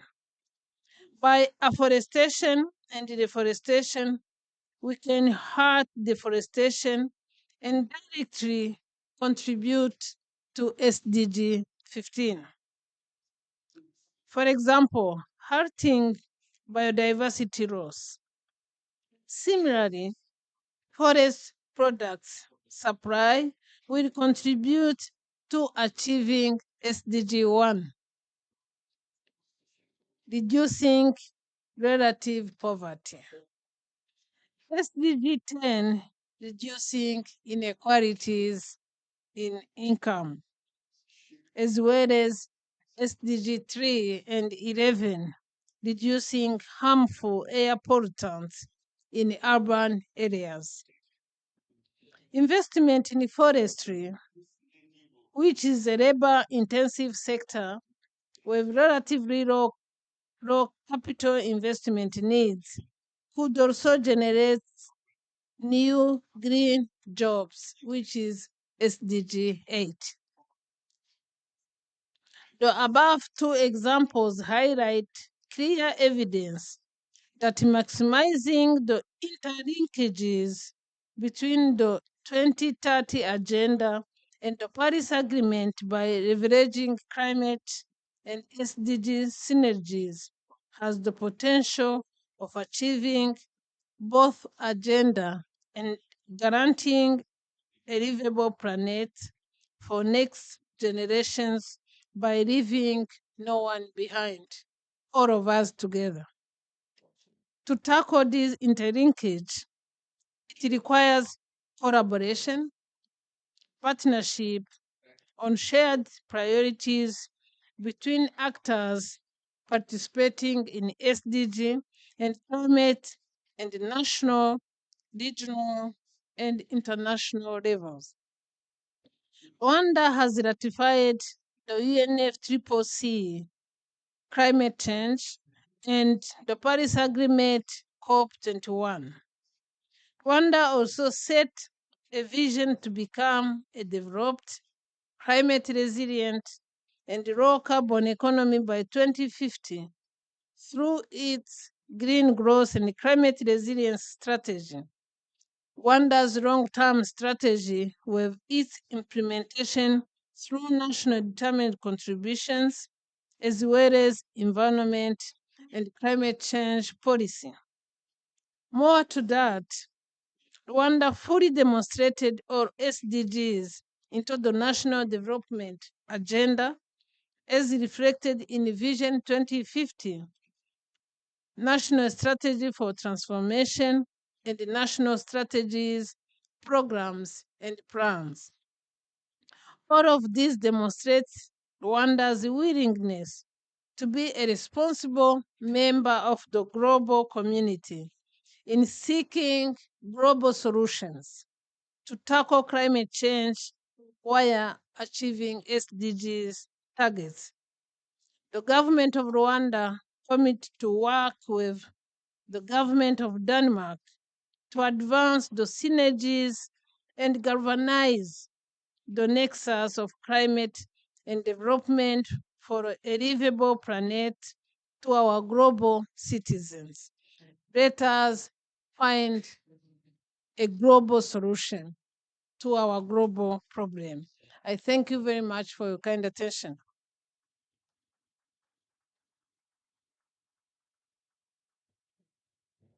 Thank you so much, Minister. And Rwanda, once again, being a leader in the environmental field, just as you were one of the first countries in the world to ban single-use plastics.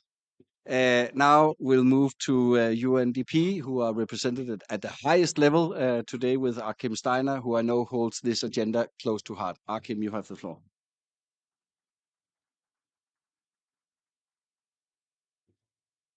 So whenever that is an introduction, I'm always reminded of the old saying, the higher you go, the further you fall. So being in such an illustrious company, let me first sort of recognize all my fellow panelists, colleagues.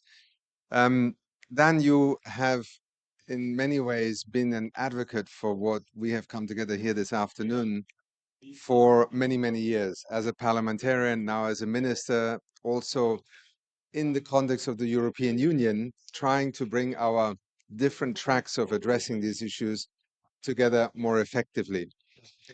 I don't want to repeat anything that you have already heard from both of our initial speakers, and Jeanne d'Arc, it's always a pleasure to be with you and to listen to you, because what you speak about is not a matter of having discovered it, is just a matter of conviction. And it has been in the DNA of Rwanda's development choices, development pathways for a long time.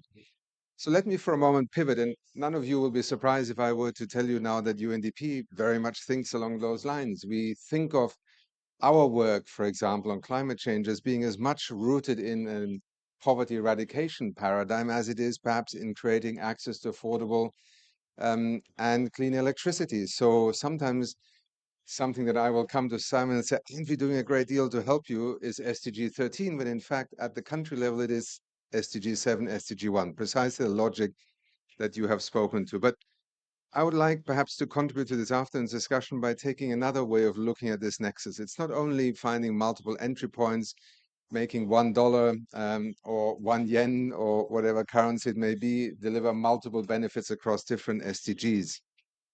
It's to go one level deeper and begin to think about how our financial system, how our financial ecosystem either prevents or enables, encourages or disincentivizes precisely the kind of investments we are now talking about. And that is not so much the ODA and the climate pledging equation that we're talking about here. These are, in a sense, the stones that we feel as we make our way across the river. They enable us to work together. The new loss and damage fund, the mitigation adaptation funding that is available, the climate finance that we so often talk about. But I want to touch on those $7 trillion of subsidies that dwarf everything we are trying to do with the climate finance that we spent years trying to negotiate and mobilize. I want us to recognize that in an economy where $7 trillion are essentially bet against the very transitions that we are not only asking economies of the G7, the OECD world to accelerate, and they are now accelerating their transitions in their energy systems, but we're also asking developing countries to essentially pivot forward into a low carbon economy. And when you begin to look at that financial ecosystem and how, in terms of both policy, public policy, subsidies, and market inflexibility, then you begin to realize that we still have a long way to go to achieve that development climate nexus. And that is why I think when we are here in Dubai at COP28, we do need to think more carefully about how we tackle those areas that essentially either pivot the investor against the very kind of pathways that we would like to see happening, where sometimes public policy is perceived to be against the interest of the citizen and the taxpayer. How many countries around this compound have gone through a debate about how do we put a price on carbon? And how do we not allow putting a price on carbon to come back as a boomerang, because we are basically taxing our citizens more, and citizens are fed up of having to pay more taxes and not getting something back. Carbon pricing will only, in my mind, succeed, and whether that is in a developing country or in an OECD developed economy, if essentially it does not punish the consumer and the citizen more. A tax on top of the tax that you pay is not viewed as something acceptable. You can go back to the Gilets jaunes, you can go back to that bus ticket in Chile that led essentially to the collapse of the government. I mean, all of you know these examples. In many developing countries, sometimes in the middle of an IMF negotiation, having to remove overnight, sometimes 30, 40% fossil fuel subsidies, all you cause is riots in the streets because people cannot sustain that. Jochen, you'll forgive me if I borrow an example from our country, where the current government has, in fact, again, taken an initiative to add a carbon price on, but because of the logistical and complexity of actually getting that money back into citizens' pockets, they are, if I understand correctly, and please, correct me if I'm wrong, essentially already paying it, but they're not getting the benefit back. And so let us also think about taxation policy. If we want carbon pricing to be introduced in our economies more effectively and more deeply, then let us make it for the citizens a net positive experience, because that is how you generate the public support for having a carbon price. Because the reality is, it's the citizens who end up paying the carbon price, while the oil and gas companies are actually selling at a rate of barrels per dollar, no, dollars per barrel. One sometimes is worried which way around is it actually nowadays. And are essentially the ones who benefit from an energy economy where fossil fuels, real or perceived, are a scarce commodity. One last example, and then I'll surrender my podium, is how we incentivize also our financial system, our financial institutions, not just the public, the international financial institutions. They are part of this. But please remember, when the G20 met under India's presidency, Larry Summers and N.K. Singh produced a report. Their estimate was it will take $3 trillion annually to achieve the SDGs and the Paris Agreement. Even at its highest level of reform, the World Bank at the moment would perhaps manage to get to a level of $190 billion. This is Ajay Banga's commitment to lending. It's important. It's very significant compared to where it was before. But let us not reduce the question of financing climate change between a world of developing economies and the global economy to essentially just asking developing countries to borrow more, even if it is at concessional rates. This is not enough. We need to get financial institutions, private capital, equity into developing economies. That is how you create the conditions for a major pivot forward. We are no longer in an age where either technology, cost per unit of kilowatt hour, or anything else really stands in the way. It is the financially wrongly tuned set of signals that are now becoming the greatest obstacle. And that is in a particularly difficult period for many developing countries, namely one of high interest rates, debt distress, and essentially a prohibitive cost of borrowing in order to do what you want to do, what is the right thing to do, but you basically just can't afford to do it. And that is where I think the development and climate nexus really begins to change the fundamentals of how we can move forward. Thank you so much. And Dan and Jean-Jacques, thank you for being.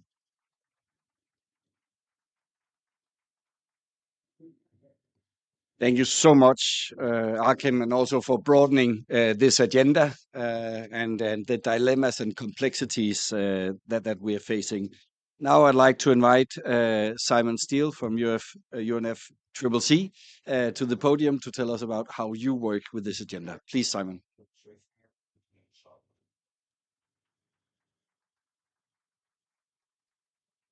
Well, thank you. I'm running literally from event to event, so I'm going to do my little drop here and then move on elsewhere. But just arriving here and running in here, I actually feel like I'm amongst friends. I have a speech that was prepared for me, but I won't stick to it. I'm here amongst friends.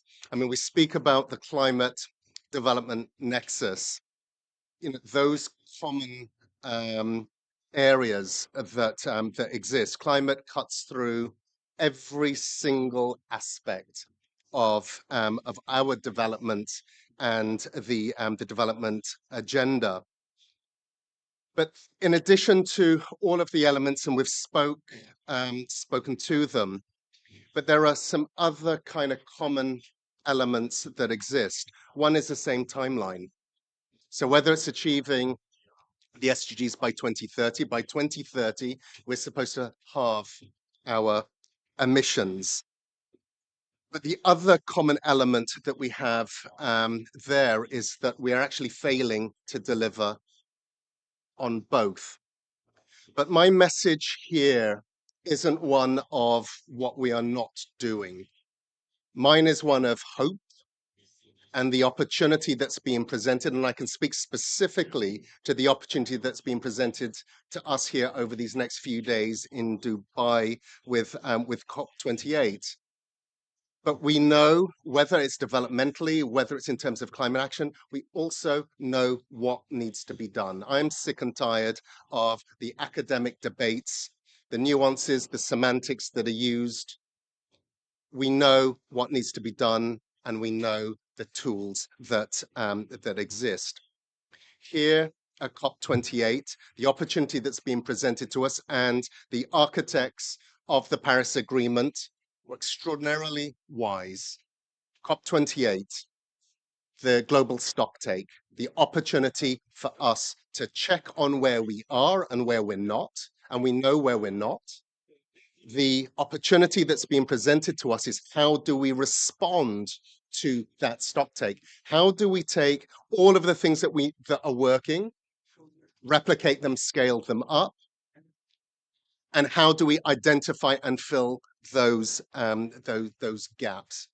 So how we respond and the strength of the response that will be gaveled on the 12th provides us with the opportunity to set a new course. So this is COP28. This isn't the destination. We have COP29, which is all about finance, the new collective quantified goal, where the billions are supposed to transform to trillions. Again, this sounds like we've struggled to deliver on the 100 billion. How are we going to then deliver on the trillions that are needed? Akim spoke to some of that in terms of the distortions that we have, in terms of the 7 trillion that is being betted against what we know needs to be done. There is no shortage of global finance. What is lacking is the political will to change the structures to ensure that the flows of capital go where they are most needed and are withdrawn from where it's most harmful. But next year will then be should provide the means of implementation. Where are the resources that are going to be used in terms of addressing the response that should come from the global stocktake this year? And then 2030, where parties need to come back with their new and enhanced nationally determined contributions, their action plans. So those that have been pushing for a roadmap, pathways, prescriptiveness coming out of the GSD, but being told, no, it should be non-prescriptive. Where those prescriptions are mandated will be in those NDCs. So we should be seeing how those plans which address the ambition and implementation gap bend that curve in terms of getting us to the emission cuts that are required and getting us on that path to 1.5. That is the theory, but that is also the opportunity that is presented to us right now. Coming out of the opening of this COP, we've had a major gain in terms of loss and damage, a 30-year battle to establish something that vulnerable countries have been fighting for decades, and the history that's been made with that. That should give us some hope that these other difficult decisions that are being presented to us can be addressed. The question is going to be whether, and this comes back then to the development piece in terms of knowing what needs to be done, is there the political will to put the tools that we have at our disposal to work? And that is the test that is being presented to all of us. So as the days now tick down to the 12th, focus has to be on coming up with those course corrected actions. And those actions if applied with equity and the whole call for justice. And that is the sticking point in the negotiations. The whole issue of equity, what is fair, with the means of implementation that need to be provided. Let us see what these next few days bring, but I'm hoping we will have a signal that should give us hope in terms of what we need to do, both in terms of climate action and in terms of our sustained development. I thank you.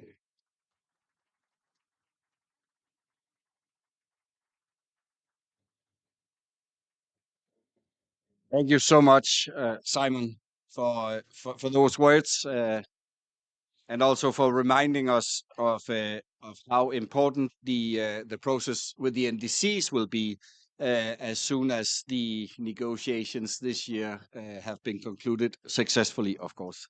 Now we'll move into short statements. I've been instructed because we're a little bit behind schedule. First of all, by Vice Minister for Global Environmental Affairs from Japan, Mr. Yataka.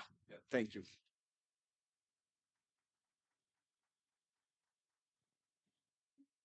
I would like to thank the government of Denmark and Rwanda for organizing this nice event and giving me this opportunity to make a statement.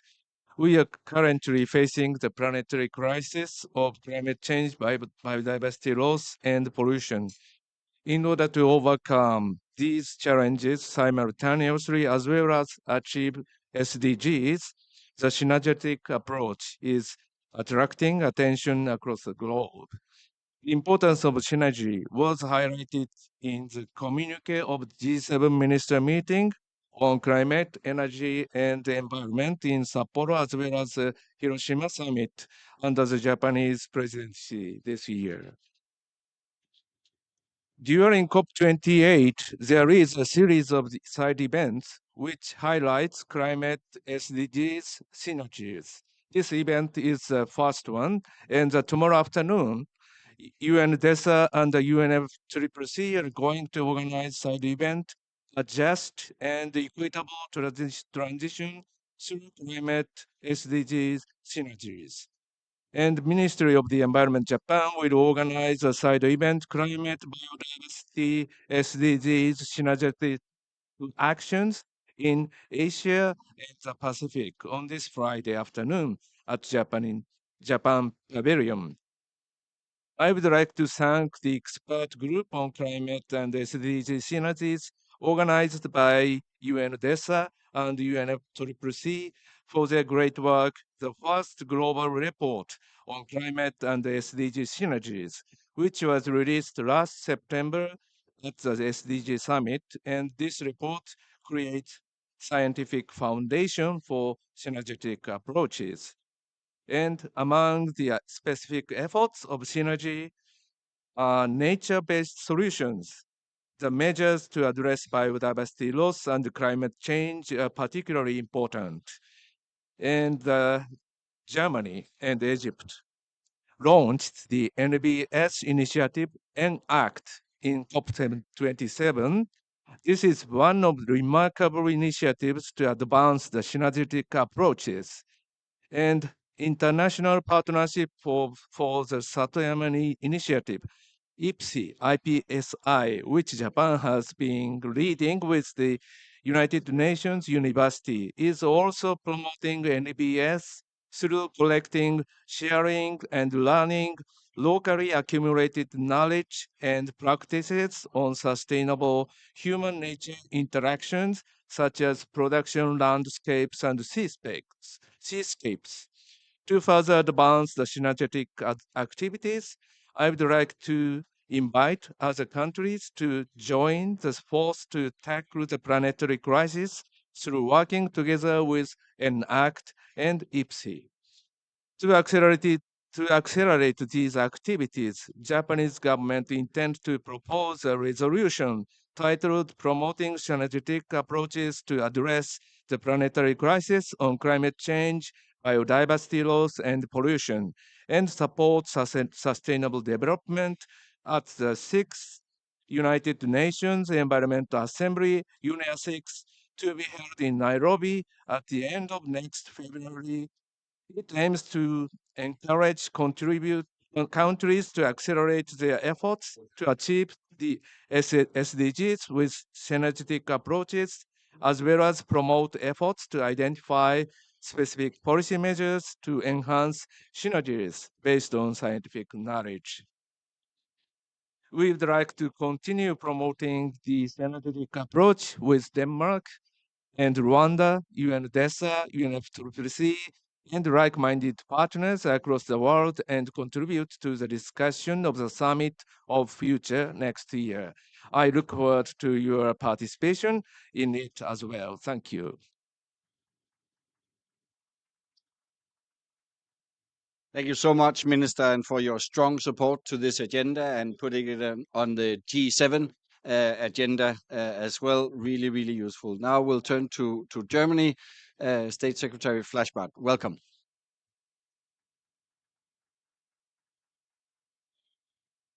Thanks. And all what has been said is right. That's a good thing. So I have the privilege to just look at it from a slightly different perspective and add to my dear colleagues and friends a few words. At the beginning of this COP, where we started with a successful loss and damage start, and we were applauded that UAE as a host and Germany decided in advance to do the first capitalizations of 200 million together. And many followed. So I think that is a huge success. And also Simon was speaking about financing. So we are on our way to provide the needed financing. What I want to say here is that the bill is not fixed. Usually I say what we do for mitigation, we have to do more for adaptation, and what we don't do for adaptation, we have to do for loss and damage. And following what Dan said, I want to add something on that, is there is a resilience piece you were speaking about, and that is the SDGs. We can reduce the bill for loss and damage if we follow a holistic approach in implementing our SDGs. To start with the closest to climate, maybe Jeanne d'Arc, the biodiversity. The more we do from biodiversity, restoring mangroves, for example, peatlands, forests, we will reduce the push against vulnerable people in vulnerable countries. So we reduce the need to counteract on that. Or take the soil. When I the World Water Forum in Dakar 2022, there was a president of an African country saying, we are waiting since 4 years desperately for rain. And I answered, what a disaster if it starts raining and there is no fertile soil to capture the rain. So there's another piece. But to extend it to another layer, it's not only the environmental or close to environment agenda. If we invest into societies with general social security networks, of course we will reduce the need for loss and damage financing because there is already a safety network for the people. They can restart to resettle their life on a much more advanced layer. So you can go through all the SDGs. The one way is to look what non-action on mitigation does with the SDGs, and then you said it violates basically everything we are talking about. But there is also the other story around. The more we do for the SDGs, the better it is for the climate. Thanks.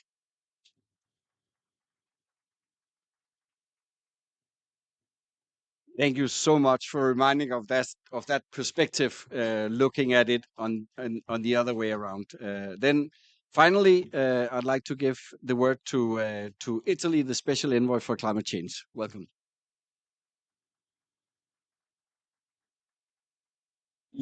Thanks. First of all, thanks for the invitation. I appreciate very much. Her Excellencies, Minister of Environmental of Rwanda, His Excellency dear friend. Then we met in a lot of time, and I am very happy to be here, and in particular because Italy wish to commend Denmark and Rwanda for their efforts for this relationship.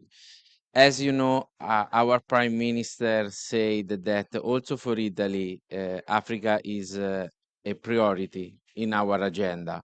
And this is extremely important, in particular because she said that Africa doesn't need charity, but needs to support to develop themselves in their project, in their idea. So, as you know, the recommendations emerging from the fourth global conference and contained in the first report on synergies between climate action and sustainable development goals published last September represent a solid foundation on which to build the future work of this group. In particular, I want to put in evidence four main elements. The first one, strengthening policy coherence for sustainable development is a key factor to maximize synergies and manage the risk. This is extremely important for Italy and also for the future of the sustainable development of developing countries. Second, stakeholder engagement and participation is a central element to ensure a fair transition towards climate resilience and net zero emission paths. Third, localizing action to combat climate change and promote sustainable development is a driving force in the implementation process, and it is at a local level that the ambition of the 2030 agenda and the challenges of Paris Agreement clash with the reality and daily needs of citizens. Finally, the topic of financial support for climate action and for sustainable development and the fulfillment of relevant commitment should be considered closely together with the need to improve synergies criteria and helpful in the allocation and the use of the resource. In particular, in this final aspect, Italy is strongly involved to create a new pathway to rebuild the architectural of the climate funds. It is extremely important to give the possibility to access to this fund also in the future. Italy has also developed a national action program for policy coherence for sustainable development with the aim of proposing a system capable of bringing together national strategies and plans and connecting them within a single reference framework of sustainability. In a particular divided and fragmented world, the international agendas on climate and the SDG can represent an important opportunity for countries to collaborate on shared objectives. And this is a good example of what is possible to build if we have the possibility to speak together and to build together the opportunity for develop and to create a good future.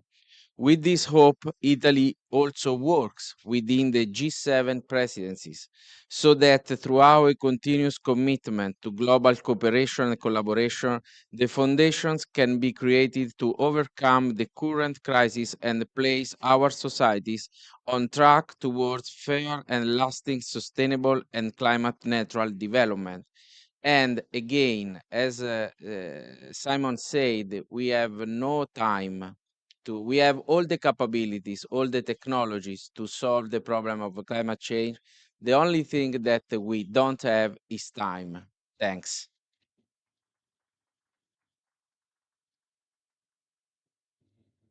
Thank you so much, Ambassador. And that concludes the opening session or the high-level session. And I'll hand over now to you and DESA for a very short technical panel. Thank you so much. And then we'll shift the chairs. Thank you.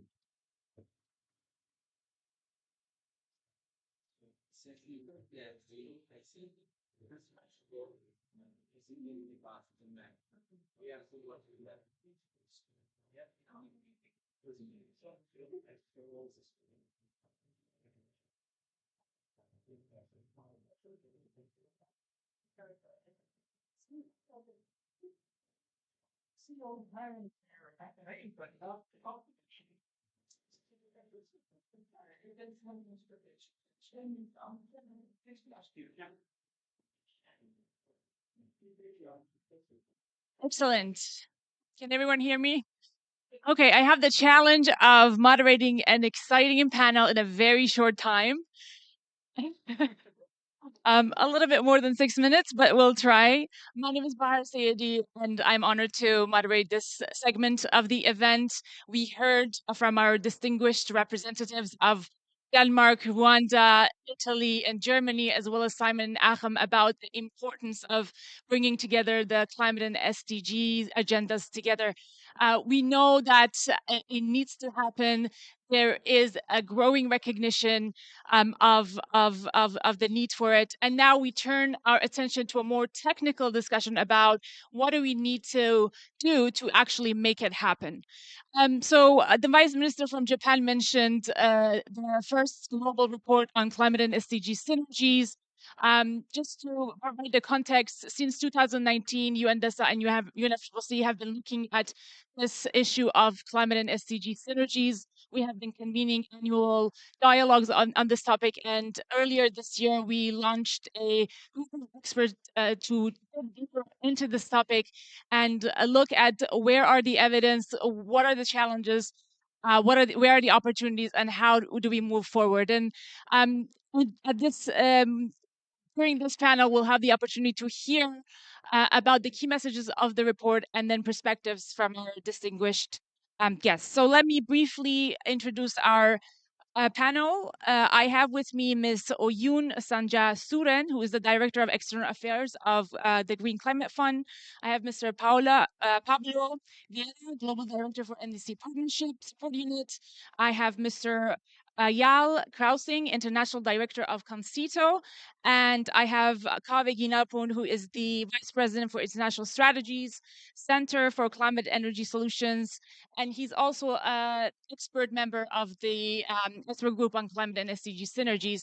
So let me turn to you, Kaveh, first. If you can please give us an overview of the findings of the report and then your own perspective on how that relates to your work, particularly you're very closely following the negotiations on global stocktake and how we can take advantage of that. Over to you, Kaveh. Thank you, Bahare. I know you're short of time, so thank you very much for inviting me. I think the report is really well worth reading. It's very accessible. It's free of jargon, so I would really encourage you to look at it. But the couple of take-home messages from me from that report is, first of all, the goals of the Paris Agreement and the SDGs are overwhelmingly reinforcing in terms of synergies. While there are some potential conflicts, the synergies far outweigh. So that's the first message.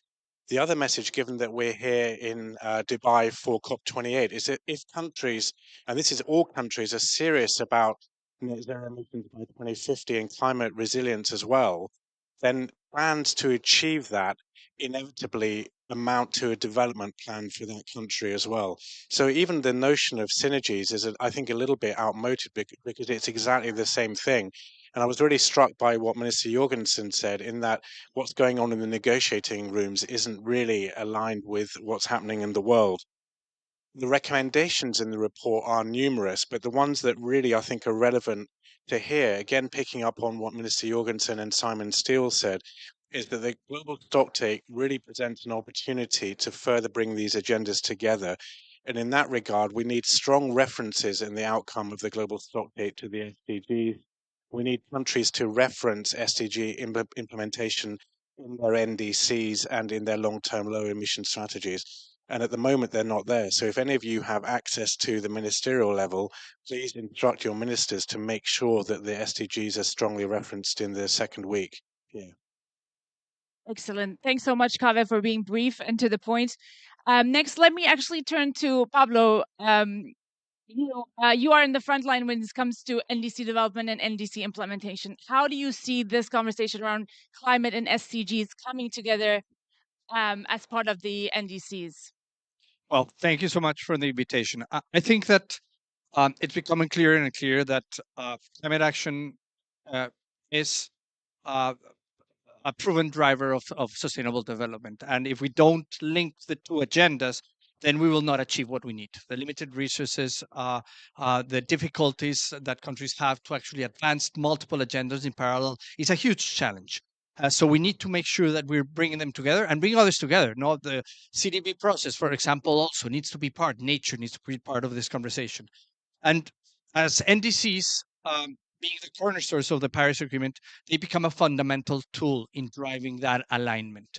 And what we're seeing is that through, as Simon called it, that prescription that NDCs bring and that limited accountability, but accountability, they become fundamental in really getting the attention of the national level and in the international community to bring these two agendas together. So we have seen already, and I wanted to share a little bit from our side, requests from around 50 countries to link or bring in SDGs into the conversations of either implementation or updating their NDCs. And this is implemented through different ways. For example, we're supporting over 90 countries that are implementing NDCs through whole of government, whole of society approaches, bringing those elements together, bringing mainstreaming, as Kaveh said, climate action into development plans, social plans, into the budgets of the countries, and then supporting also almost 80 countries update their NDCs in ways that countries find ambition by bringing together other stakeholders to the table. But not only that, they're bringing also implementability, because there's ownership at the different stakeholders that are bringing their voices that will, at the end of the day, be responsible for the implementation. So what we see, and with this I close, is that more and more countries are coming to us with questions and requests around how do I incorporate health or security or nature or youth or gender or jobs into my implementation plans, into my new NDCs. And that's why we're seeing the expansion of our membership, ILO and UNICEF and WHO, and well, maybe even DESA should be a member of the partnership, because these agendas are coming together, and that's a way to reduce the burden on the countries and to increase the impact with the limited resources that we have. Thank you so much, Pablo. Indeed, one of the sort of messages from the report was also whether there could be some kind of a reporting mechanism or requirement that would include the SDG integration in the NDC. So that's in line with what you have described here. Let me turn to Oyun. Finance, extremely important. GCF, one of the major funds under the UNFCCC, supporting many countries on climate action. Where is this climate and SDG synergies coming in when we talk about finance? Absolutely. In essential, everybody is agreeing that synergy is needed, and really cohesive strategy that aligns finance with development is very, very key, right? So the Green Climate Fund, of course, as you say, we serve the developing countries with increase their climate action. And although we focus on climate, all of our projects, of course, also help to deliver SDGs and help deliver development.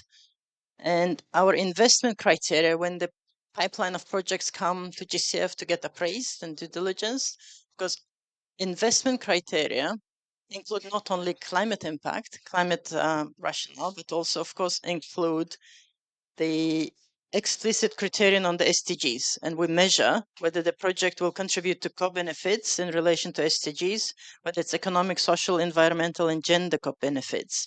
So this is baked into approach to funding climate action. And it's not only that they are there when the project proposals come and get assessed and approved, but also every project, of course, has to report on its results every year.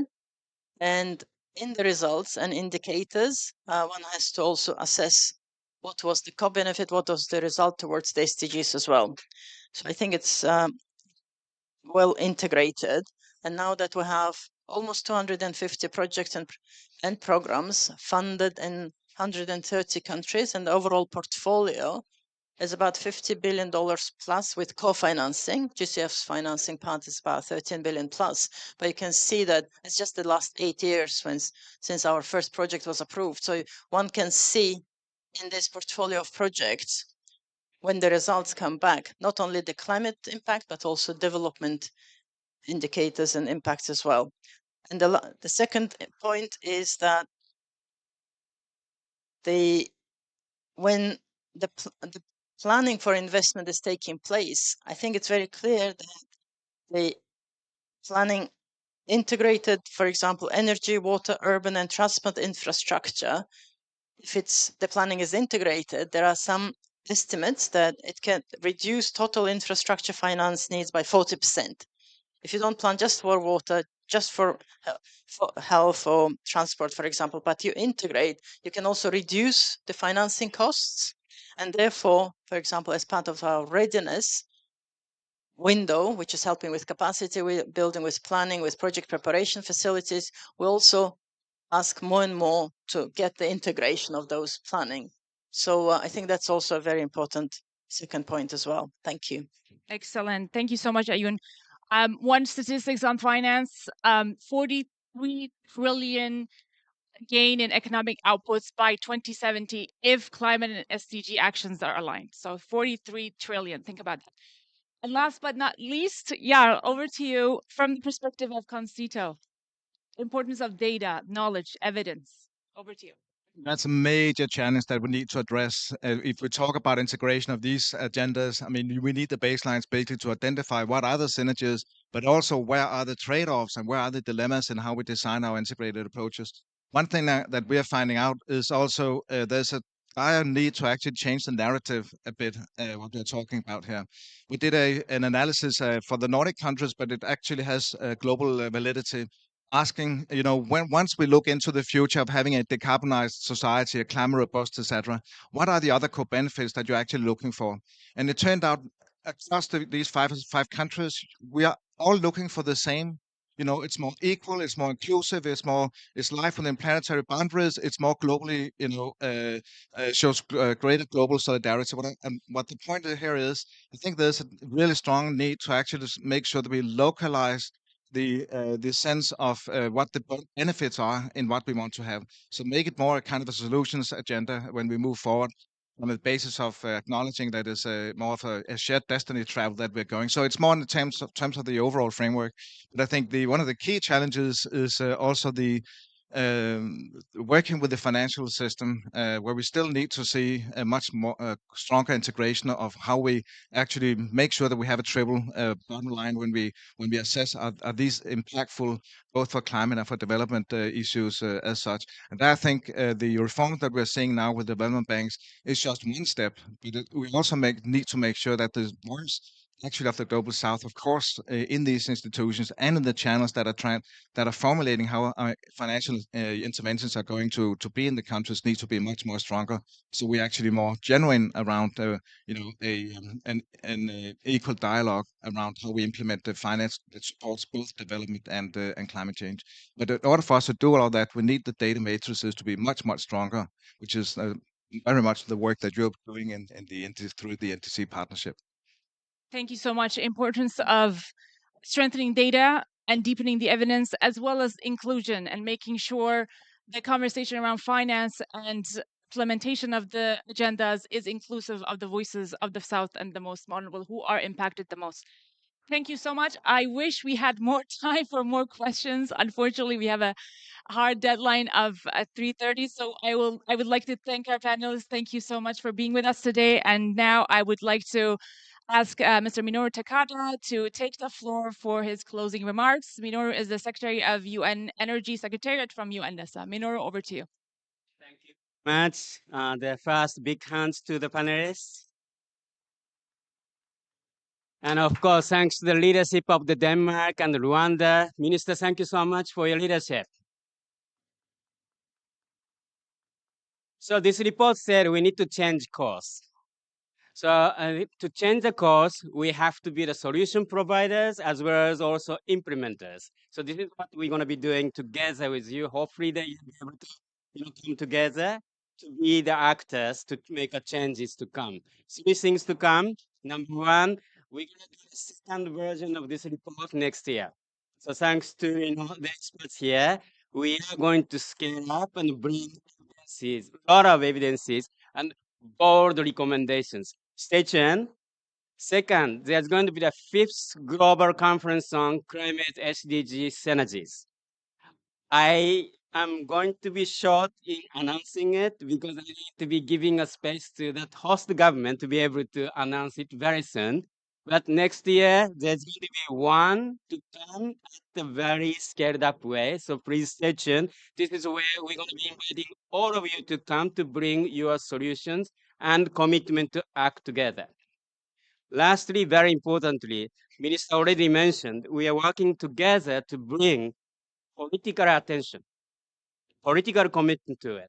And that's why we need leadership actions on that. And then thanks to the minister's leadership, we try to mobilize political attention to these issues. And hopefully next year, you will see sort of the champions who take this cause to the highest level possible. We at the United Nations, together with the UNFCCC Secretariat, working with all UN organizations, are fully committed to be supporting this effort moving forward. Thank you very much, and look forward to working together.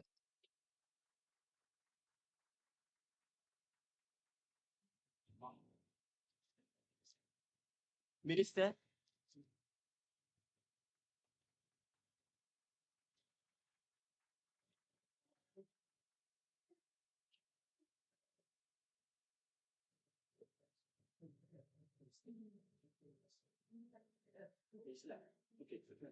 Hey, I think I'm gonna use this one for now. I would like to invite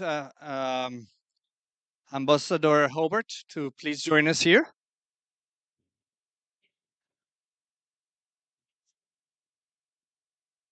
Thank you, Ambassador.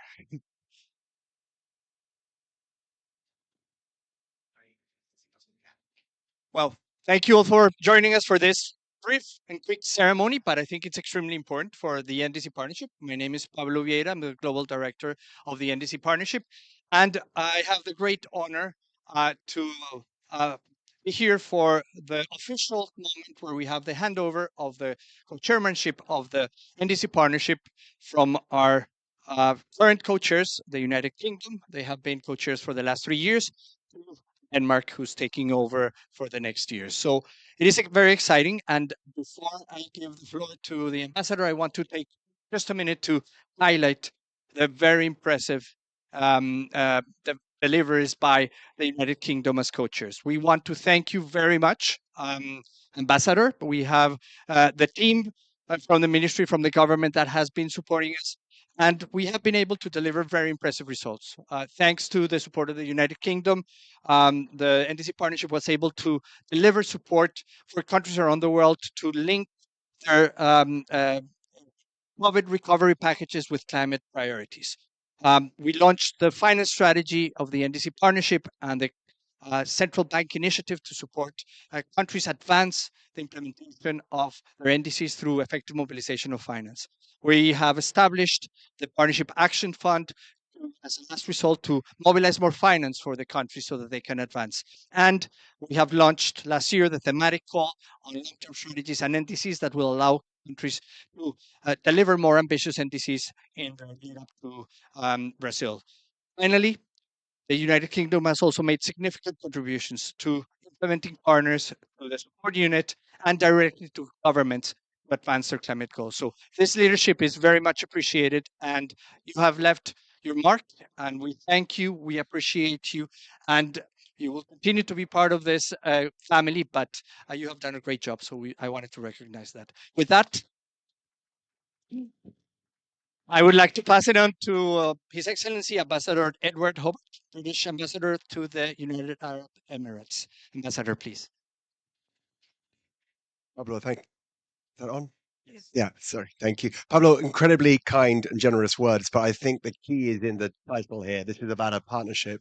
And it's not the UK that's delivered that. It's the NDC partnership, the organization, the staff that you have, and the 200 plus partners that are now engaged in this exercise, which is critical. Nowhere in the world that can't be trying to address the challenge of climate change.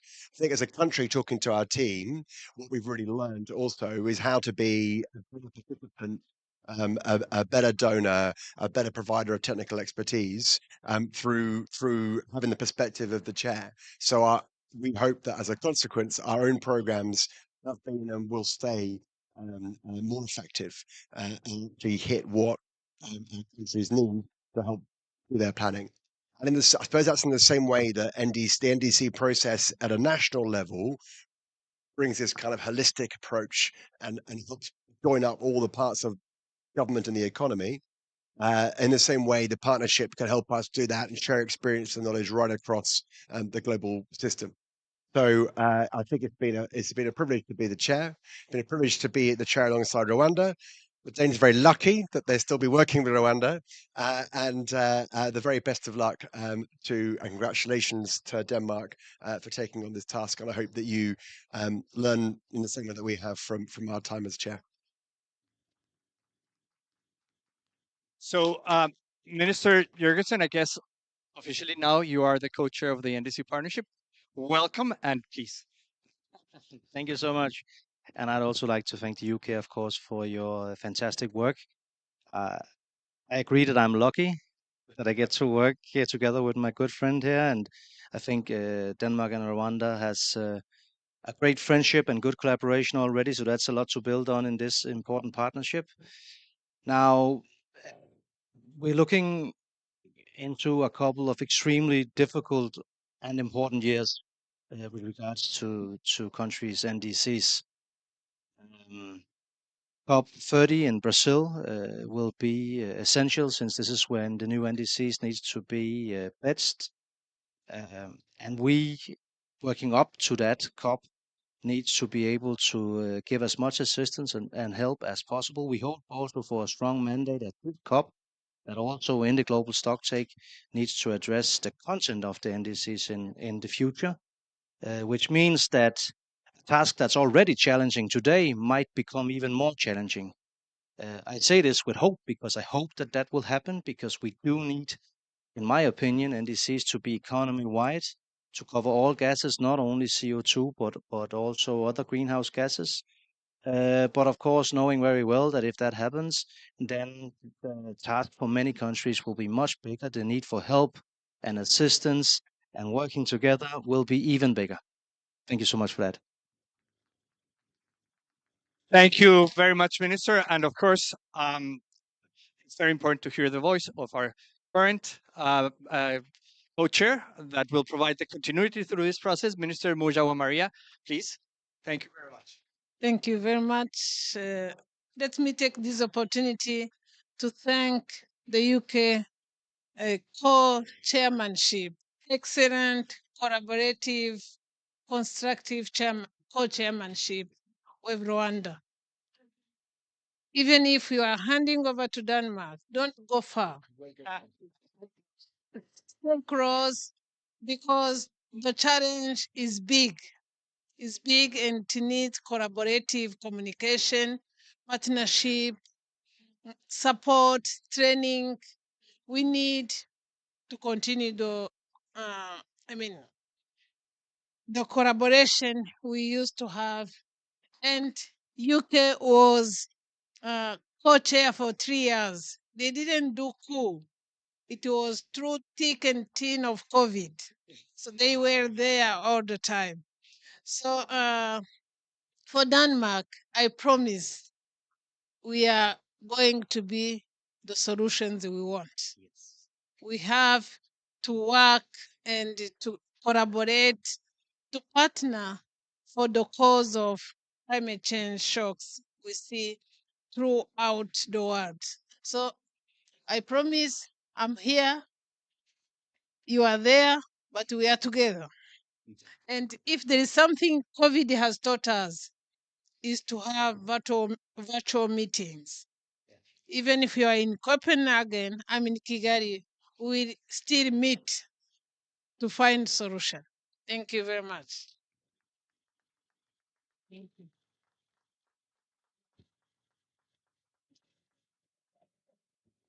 Well, with that, I think that we can close today's event. Thank you very much for joining us and welcome, Minister.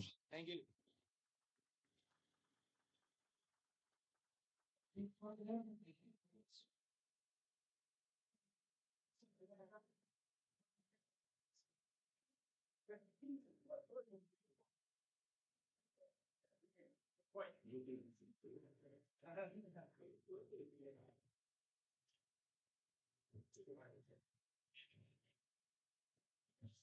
much.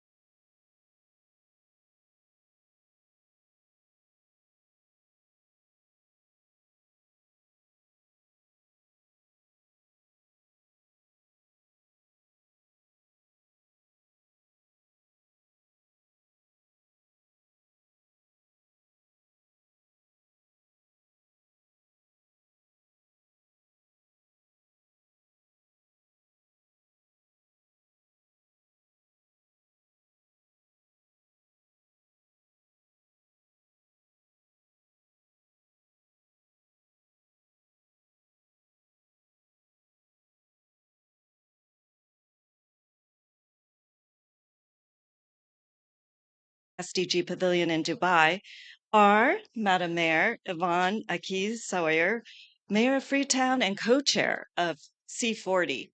We have Dr. Christoph McGlade, head of Energy Supply Unit of the International Energy Agency and the lead author of the World Energy Outlook.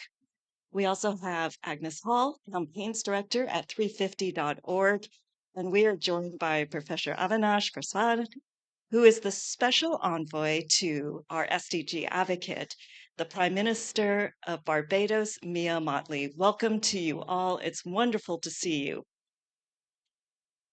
In a few moments, we're going to hear their thoughts on how we can make a difference on the necessary transition to a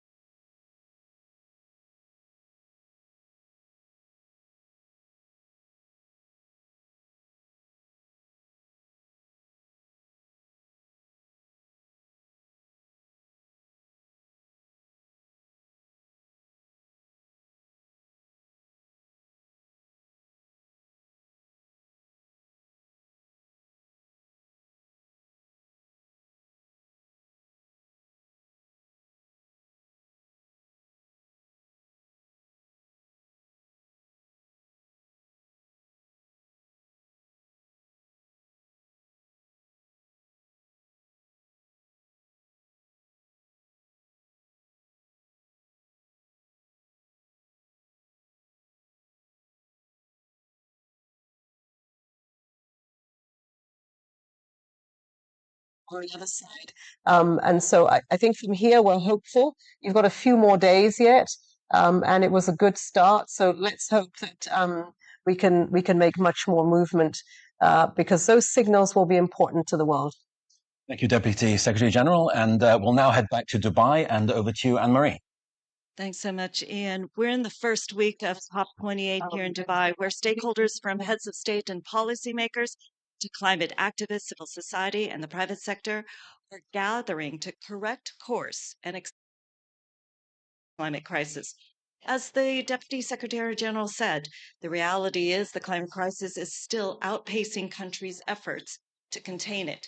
2023 is on course to be the hottest year in human history, impacting millions of lives and wreaking trillions of dollars of damage and destruction around the world. People everywhere expect governments to meet this moment with urgency and ambition it demands, and energy transition is frankly at the heart of the response to the climate crisis. So in this SDG dialogue, we'll discuss energy challenges and how to accelerate a just, inclusive, and equitable energy transition. Together with the DSG and this panel of experts, each of whom has a unique viewpoint to share on the climate crisis, Deputy Secretary General and Ian, please jump in with your questions as we go. But we expect this to be a lively conversation, as has the week been. Leaders and policymakers are definitely wrestling with the practical questions on how to transform energy systems and take fossil fuels out of the equation. In fact, Christoph, let's start with you. The transition to clean energy is happening worldwide. The World Energy Outlook shows that there are set to be almost 10 times as many electric cars, for example, on the road, with new renewables nearing half of the global power mix. Do you think clean energy transition is happening fast enough? And what kind of policies does the world need to keep 1.5 alive? Thank you, Anne-Marie. It's a key topic. We are seeing the clean energy transition happening very, very quickly. It's actually happening significantly faster than many people appreciate today. If we look back just a couple of years ago, 2 years ago, for every 25 cars that were sold, just one of those cars was electric. This year, for every 5 cars that sold, one will be electric. By 2030, for every 1 car that's sold that's an internal combustion engine car, one will be electric. That's a huge change in a very short period of time. We're also seeing great momentum on solar, huge increases in the rates of deployment. And actually, when we put all of these different things together, we are seeing that on the basis of the policies that governments have in place today, that will be sufficient to bring about a peak in each of oil demand, coal demand, and gas demand before the end of this decade. This is the first time we've been looking at energy markets for a very long time, projecting them forwards. This is the first time ever we've seen a peak coming in each of the fossil fuels. Now, that's a good start. Peak is what we need to see happening, but it's very important to see the decline afterwards. And unfortunately, on the basis of today's policies, that decline in fossil fuel use won't be fast enough. So the key things we're looking for in this COP, and we're looking for all governments to come together, is on to pledge a tripling in renewables capacity by 2030 and a doubling in energy efficiency. If we see those 2 things happening, we will have a significant reduction in fossil fuel demand. Many countries are signing up to this. We are seeing an increasing number of countries every single day signing up to this. Hopefully that can be formalized in some of the discussions that are ongoing at the minute. Building on this, Madam Mayor, as a city leader and in the Global South and now the co-chair of C40 globally, how can communities with limited resources bring about a transition to renewable energy? What are the primary challenges in this transition, and what are you particularly tracking at COP this time? Thank you very much. I want to start off by just picking up on what was just said, and in terms of the need for that trebling of investment and the doubling of energy efficiency. And I want to make the point that cities across C40s and outside C40s are already leading the way. So the data we have show that 75% of city governments are cutting their emissions faster than their national governments. And 60% of them are working on transition plans that bring in those renewables. So the first thing I just want to say, just touching on that, is it's really critical if we want to see that peak go down faster. We want to see that us meet the ambition, in order for us to get to where we need to get to deserve 1.5, we need city actions to come in and be supported by government. So at this COP, one of the things we're really thrilled about is the signing of the CHAMPS, the Coalition for High Ambition Multi-Level Partnership, basically asking the governments, national governments, to incorporate city action in their NDCs. And I want to stress on this because if cities are acting and we don't have the collaboration, we then collectively we're not going to get to where we want to get to. So I just wanted to bring that point. And in terms of communities, there's a range, and I think one of the things that's important to recognize when we're talking about communities is that cities are so heterogeneous, and there are many cities, millions of people who are energy deficient. So the question of a transition is actually not the most critical. It's actually access to energy and making sure that energy is renewable. And there's a host of different opportunities for us to have first mover advantage, to leapfrog, not go down the fossil fuel route, and actually bring power, energy to communities by going straight to solar. But the missing piece is finance. I'm going to stop there because I'm conscious that I answered another question before I answered your question. But it's the perfect segue because I'm going to ask Avi to jump in before we go back to New York. Avi, finance. Massive congratulations, Prime Minister Mia Mottley, instrumental on loss and damage, and now we have to get that operationally funded at a higher rate than we're seeing currently. But what is finance, and why is it so important in the renewable energy and a just transition? It's vital, and let me give a different perspective coming from the finance side. So, as DSG said, global stock take is showing that we are off track significantly in aggregate. But if you break it down, there's some countries in which they are on track and renewables are growing quite considerably, and other countries where that's not happening. And the fault line is the cost of capital, because the operational costs of renewables is now very low, in many cases below fossil fuels. They're very capital intensive, and the cost of capital is a huge gulf. A solar farm in Germany, the cost of capital is 4 percentage points. In South Africa, the same solar farm, the same tech, the same power purchase agreement, 14%. And that's why it's not happening in developing countries. And the problem is that that's where the biggest growth in energy demand is going to be. So the energy transformation, if we're going to preserve 1.5 degrees, has to take place in countries which are now the big emitters. 63% of emissions are coming from developing countries. That's going to rise to 80% very quickly. And that's because of the cost of capital. So I think, Paris is set up around ambition, which is the absolute only way it could start. But ambition without finance is empty ambition. And we now need this finance in developing countries. And the main thing we need is an instrument that lowers the cost of capital. And the final point I'd make about this cost of capital is that the majority of this cost of capital is actually a perception problem. So 14% is the cost of capital for a solar farm in South Africa. 12 of that 14% is the cost of capital of lending to the government. It's the currency risk, the country risk. You have to spend 12 percentage points to hedge those risks. But over a long period of time, we find the actual risk, the rand falling, the country risk, default risk, credit risk, it's only 6% per year. You're paying 12, but the actual risk is 6. That gap is a perception of risk. And that gap is blocking the flow of capital to developing countries. That gap is stopping us getting to preserving 1.5 degrees. And we can do that with guarantees around these macro risks. Not guarantees that means that it costs nothing, or it's subsidizing, but we're reducing the perception gap, reducing the excess risk premium. That's what we need to do. And of all the things in the Bridgetown Initiative, that's the thing that's moving slowest. We've got the loss and damage fund. We've got a notion of tripling MDB lending. We've got pause clauses. We've got SDGs rechanneling. We have very little on reducing macro risks in the key developing countries that we need to be fully engaged in the green transformation.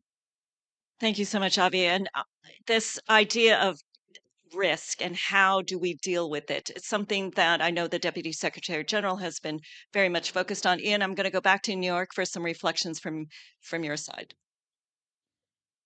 Thank you, Anne-Marie. So DSG, we've heard some encouraging lines from Dubai about the momentum of the conference, but I'm curious about how this translates at the individual level, at the general public level. Yes, there is progress, but at the same time is running out. Is enough being done for this message to trickle down to normal people to change their habits and to be able to change their habits? So I think there's a lot more conversation with the consumer today. I mean, when we look at the emissions that are coming out of China, they are the most that we have on the planet today. But per capita, the consumption in the US is huge. Are we speaking to people as well as governments that you've got to all jump in here and reduce that carbon footprint? But I want to switch back to Avi because I think he was touching the point on governments that probably in some cases have better macroeconomic fundamentals and getting, because of the perception, are getting, charged far more for what we are talking about investments. They're not handouts. Everyone wants this transition for everyone's right to develop. And I think that here we've got to have a very serious conversation when the Secretary General talks about the international financial architecture, the role of the credit rating agencies, the role of the multilateral system in believing and sending those signals that these countries are ripe to invest in. The minute the signals are sent to the markets that these are not safe places to go, investments are not safe, the capacities that we need to ramp up these huge transitions are not there, then you're almost setting everyone up to fail. So I think we have the blue, the green, the turquoise vehicles. We know exactly where we want to go and how. There's no fuel. There's no green fuel, and that green fuel is money. And that has to come to the table, and it has to come quickly. And we know that it can. I mean, we have, governments who turn around on a sixpence with a cause, and billions go out the door on a sixpence. And yet we are here years later after Paris, and we're pulling about 100 billion, or a few billion that goes into the loss and damage fund. Enough is enough. We have a 1.5 degree window to get through, and it's all of us. And in case those that don't believe it's all of us, just look at the science. It's about priorities. Right? It is. Well, it's about power. It's about priorities. It's about justice and equity and solidarity with our humanity. There's a moral compass here that we seem to be throwing away on one side. And I think that we have to have those very honest conversations, and please do that. And I mean, I don't know how many of these will be real in one side of the zone, but as I said, the other side needs to infect the other one. You pass each other in the corridor. I think there has to be a wake-up call, and this has been the largest, frankly, and it's been growing.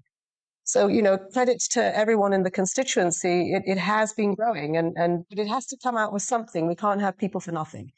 People have got to gather, they've got to deliver. Leaders have got to deliver. Fossil fuel industry has to deliver. And it's got to do it for science behind the 1.5 degrees. Thank you, DSG. And back to Dubai. Thanks, Ian. Thanks, DSG. You just said it's about everyone, and that really segues right into Agnes. How are you able to convince a very large constituency that they are able to make a difference in the climate crisis? Do you think the call to phase out fossil fuels is being heard, and is the transition growing to renewables? Thank you. I think we are experiencing the hottest year on record. We're seeing climate impacts escalating all around the world, and to some degree, people don't need convincing. It's very much a case of we're seeing heat waves, we're seeing droughts, we're seeing cyclones, and it's terrifying. So people are standing up and they are taking action and they are speaking out. And particularly in the face of government inaction, I think that is inspiring people to really lift up their voices and make sure that their demands are being heard. And all of this, in fact, in a world where we're witnessing increasing shrinking of civic space, where it's becoming increasingly harder to speak out safely because of the risks that people face. The other day, we saw the arrest of 7 East Africa activists who are campaigning to stop the East Africa crude oil pipeline. Our former colleague, Hoang Thi Minh Hong in Vietnam, is in jail and has been for over 180 days to date. this is, people are really putting their lives on the line to take action. So it's potentially less so about convincing people rather than giving people pathways to take action and supporting that, that movement and the activists doing that work. And I think people take heart in seeing this action around the world, and it inspires solidarity in other countries. And that's when we see, we're able to see sort of global movement moments. Ahead of this COP, we were able to mobilize in over 64 countries calling for renewable energy and investment in renewable energy. And we had this mobilization, and it was called Power Up, which is, of course, all about moving off fossil fuels and onto renewable energy. And what we're doing now is bringing those voices into the COP. I'm here with my colleagues from the Pacific. And as I said, I'm here with the East Africa Crude Oil Pipeline campaigner. And it's very much about bringing these voices into this space so that, these demands can be heard and that can translate into real action. I think also people are really inspired by the opportunities they see around renewable energy. We know that the solutions are there. And in fact, we know that the money is there. We just need the money to flow in the right direction and into renewables. And so I think, that's also something that people are really sort of putting their weight behind and saying, this is what we want. And I think, to speak to the points that were being made earlier about finance, we need a fully financed transition of fossil fuels that's, I think, full and fast and forever. And we need that investment in renewable energy to really power up our future of clean energy access for everyone, with that strong justice element where people who don't have energy access can get clean energy access. So I think that's also an incredibly important part of the implementation. We set the North Star of the renewable energy target, hopefully get that into the outcome text, the decision text at the end of COP this time, and then we can look at sort of just transition and the implementation of that. I'll stop there. I think you made such good points. Avi, jump in. It's very quickly. I think that this is very much the reason why the UN needs to play an important role in this process, because we need to link the climate change with development very strongly and the SDGs. The cost of adjustment from where we are fossil fuels is going to be most costly. And so that's why we need the finance. The United States of America is the world's largest oil producer, the world's largest oil producer. Canada is one of the largest oil and gas producers. If we can't stop fossil fuels there, and yet we're expecting it to take place where the cost of the transition is so much more expensive, that's a problem. So we really need to think about development and think about finance, because there are huge developmental impacts from these transitions. And I just say that, what was just said, the ingredient that's missing in that case with the US, with Canada, is obviously not finance, it's political will. And that's where we come back to the position that Anna's taken in respect of the activists. It's really, we've gotten to a point, not that we weren't there before, but maybe even more so now that we're tipping points, now that we're seeing, as Antonio Guterres has put it, us being in a position of climate breakdown. That urgency now means we've got to be better at joining the dots. And I think that's one thing that has been positive for me at this COP. The fact that local leaders are here for the first time ever. There's been a local climate ambition summit in the blue zone. And it means, and I think the trick is going to be, can these voices that we have here make it through into the negotiations? And if it doesn't, then what? And I think we don't have the luxury of if it doesn't. And this is why I come back to the position of the national determined contributions, because at the moment it's been government speak. What we're proposing with CHAMP, and what 64 governments have signed up to, including Canada and the US, is that they will allow city actions, city interventions to be documented. And that immediately begins to address some of the reluctance, because city leaders so far seem to be willing to go further than their national governments. And we've seen where cities lead and countries follow, often in so many instances. Christophe, before I send it over back to New York, would you like to jump in here? Yes, just very quickly, because I think there is sometimes a perception out there. We sometimes hear arguments that there is a trade-off that has to be made between sustainable development and climate action. And we need to make it very clear that is not the case. There are 750 million people, more than that, who don't have access to electricity today. There's 2.5 billion people who don't have access to clean cooking, so they rely on wood. It's incredibly polluting. It's a huge cause of premature deaths. And what we know is it's completely possible to have universal access to energy by 2030. So for both of those numbers to be zero in 2030, while getting on track for 1.5 degrees. There is no need for a trade-off between us. Money. Technology may be there in my city. We know the technology is not there. Is there? We don't have the money to finance it. So Another dimension, because many of these things appear voluntary, but from a developing country, it becomes mandatory. So let us say we say yes to an ambition that we're going to get there. We're going to find that the next day we go to the World Bank and ask for a loan. They say you're not eligible for that loan because you haven't hit your ambition. So we have to be very careful about to make sure that these ambitions are financed. And so there is a trade-off if they're not financed. So let's get the finance there and remove that trade-off. be fair for me not to mention I can't even go to the World Bank on my own because the World Bank will say I only work through the national government. So we have an infrastructure challenge in terms of the financial markets and the financial infrastructure to ensure that these ambitions can be achieved. On that note, let me send it back over to New York. DSG and Ian, your reflections. Well, I often put myself in the head of a young person growing into this world, and you listen to these arguments and you think, but it's so obvious what needs to happen. Do you feel that those people's voices are being heard and that governments will listen to them and ultimately they will have to change? Because this isn't just a matter of human survival, it's also their political survival, right? Well, I think young people's voice has been heard loud and clear at COP, and it's being amplified more and more.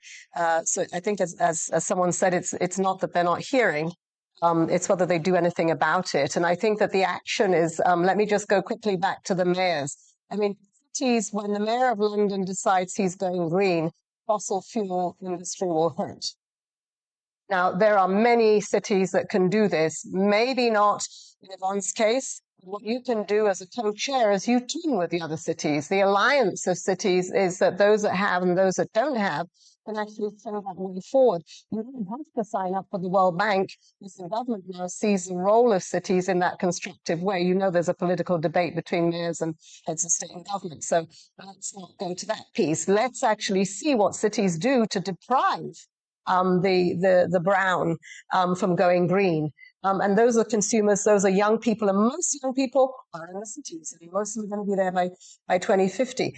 And I do want to go back to this whole injustice piece, because today we are finding that we are in the developing world being held to a much higher standard than those who have polluted and we have the least to do with. That's what Avi's saying. And I think that sense of injustice is creating a deficit of trust. And this can only not all go well for the world when we're trying to bring everyone together. So I think those issues as well, young people are the best to see that. They feel injustices, but I think we have to articulate them much more. That when I'm being asked for an energy transition in Africa, and yet I'm not being given the resources for it, and see that, you know, it's not just an energy transition, it's women, it's youth without hope, it's the sustainable development agenda. So I think, you know, no silos, let's do all of this together. It is huge, but we can do it. And as I said earlier, the billions to trillions are clearly there. We've seen them to fuel wars, to fuel things they shouldn't be fueling. Absolutely. Back to Dubai. So this has been an incredibly lively conversation, and I think we're finding those words and the voices that we need to take this forward and make sure that it gets into those outcome documents that then we can point to and make the commitments into action. Before we close, we have a tradition. One word you're feeling right now at COP. Agnes? Hopeful. Optimistic.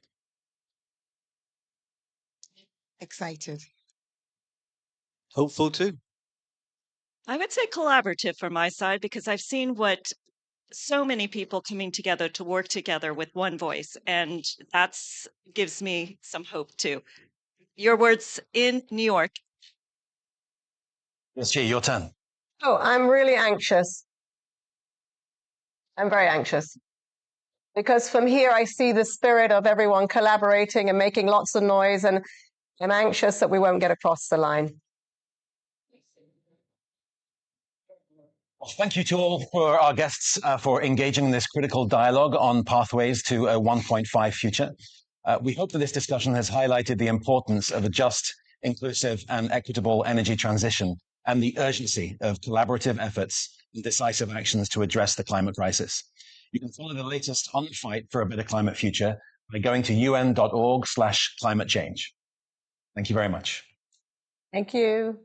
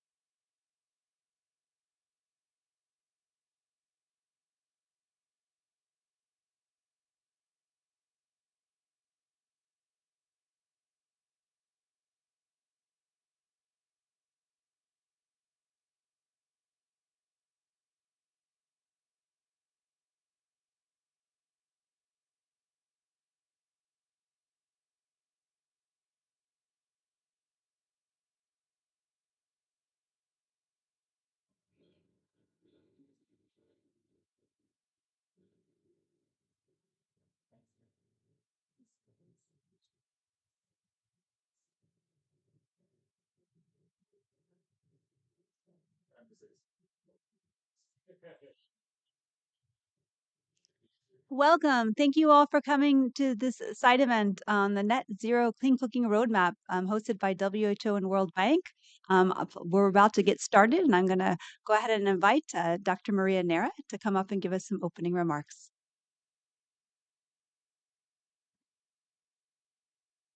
Thank you, Heather, and thank you all, and thank you those who are online listening what is happening in Dubai on a very exciting moment where I think this is very relevant. A couple of days ago, as you probably know, for the first time ever, we have health finally at the heart of the conversations of the negotiations because we have the first ever health day at a COP.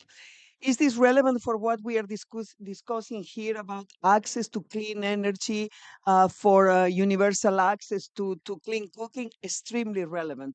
Because what we are trying to say is to make sure that everybody understand that everything related to energy, access to clean energy for cooking, for living, for heating, for lightening, for electrifying our healthcare facilities is extremely relevant for health. The fact that we don't have clean energy around is responsible for more than 7 million deaths every year due to this air polluted that we are breathing. And this is a reality as well in our household, at the household level, where people is still cooking using very old and polluting ways of cooking using charcoal or using other means. And this is something that has to change. We cannot afford to keep people at the household level, which is the place where we should be the safer place. And they are still inhaling this horrible pollution resulting for their way of cooking. I will be a little bit provocative to start this discussion by saying that I think we need to move from the description of the clean cooking to something that will describe a little bit better what we are trying to achieve, which is a non-polluting cooking.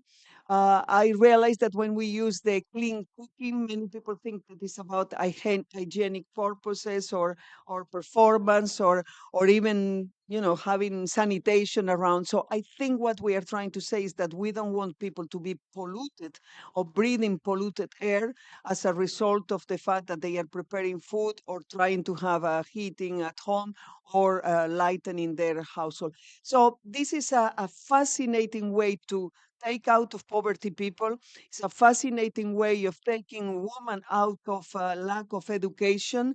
Is a fascinating way to contribute to the gender agenda. And it's a fascinating way, of course, to ensure that we will reduce all of those million deaths that are caused by the bad quality of the air we breathe. With all of those arguments, I'm just asking myself, how can be possible that we are not advancing even quicker in all of this that is very logic and is just a question of human rights as well. From WHO, you know how much we are engaged on this and how much we want to advance. We want to take these women and children out of this polluted environment.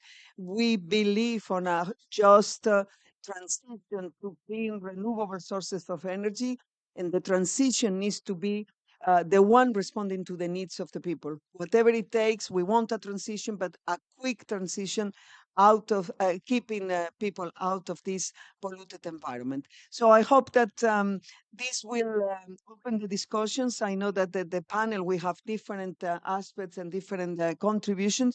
But as I say, it's absolutely unacceptable that in 2023 we still need to fight for people not to cook like in the Stone Age on an open fire and with charcoal. This should be definitely out of our agendas as soon as possible, and accelerating this transition will be a very strong way, powerful way to protect the health of our people. So thank you very much for inviting me, and over to you, moderator, for I'm sure a very successful session. Thank you.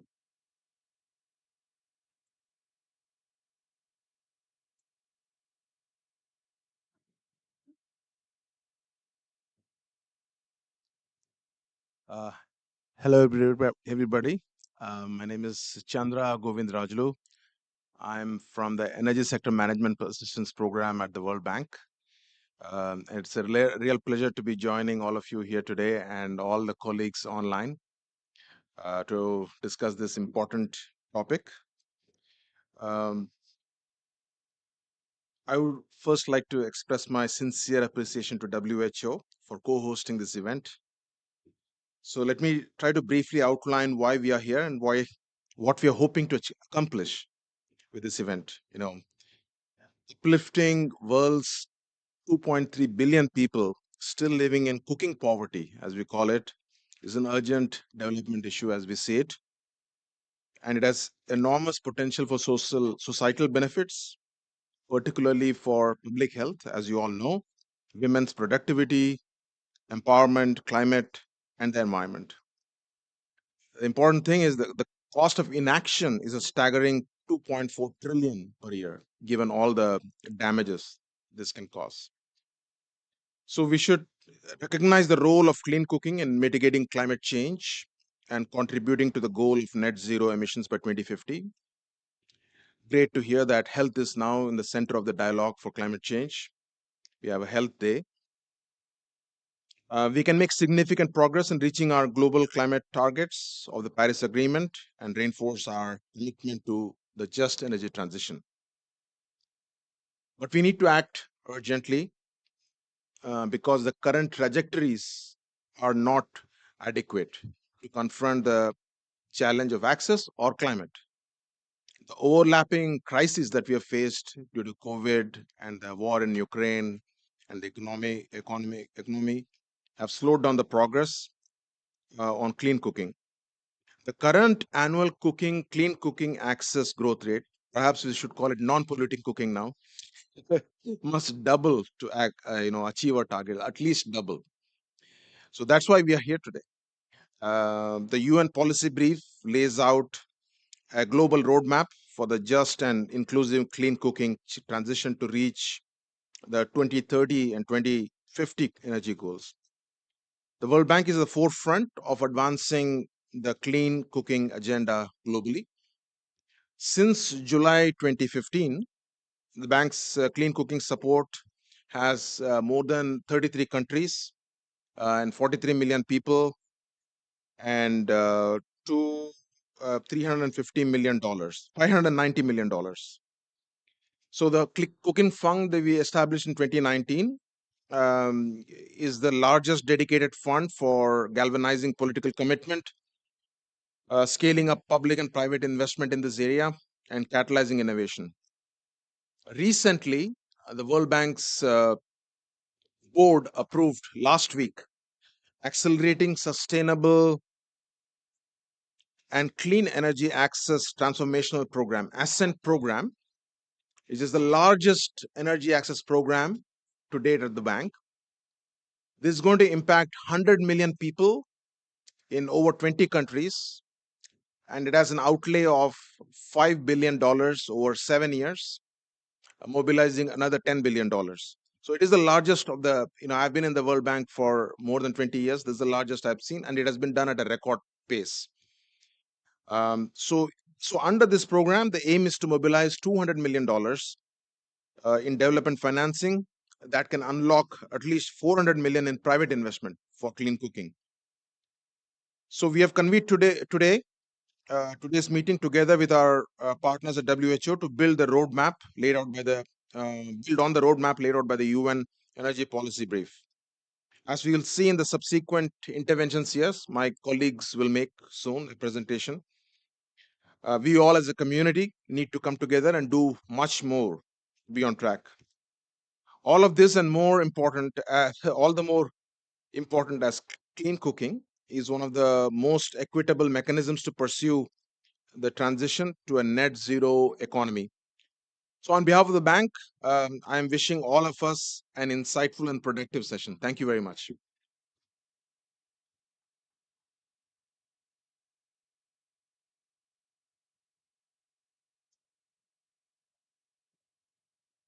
Thank you for those wonderful opening remarks from Dr. Nera and Dr. Chandra. Now I'd like to go ahead and give a brief technical presentation. I have my colleague Michelle from the World Bank online. She's leading the Clean Cooking program at World Bank ESMAP. So will this be a bit of a joint presentation? We want to give you a bit of a snapshot of what this net zero clean cooking roadmap is all about and what it says. And then we're going to hear from our panelists. We have a nice set of panelists to really show how this can impact their work. So in light of time, we'll be a bit quicker than as we're behind already. So we'll go ahead and get started.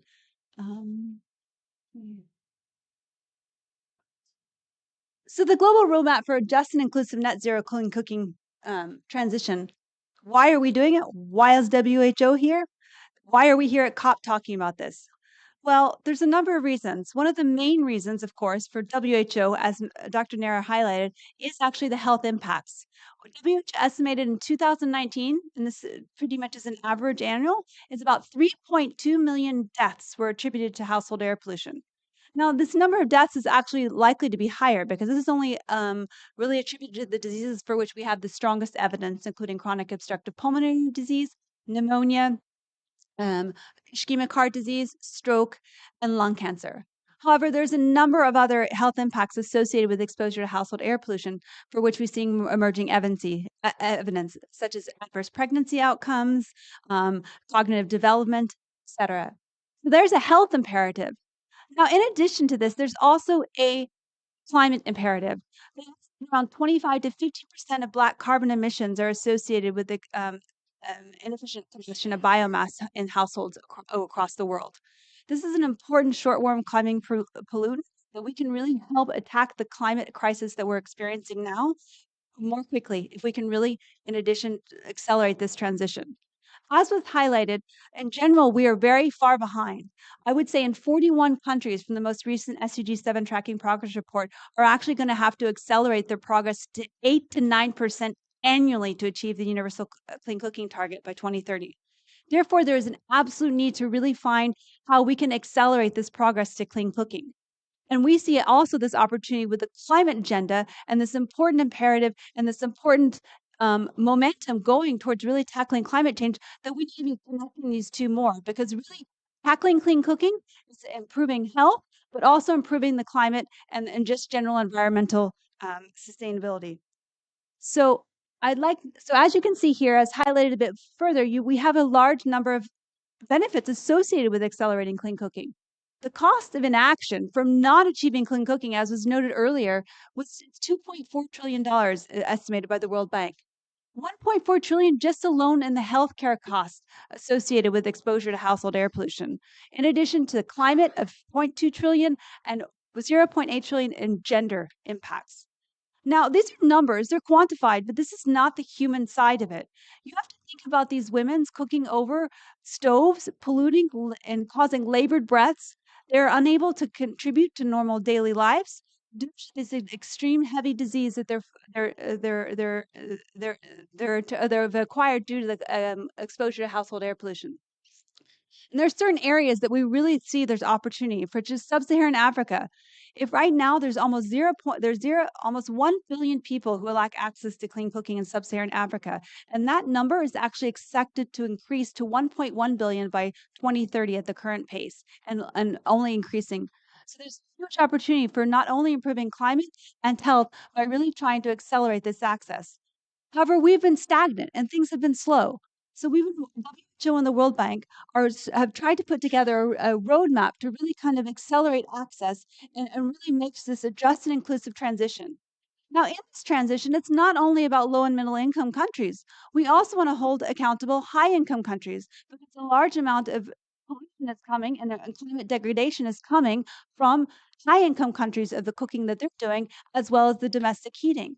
So this is an important just and inclusive part because we're really going to try to hold accountable high income countries for making a just transition by 2050. So now I'd like to hand over to Michelle from the World Bank, who's online, to give us a little bit more details about this. Over to you, Michelle. Thank you very much. So, as Heather said, we were looking on people, and the model we built was basically on following a people-centered energy access approach and address the common facts of fuel and stove stacking this global map. This is the use of the multi-shares framework for cooking. This is important because it takes in account these 60 dimensions to actual access to the final service and benefits of clean cooking. It takes account exposure, efficiency, convenience, availability, safety, and affordability. So that's the multidimensional approach that we're taking account on this complex issue to build this roadmap. Next slide, please. In this context, we have different milestones to align the access of clean cooking and the objectives of the Paris Agreement. So the first key milestone, that's 2030, it's eliminating cooking poverty and achieving universal access to clean cooking in alignment with SDG 7 target. To achieve the 2030 target, the share of population mainly cooking with electricity, LPG, and biogas, ethanol, solar, and other clean fuel or improved cooking solutions need to increase from 48% to 65%, with an intermediate benchmark of 52% reached by 2025. Additionally, the share of the people mainly use improved cooking solutions like low emission biomass stove, tiers 3 or better, need to increase from 15% to 35%. This means that between 2022 and 2030, the pace of clean cook expansion needs to increase from annual growth of 2% to 4.7%. That's the main challenge, and it's why it's important to keep the goal and our perspective in 2030. It's so important because we need to have this milestone. Moreover, advancing clean cooking access and delivering on the Paris Agreement are inflexible in linking. Universal access to clean cooking is an integral part of transition to a just net zero emission energy system. So it's necessary to consider the further milestones. The milestone 2, which the achieve universal cooking with max and accelerate the decarbonization of cooking fuel by 2040. Achieve these targets means that the population primarily use improved cook solution in 2030 must fulfill transition to the exclusively the use of max by 2040. Currently, stepped up efforts will be needed to replace LPG, natural gas with renewable electricity, bio-LPG, green hydrogen, and other renewables cooking fuels, such as ethanol. So it is the second milestone. The third milestone is when we are going the direction of 2050. The objective here is to achieve the net zero emission target, which will require significant efforts to decarbonize the entire energy value chain, including production, distribution, and etc. And between 2020 based year and 2050, the emissions of CO2 equivalent produced through the generation of electricity, LPG, and natural gas will need to be reduced by upwards of 9% to a net zero cooking footprint. Next slide, please.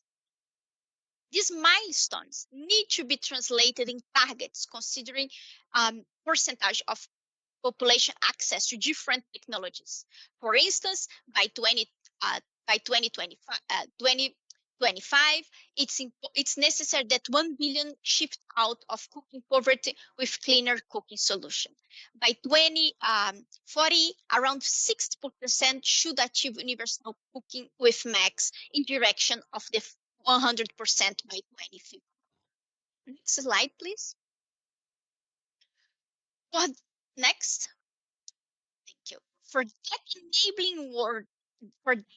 enabling world's poor to cook with modern foods and technology and lift them from cooking poverty, it's urgent development issue and require urgent action. And some recommendations of action are here. One is the mobilization of political commitment at the highest level. Second, governments should strengthen and achieve clean cooking targets in the energy and climate policies. Third, national governments should integrate cooking energy demand in their energy planning and strategic development and translate it into near-term trajectories and action plans. Fourth, country-specific pathways and roadmaps are needed to guide this transition. Fifth, environmental A dramatic scale up in public finance is needed to leverage private finance for clean cooking. And last but not least, climate finance can play a key role in making clean cooking investment financially valuable if if it's carefully managed. So next slide. With that, I thank you very much for the opportunity to present the roadmap. Thank you, Michelle. And just because we cannot do it alone, World Bank and WHO, this is a global problem that really needs a variety of partners. We really look forward now to hearing to some panelists and how they can really help push this forward and how they're going to push, and we can really see the net zero clean cooking, just and inclusive clean cooking transition happen on the ground. Thanks.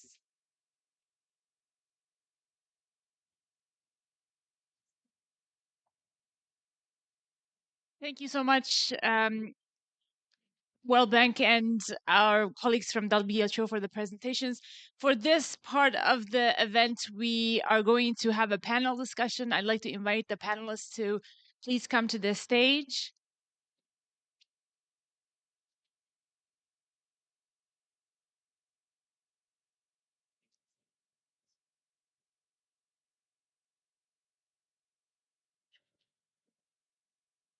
Excellent. Thank you so much for joining me. My name is Bahar Sayedi, and I am a senior Sustainable Development Officer at DESA, and I have the pleasure of moderating this discussion. So let me briefly present our panelists. I have with me Mr. Bhushan Tuladar. He's the Chief of Party USAID Clean Air from Nepal. Mr. Dr. Michael Johnson, Technical Director from the Berkeley Air Monitoring Group. Welcome. And Mr. Duccio Tenti. He is the energy team leader from UNDP Rome Center for Climate Action and Energy Transition. Welcome to all of you. So let me start with Bhushan. The question here is from the Nepalese perspective, can you describe your experiences towards achieving universal access to clean cooking? What are some of the challenges? What are some of the opportunities? And what are some of the strategies that you have applied to connect this conversation around clean cooking to health and climate and the whole movement towards the net zero? Thank you. First of all, I'm glad that the title says just and inclusive cooking. So it's not just about climate, it's not just about health, it's about human rights. And Maria also mentioned it earlier that it is just unfair that in 2023 we're still discussing this. And that frustration is there in Nepal as well, I think. Right? We've been talking about clean cooking since 1950s. Improved stoves have been introduced. And even today, the last census said that, which was basically 2 years ago, 2021 census said that more than 50% of the households still rely on solid biomass fuels, 51% on wood and 3% more on dung and so on. That is frustrating. But at the same time, if you look at previous census, which was 10 years earlier, 2011, that number, total number, was 75%. It's gone down to 54%. So that is encouraging. And if you look at why did that happen in 10 years, we went down from 75% or so, 75 something to 54%, partly because government priority and government action, partly because market forces. It's just that LPG is now available in many villages. So the use of LPG has gone to 44%. So that has really increased. And also access to electricity. Now 98% of households in Nepal have access to electricity, either on grid or off grid. Okay, and with that comes access to electric cooking. And in Nepal, believe it or not, it's cheaper to cook with electricity than LPG. The problem is cheaper to cook with wood, especially if it's freely available. And Nepal, one of our commitments to Paris, declaration was we'll keep 45% of our land as forests. So we do have a lot of forest. We do have a lot of people living nearby forests, and they will continue to harvest firewood from forests and use that. So that is a challenge. So as we move forward, one is that economic challenge. Two is social challenge. People just not aware that this is linked with human rights or health or so on. And three is just a supply of electricity, although it's there, 98% I said, but still reliable and affordable electricity is still a challenge. So I think if you look at our journey, it's been mixed, right? There's been some frustrations, there's been some good things that have happened, but moving forward, I think there's a lot of optimism out there. We feel that we're going to end this pretty soon. Excellent. Thank you. Ending on optimistic side. So let me turn to Michael. From the perspective of short-lived climate pollutants, SLCPs, how does promoting clean cooking solutions contribute to the global goal of net zero emissions by 2050? Yeah, great question. And Heather kind of teed this up when she was giving a talk mentioning that up to 50% of the anthropogenic black carbon emissions come from household energy. Right? That's a huge chunk. And black carbon's been attributed to about 10% of the global warming to date. So it's a big slice of the pie that we need to deal with. And we're not going to be able to deal with that unless we deal with clean cooking, right? The other part of this is that transition to net zero in 2050, it matters how we get there. And this is about that just transition. And when we look at the different types of pollutants, we absolutely need to decarbonize our economies. That has to happen, right? But in the short term, there are things that we can do that benefit people more than just simple decarbonization. And one of those is eliminating uh, sectors that have BC rich emissions, right? Because those have the greatest co-benefits. So when you look at clean cooking, and especially in areas that are ecologically sensitive, like Nepal, where you're close to glaciers, the Arctic, other locations, reducing black carbon has a lot of co-benefits. And again, going back to Nepal, it's not just about um, climate benefit, but when you are reducing black carbon emissions, you're also not altering your monsoon seasons. There's a energy and agricultural security and food security all being impacted by those emissions. So, that journey to net zero at 2050, it does matter how we get there. And if we address those SLCPs, especially black carbon in the short term, that's going to benefit us in ways that are important for that just transition with lots of co-benefits. Thank you, Michael. And I think what you mentioned is very much in line with Maria said about we need to change the way we refer to clean cooking, non-polluting cooking. That really talks about black carbon, and this is what you're talking about. That we have to look at that side of the cooking issue as well. Now, Duccio, over to you. Both panelists mentioned just an inclusive cooking transition. How does that impact local communities, um, issues such as gender equality, livelihoods, and other development goals from the UNDP perspective and the work that you're doing on the ground? All right. No. Yeah, it works. Yeah. Okay. No. Thank you very much, actually, for inviting for this very interesting panel.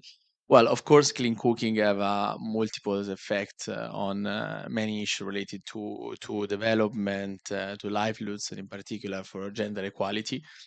And of course, it can have a extremely huge impact when it comes to gender and the release of women and girls. When it comes to the positive effects of clean cooking, for sure, like research have demonstrated that clean cooking technologies is linked to women's ability to secure paid employment and exercise a control over households' financial decision, and this is very important. Secondly, clean cooking value chain is also become an important labor opportunity for women and girls. And another important thing is that, of course, cooking is a sector where women are highly represented, and therefore investing in those sector is a game changer that can bring absolutely many opportunities. Yes. Excellent. Thank you for highlighting the clear link between um, cooking solutions and development goals such as gender equality. Now, let me turn again to Bhushan. When we look at the sort of the strategies that Nepal has applied for clean cooking, is there a difference between urban and rural areas? And what lessons can we learn from the experience of Nepal vis-a-vis that? Um, yes, there's a difference, but at the same time, what we need to realize is the line between urban and rural is becoming increasingly very blurred, right? and especially now with urbanization happening at a very rapid pace. Um, it's almost, we used to be known as a very rural country. Now, in 2/3 of the people live in urban areas. So that is decreasing. And plus, with access to markets in rural communities, so the economy is also changing significantly. So what Nepal has done right now is that we've decided to leapfrog, right? We're not going to go from tier 1 to tier 2 to tier 3 to tier 4. It's electric cooking. And that's what our NDC says, 25% of the households are doing electric cooking by 2030. And of course, we would like to have all houses doing electric cooking. Now, yes, there are challenges going with it, right? Supply of reliable, affordable electricity definitely is one of them. Supply of cooking utensils, if you want to do induction cooking, separate utensils are required, and also human resources to manage that. That's a challenge. So traditionally, what has happened is in rural areas, we've been promoting improved cook stoves, or even biogas stoves. There are more than 400,000 households with biogas, home biogas digesters, which has worked well. But one thing that we've realized is that the community, the society is changing very rapidly with urbanization, with migration happening. A lot of, if you look at UAE, there are a lot of Nepalese workers here in the Middle East. So, which means that they're sending money back home, and now they can probably afford an electric stove. So that change in socioeconomic patterns in the society would mean that this now strategy of going electric could work, and could work very fast. And now, like I said, 90% electric houses have electricity. The plan is to have it to 100% by in 2 years. There's plenty of electricity supply. We used to have a lot of load shedding before, not anymore. So hopefully that grid will also improve to support that. Next, what we need is the market to support that, products as in stoves and other products there, and human resources to fill in. Just like how LPG took off, I think electric cooking can take off as well. And strategically, the government has said that.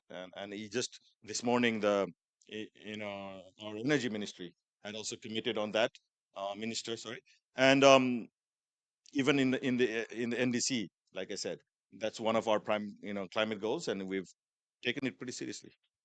That's very encouraging to hear that the changing dynamics in the society are actually causing a positive ripple effect vis-a-vis this issue of urban versus rural, and the lines are becoming, the gap is not widening, and it's the opposite. Opportunities are reaching the rural areas more than expected. And of course, the issue of cooking being included in the NECs, this is a great news that deserves a celebration in many ways. We are looking for those great examples to highlight. So we will remember Nepal's NDC and the issue of cooking being included in that. Now, Michael, this next question for you is about data and technology. So, what kind of data and technologies are needed to track our progress and effectively mobilize climate finance and investment to support universal access to clean cooking and the net zero targets of the Paris Agreement? Yeah, I love a data question. Excellent. Um, it, I think there's also a really good segue there with the NDCs as well, because countries that are including clean cooking programs in their NDCs are going to need to track that. And right now, countries can kind of propose their own methods, and that's okay. But it's also a little bit of a wild west if you think about it. If every country has their own MRV system, their own monitoring, reporting, verification system.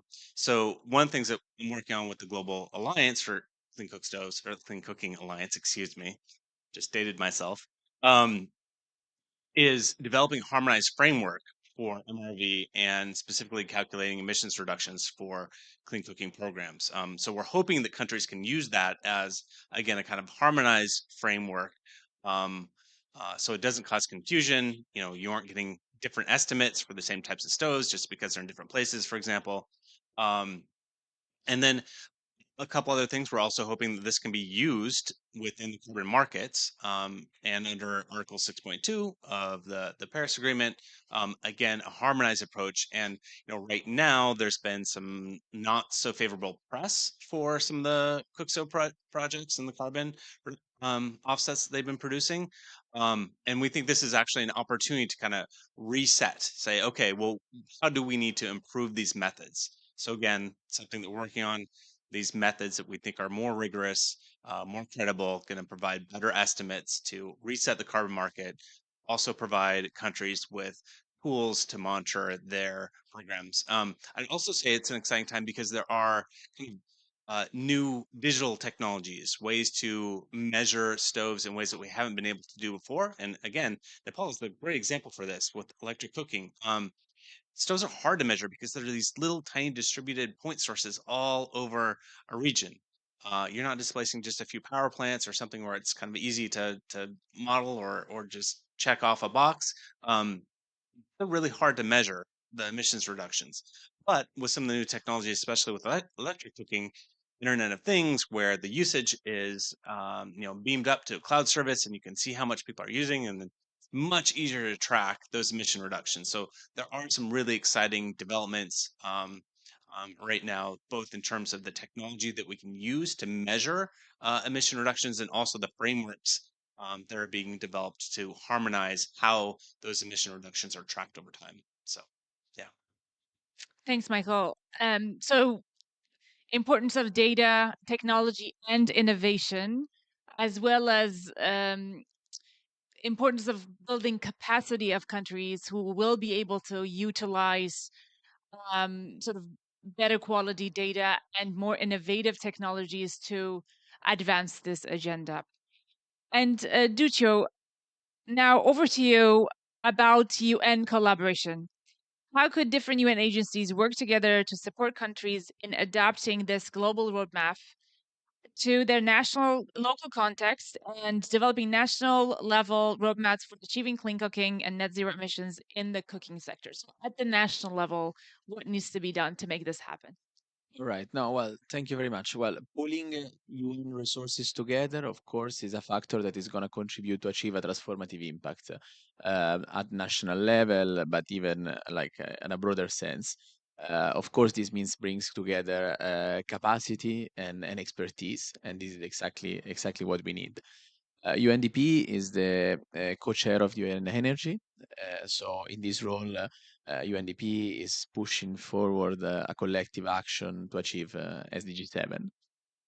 When it comes to like this sort of pooling resources to achieve this common objective, from an energy perspective, UNDP is very much engaged in the field of energy access that has to be treated not in a silos, but as an enabler for further development. Of course, there's the issue related to building solid partnership. That is the only way to achieve this impact that we are envisaged. And when it comes to clean cooking, I'm sorry to see that this topic is still underrepresented in such, let's say, high political fora that then at the end are the one entitled to give that push and that direction that we have to take. And in that sense, we really have to work on advocating to bring really high clean cooking in the political agenda. And I'm looking, for instance, at the upcoming G7 presidency of Italy, where actually I really see good work of the International Energy Agency, for instance, accrediting to the G7 presidency to push forward clean cooking into the agenda. And I think that we definitely need on this topic this sort of political commitment to make things happening on the ground. Excellent. Thank you so much. I think we have reached the end of our panel discussion. To conclude, I'd like each of you to say very briefly one key message that you would like the audience to leave here with. Michael, you first. Yeah, I'd probably go back to the idea that how we get to net zero is really important. There are different pathways, and doing it pathways that produce the most co-benefits in terms of health and that just transition with hitting as many SDGs as we can along the way. We really need to prioritize those pathways. Clean cooking because A, it's human rights, particularly right of women and children is associated with it. Clean cooking because, as you said, there are so many co-benefits associated with it that you it's almost a no-brainer. And third, it's a low-hanging fruit, and that's where the SCLPs come in as well. So there are so many things going for it. Let's invest in it. That when it comes to energy transition, there's no silver bullet, and obviously clean cooking has to be part of the solution, especially on an issue that is so anchored to the development of a country. Excellent. Thank you so much. This was a very informative panel. And in closing, I will not attempt to summarize all the great points that were made. But from our perspective at UNDESA, first of all, first message that we've heard here is that clean cooking is critical to both development and the climate agenda. And without it, um, we cannot reach the Paris goals. We cannot achieve the SDG 7. So scale up action on that is critical. Secondly, there are a number of opportunities to seize to raise the importance of this issue to the political level. And I think Maria, our colleagues from the World Bank, Heather, had been very active in putting this on top of the agenda. So health being in the center of discussions here at this COP is an entry point on this. Next year, there will be a global stocktake on SDG 7. This is a mandated sort of event by the General Assembly where all the sort of targets of the SDG 7 will be reviewed. There's an opportunity to say, look, we're really behind on this one. We have to get moving, or we cannot achieve the entire 2030 agenda or the climate goals. And thirdly, I join my colleague Lucio here to say that UN has a role to play. Of course, we look forward to continued leadership from the World Bank and WHO on this topic, and from UNDESA as the Secretariat of UN Energy. We are more than committed to do our part and to do what is needed to push this forward. So thank you so much to all of you for joining the discussion, and to our hosts, World Bank and WHO. Thank you, colleagues.